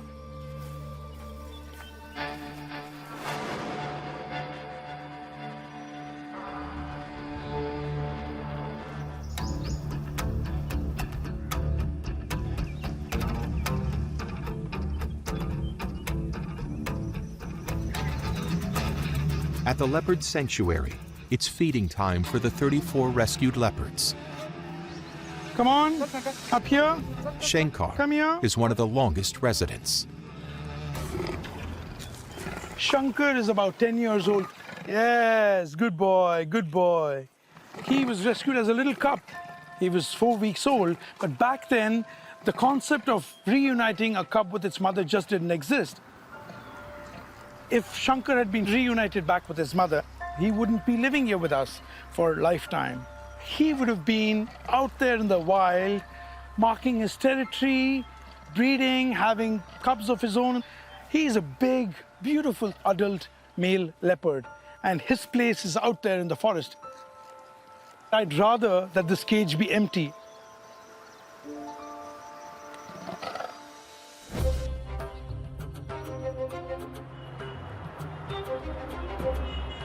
Back in Agra, the runaway hyena has been spotted hiding in a storm drain.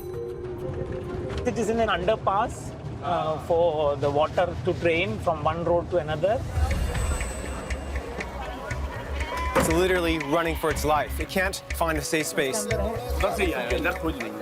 If the villagers catch it, they'll attack it and maybe kill it. So we need to catch this animal and move it to safety as soon as possible.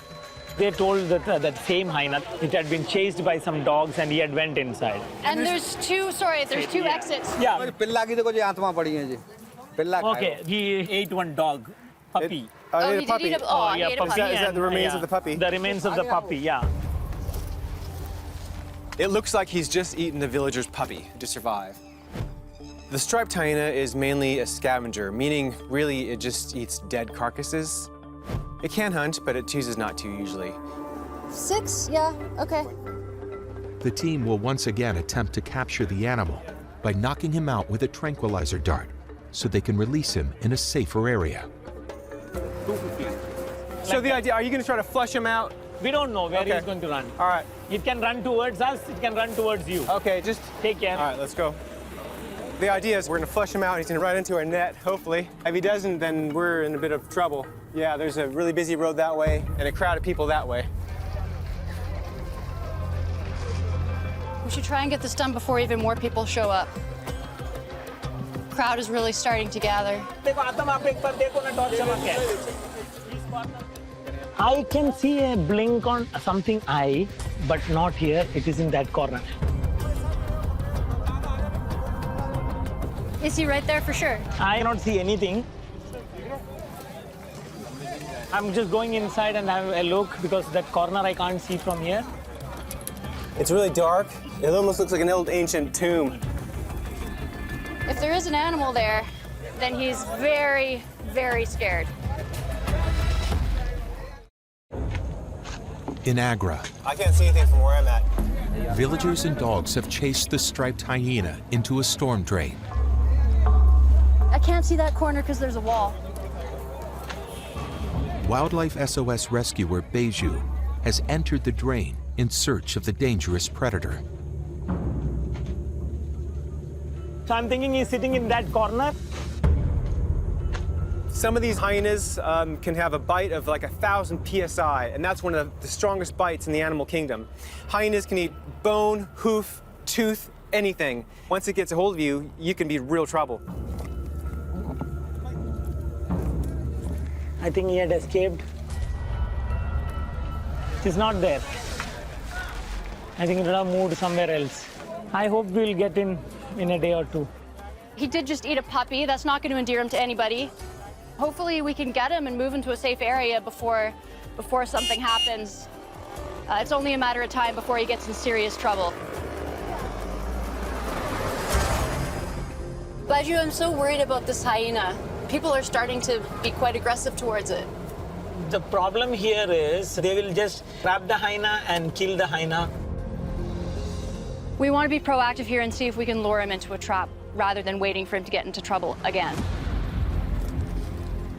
Hyenas are both hunters and scavengers. Yes. So the team uses a tasty snack to lure the animal into the trap. We can drop the meat here. Well, I'm just going to put it right in the back so the hyena has to get his whole body in here. Okay, so we should camouflage this now. You know, I knew that there were a lot of uses for marijuana, but this is not one of the ones I had thought of. Catching hyenas. Okay. Clear. Very good. So this is perfectly all right, Izzy? I believe in this. Yeah. We have done our best. Hey, sweet girl. I really hope that we get him tonight. If this doesn't work, I'm kind of out of ideas.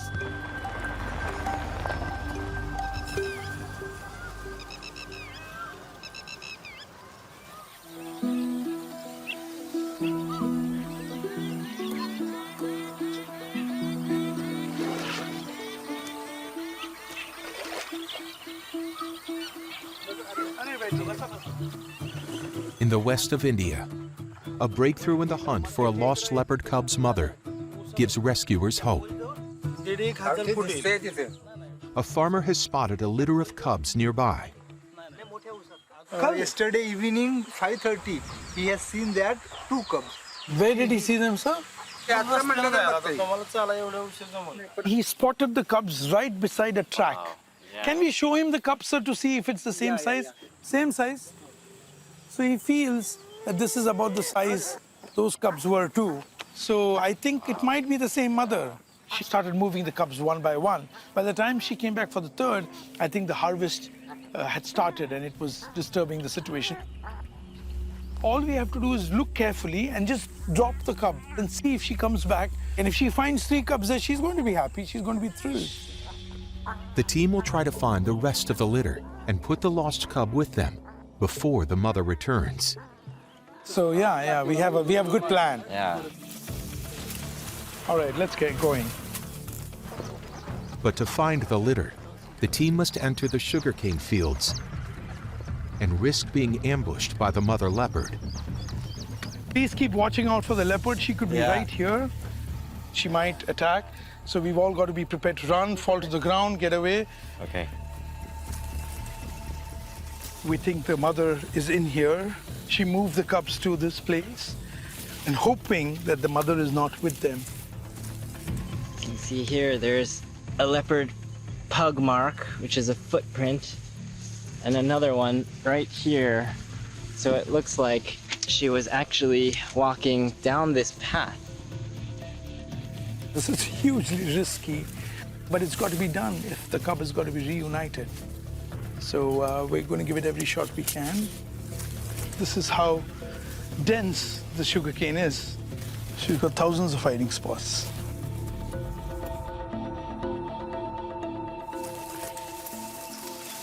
Did you see anything? Nothing at all. Wow. She's probably moved the cubs away. Shall we climb up to the top of this and just kind of see if there's anything we can see at the top of this? Oh my God. Goodness. Look at that. Goodness. That's the biggest well we've seen so far. That is huge. It's terrifying that mom and cubs are just so close to this enormous well. They can easily just fall into there. There's no wall protecting this at all. This well is frightening. Let's get a closer look. That's so incredibly dangerous. It's like one crisis averted and the next one is waiting. I'm just so worried now. We reunite this cub with its mother, and the next call we're going to get is that the 3 cubs or the mother have fallen in and drowned. Kartik has a good reason to be concerned.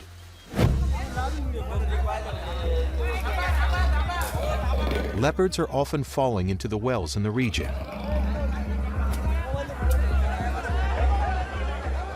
And Wildlife SOS is called to haul them out. This is a terrible situation, but let's try and make the best of it. The litter is nowhere to be found, but they're not giving up on a reunion. Hopefully we can come back tonight and try at least one more time. Let's get back and get the plan ready for the evening.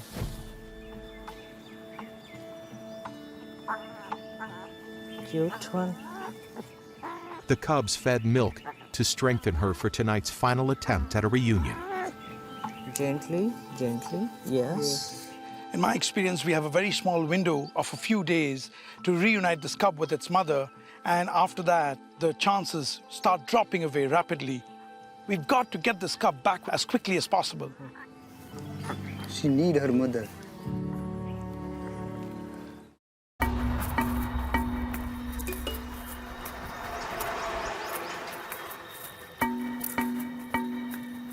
Baiju's just called us. He's on his way. Rescuer Beju is returning from the hyena trap site with a surprise. Oh my goodness. Oh my gosh. Is it okay? Yes. Yes? Yeah. I'll grab this handle. Okay? Yeah.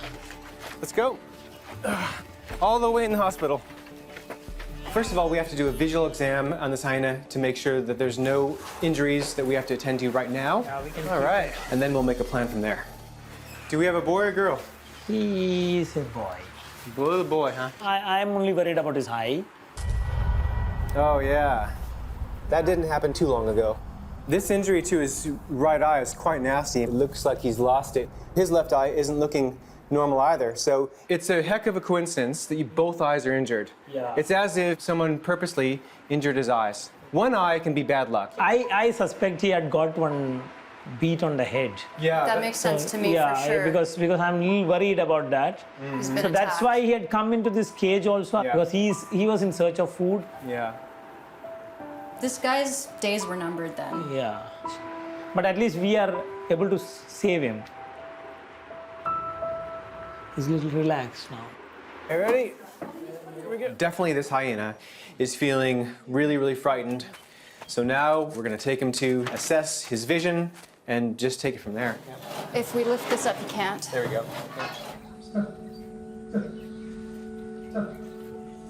What a sweetheart. He's walking really strangely. We're gonna have a much better idea once he goes outside. A really good test of how well he can see is going to be whether or not he trips on this ledge. Come on, buddy, you can do it. Take that first step. Okay. He failed that step test. He just kind of stumbled over it and then took one big leap. He's hugging the wall in order to sort of find his bearings, and he is bumping into things. I don't think he can see. Yeah, he's blind. Diagnosed as blind, the hyena will have to spend the rest of its life in the sanctuary. This is really sad. I wish that we'd been able to get to him earlier. I feel like we failed him on some level. But at the same time, he is safe now. He's going to have a good quality of life here. It'd be surprising. In a few days' time, you'd never even know. He's gonna figure out where every tree is. He's gonna be fine. And this is also a good thing that we could rescue him. There are more and more human-animal interaction every day in India. And when we get an animal which is injured or handicapped, we need facilities like what Wildlife SOS have, where we can house them and give them a good quality of life. He'll be safe here.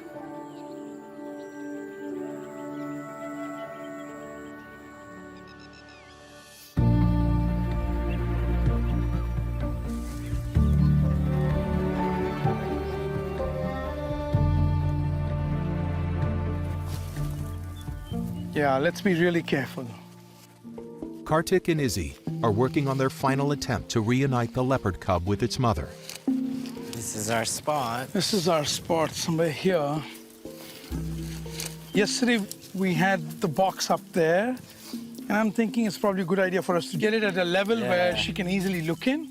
Yeah. For the mother, what do you think? No, I was thinking the same. The plastic bin we used yesterday, maybe she didn't feel like she could approach it, or maybe there wasn't enough scent coming out of there or something like that. So something open would definitely be a bit better. Let us try to get another receptacle. Okay. Time to construct a new leopard habitat.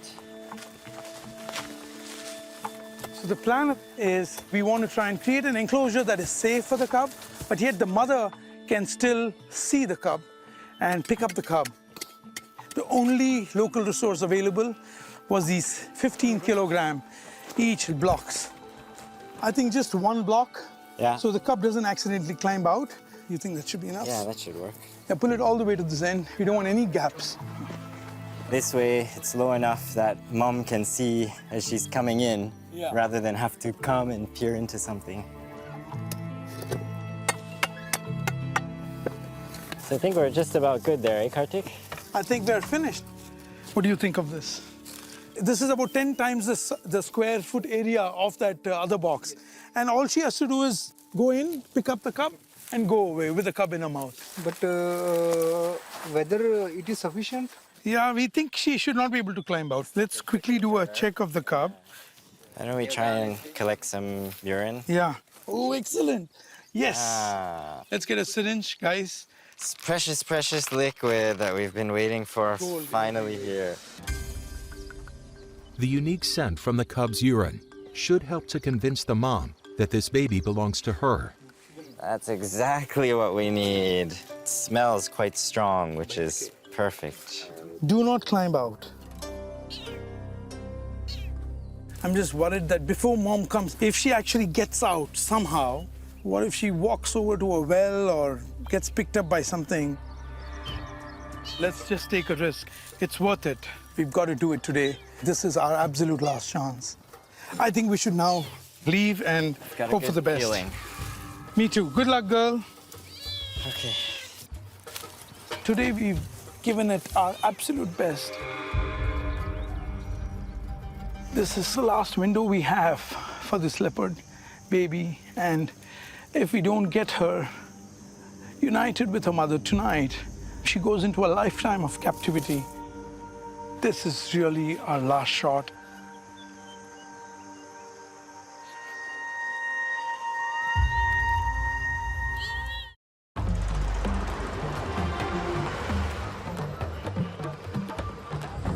Back at the wildlife sanctuary,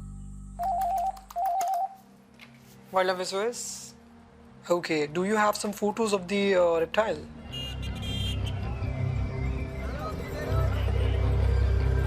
the calls come in from a frightened man after discovering a large reptile in his house.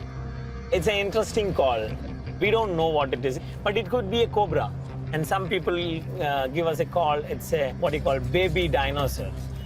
There's a baby dinosaur in the house. Yes. This is the location. Hi. कहाँ पर है ये? Sir अंदर है sir, मैं breakfast आने के लिए हमने लॉक लगा दिया. Oh, he's little panic now. Something big जानवर is telling. जानवर means animal. अंदर है? घर के अंदर ही? Oh, it's inside. He don't know where it is exactly. So it is not clear whether it is a cobra or it is. So we have to be careful. Oh my God, it's open out. Up there is a bolt. Yes. We don't want the animal to go out at any cost. Yeah, we need to clear the place room by room. We don't want Hazy getting bitten on a nose, poking the nose inside the under the bed. This is not going to be easy. We're gonna turn this place upside down. They'll come in, they'll think the feds came by. One room is leading to another room. Lizards and snakes, they'll probably hide in a corner somewhere that's dark and where they'll be difficult to see. No, nothing here. We may have to check the windows also. Now you have me feeling like I'm looking for a boogeyman or something. Yes. All right, this room's My clear, God. yeah? I feel you are getting nervous. It is not like that. We are a team. Don't worry about that. Okay. Okay. Okay, tell me. Nothing. We're pretty kitted out. We also have a camera on a stick, so that lets us look around corners and underneath things without getting our face like right down in there, basically to avoid a snake strike. It is little risky to get to hospital if it is getting bitten by a cobra. Please be careful. I'm not seeing anything. Oh. So the last option now is kitchen. Oh, wow. It's a tail, it's a tail. It's a big one. It is going inside the fridge. It is becoming a problem. A little more. Yeah. It's, my God. You can see the head? Hi.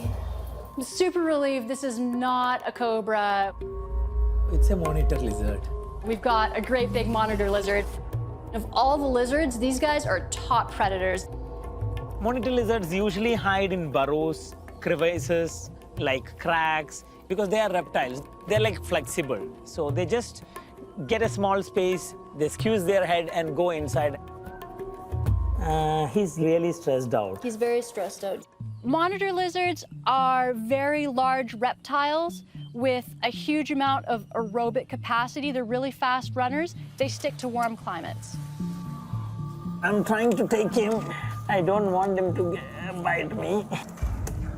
Monitor lizards have very sharp teeth, which is fused with the jaw. Bites can be very nasty.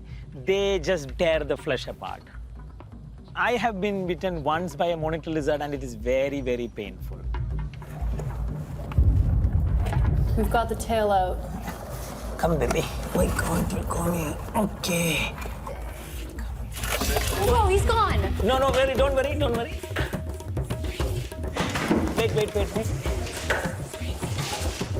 Okay, I've got him. I've got him in the net. That was good. Oh. Look at the box. Yeah, my God. This was very, very good rescue. He made us tired, actually.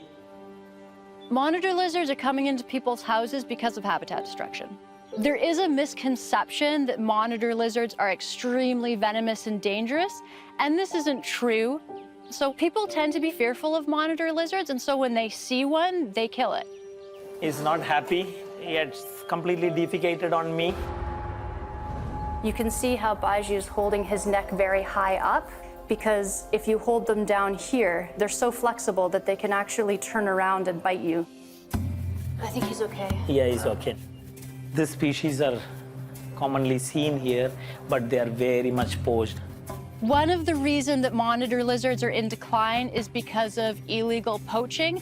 They're poached for their skins, also for their meat, and for traditional Chinese medicine. Hazy, you have done a wonderful job today. Oh, yeah. It's a pretty good one. So now you can go and make food. It is very important to show the person what animal it is. Otherwise, what happens is if it is neighbor house or somewhere it comes, they can kill it. So he's happy, we are happy, animal is happy. It's really nice to be able to help someone out, definitely. Yeah. I'm so glad he's not hurt. No, he's not. If you do more awareness, more animals are saved. With a clean bill of health, the team intends to release the animal in the surrounding wilderness. Are you gonna wash your pants first? Oh, right. You wanted to go near animals. I know. Coming up. We go and check if the mother has actually taken the cup. I'm just gonna cry if she's not been taken. Oh, no.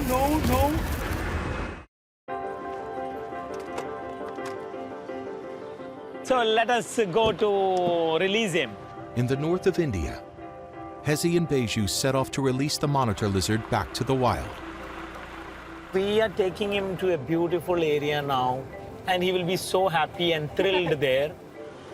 I'm really glad that he's okay. I was really worried he was accidentally gonna get hurt. Yeah, he was stressed. He was so much stressed. I know. Yeah. Monitor lizards live in forested wetland areas, and as cities expand, monitor lizards are coming into contact with people.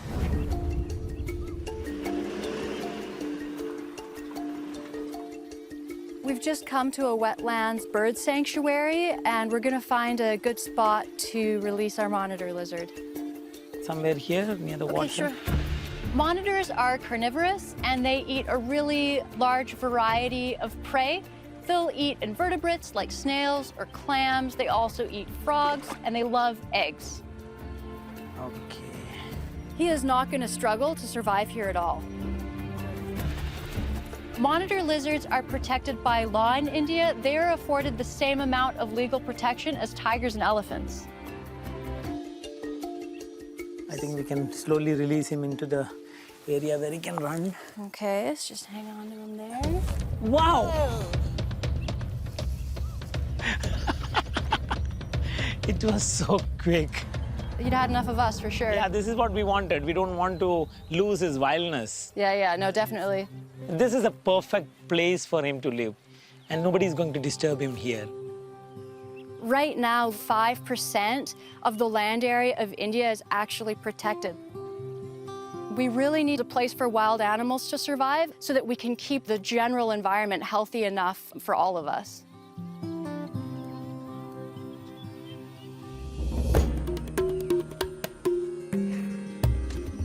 In the west of India, it's time for Kartik and Izzy to discover if the leopard cub has been found by her mother. I don't know, I'm just gonna cry if she's not been taken. I don't want this little thing to live in captivity for the rest of her lives. Let's see what's there. Let's see. We'll just take a look from here. Wow, our structure looks relatively undisturbed. Nothing has pushed any of the bricks over. Which is good, but yeah. And I don't see anything inside.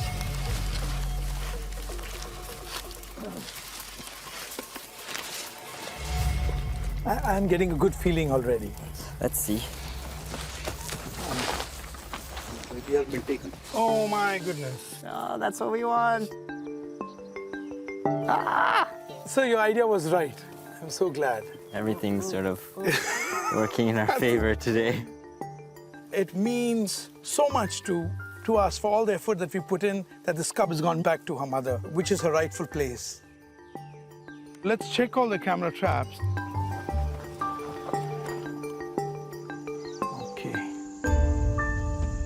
The camera traps automatically record when their motion-activated sensors are triggered. Oh, no. Oh my goodness. Oh no. The first of the cameras show the cub escaping. This is the worst outcome. This is really bad.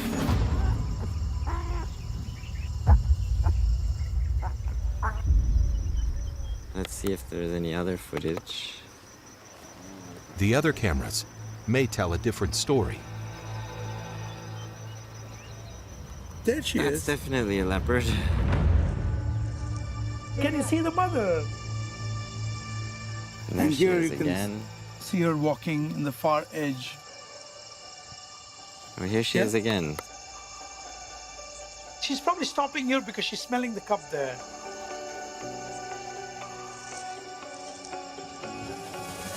And she picked it up. Can you believe that? Look at how careful she is. Isn't that incredible? And she's not wandered away, which is a huge relief. Yeah. She'll be happy and live her life. This is amazing news. Yeah. Absolutely, absolutely. See the video, sir? I am so relieved that, we were able to get the cub back with its mother. After all the effort, we went to sheeting close enough to the enclosure to pick up the cub. High five to you. Excellent. At Wildlife SOS, we've been able to reunite nearly 60 cubs with their mothers. I'm delighted that this cub will have a chance to have a better life. This is what we live for.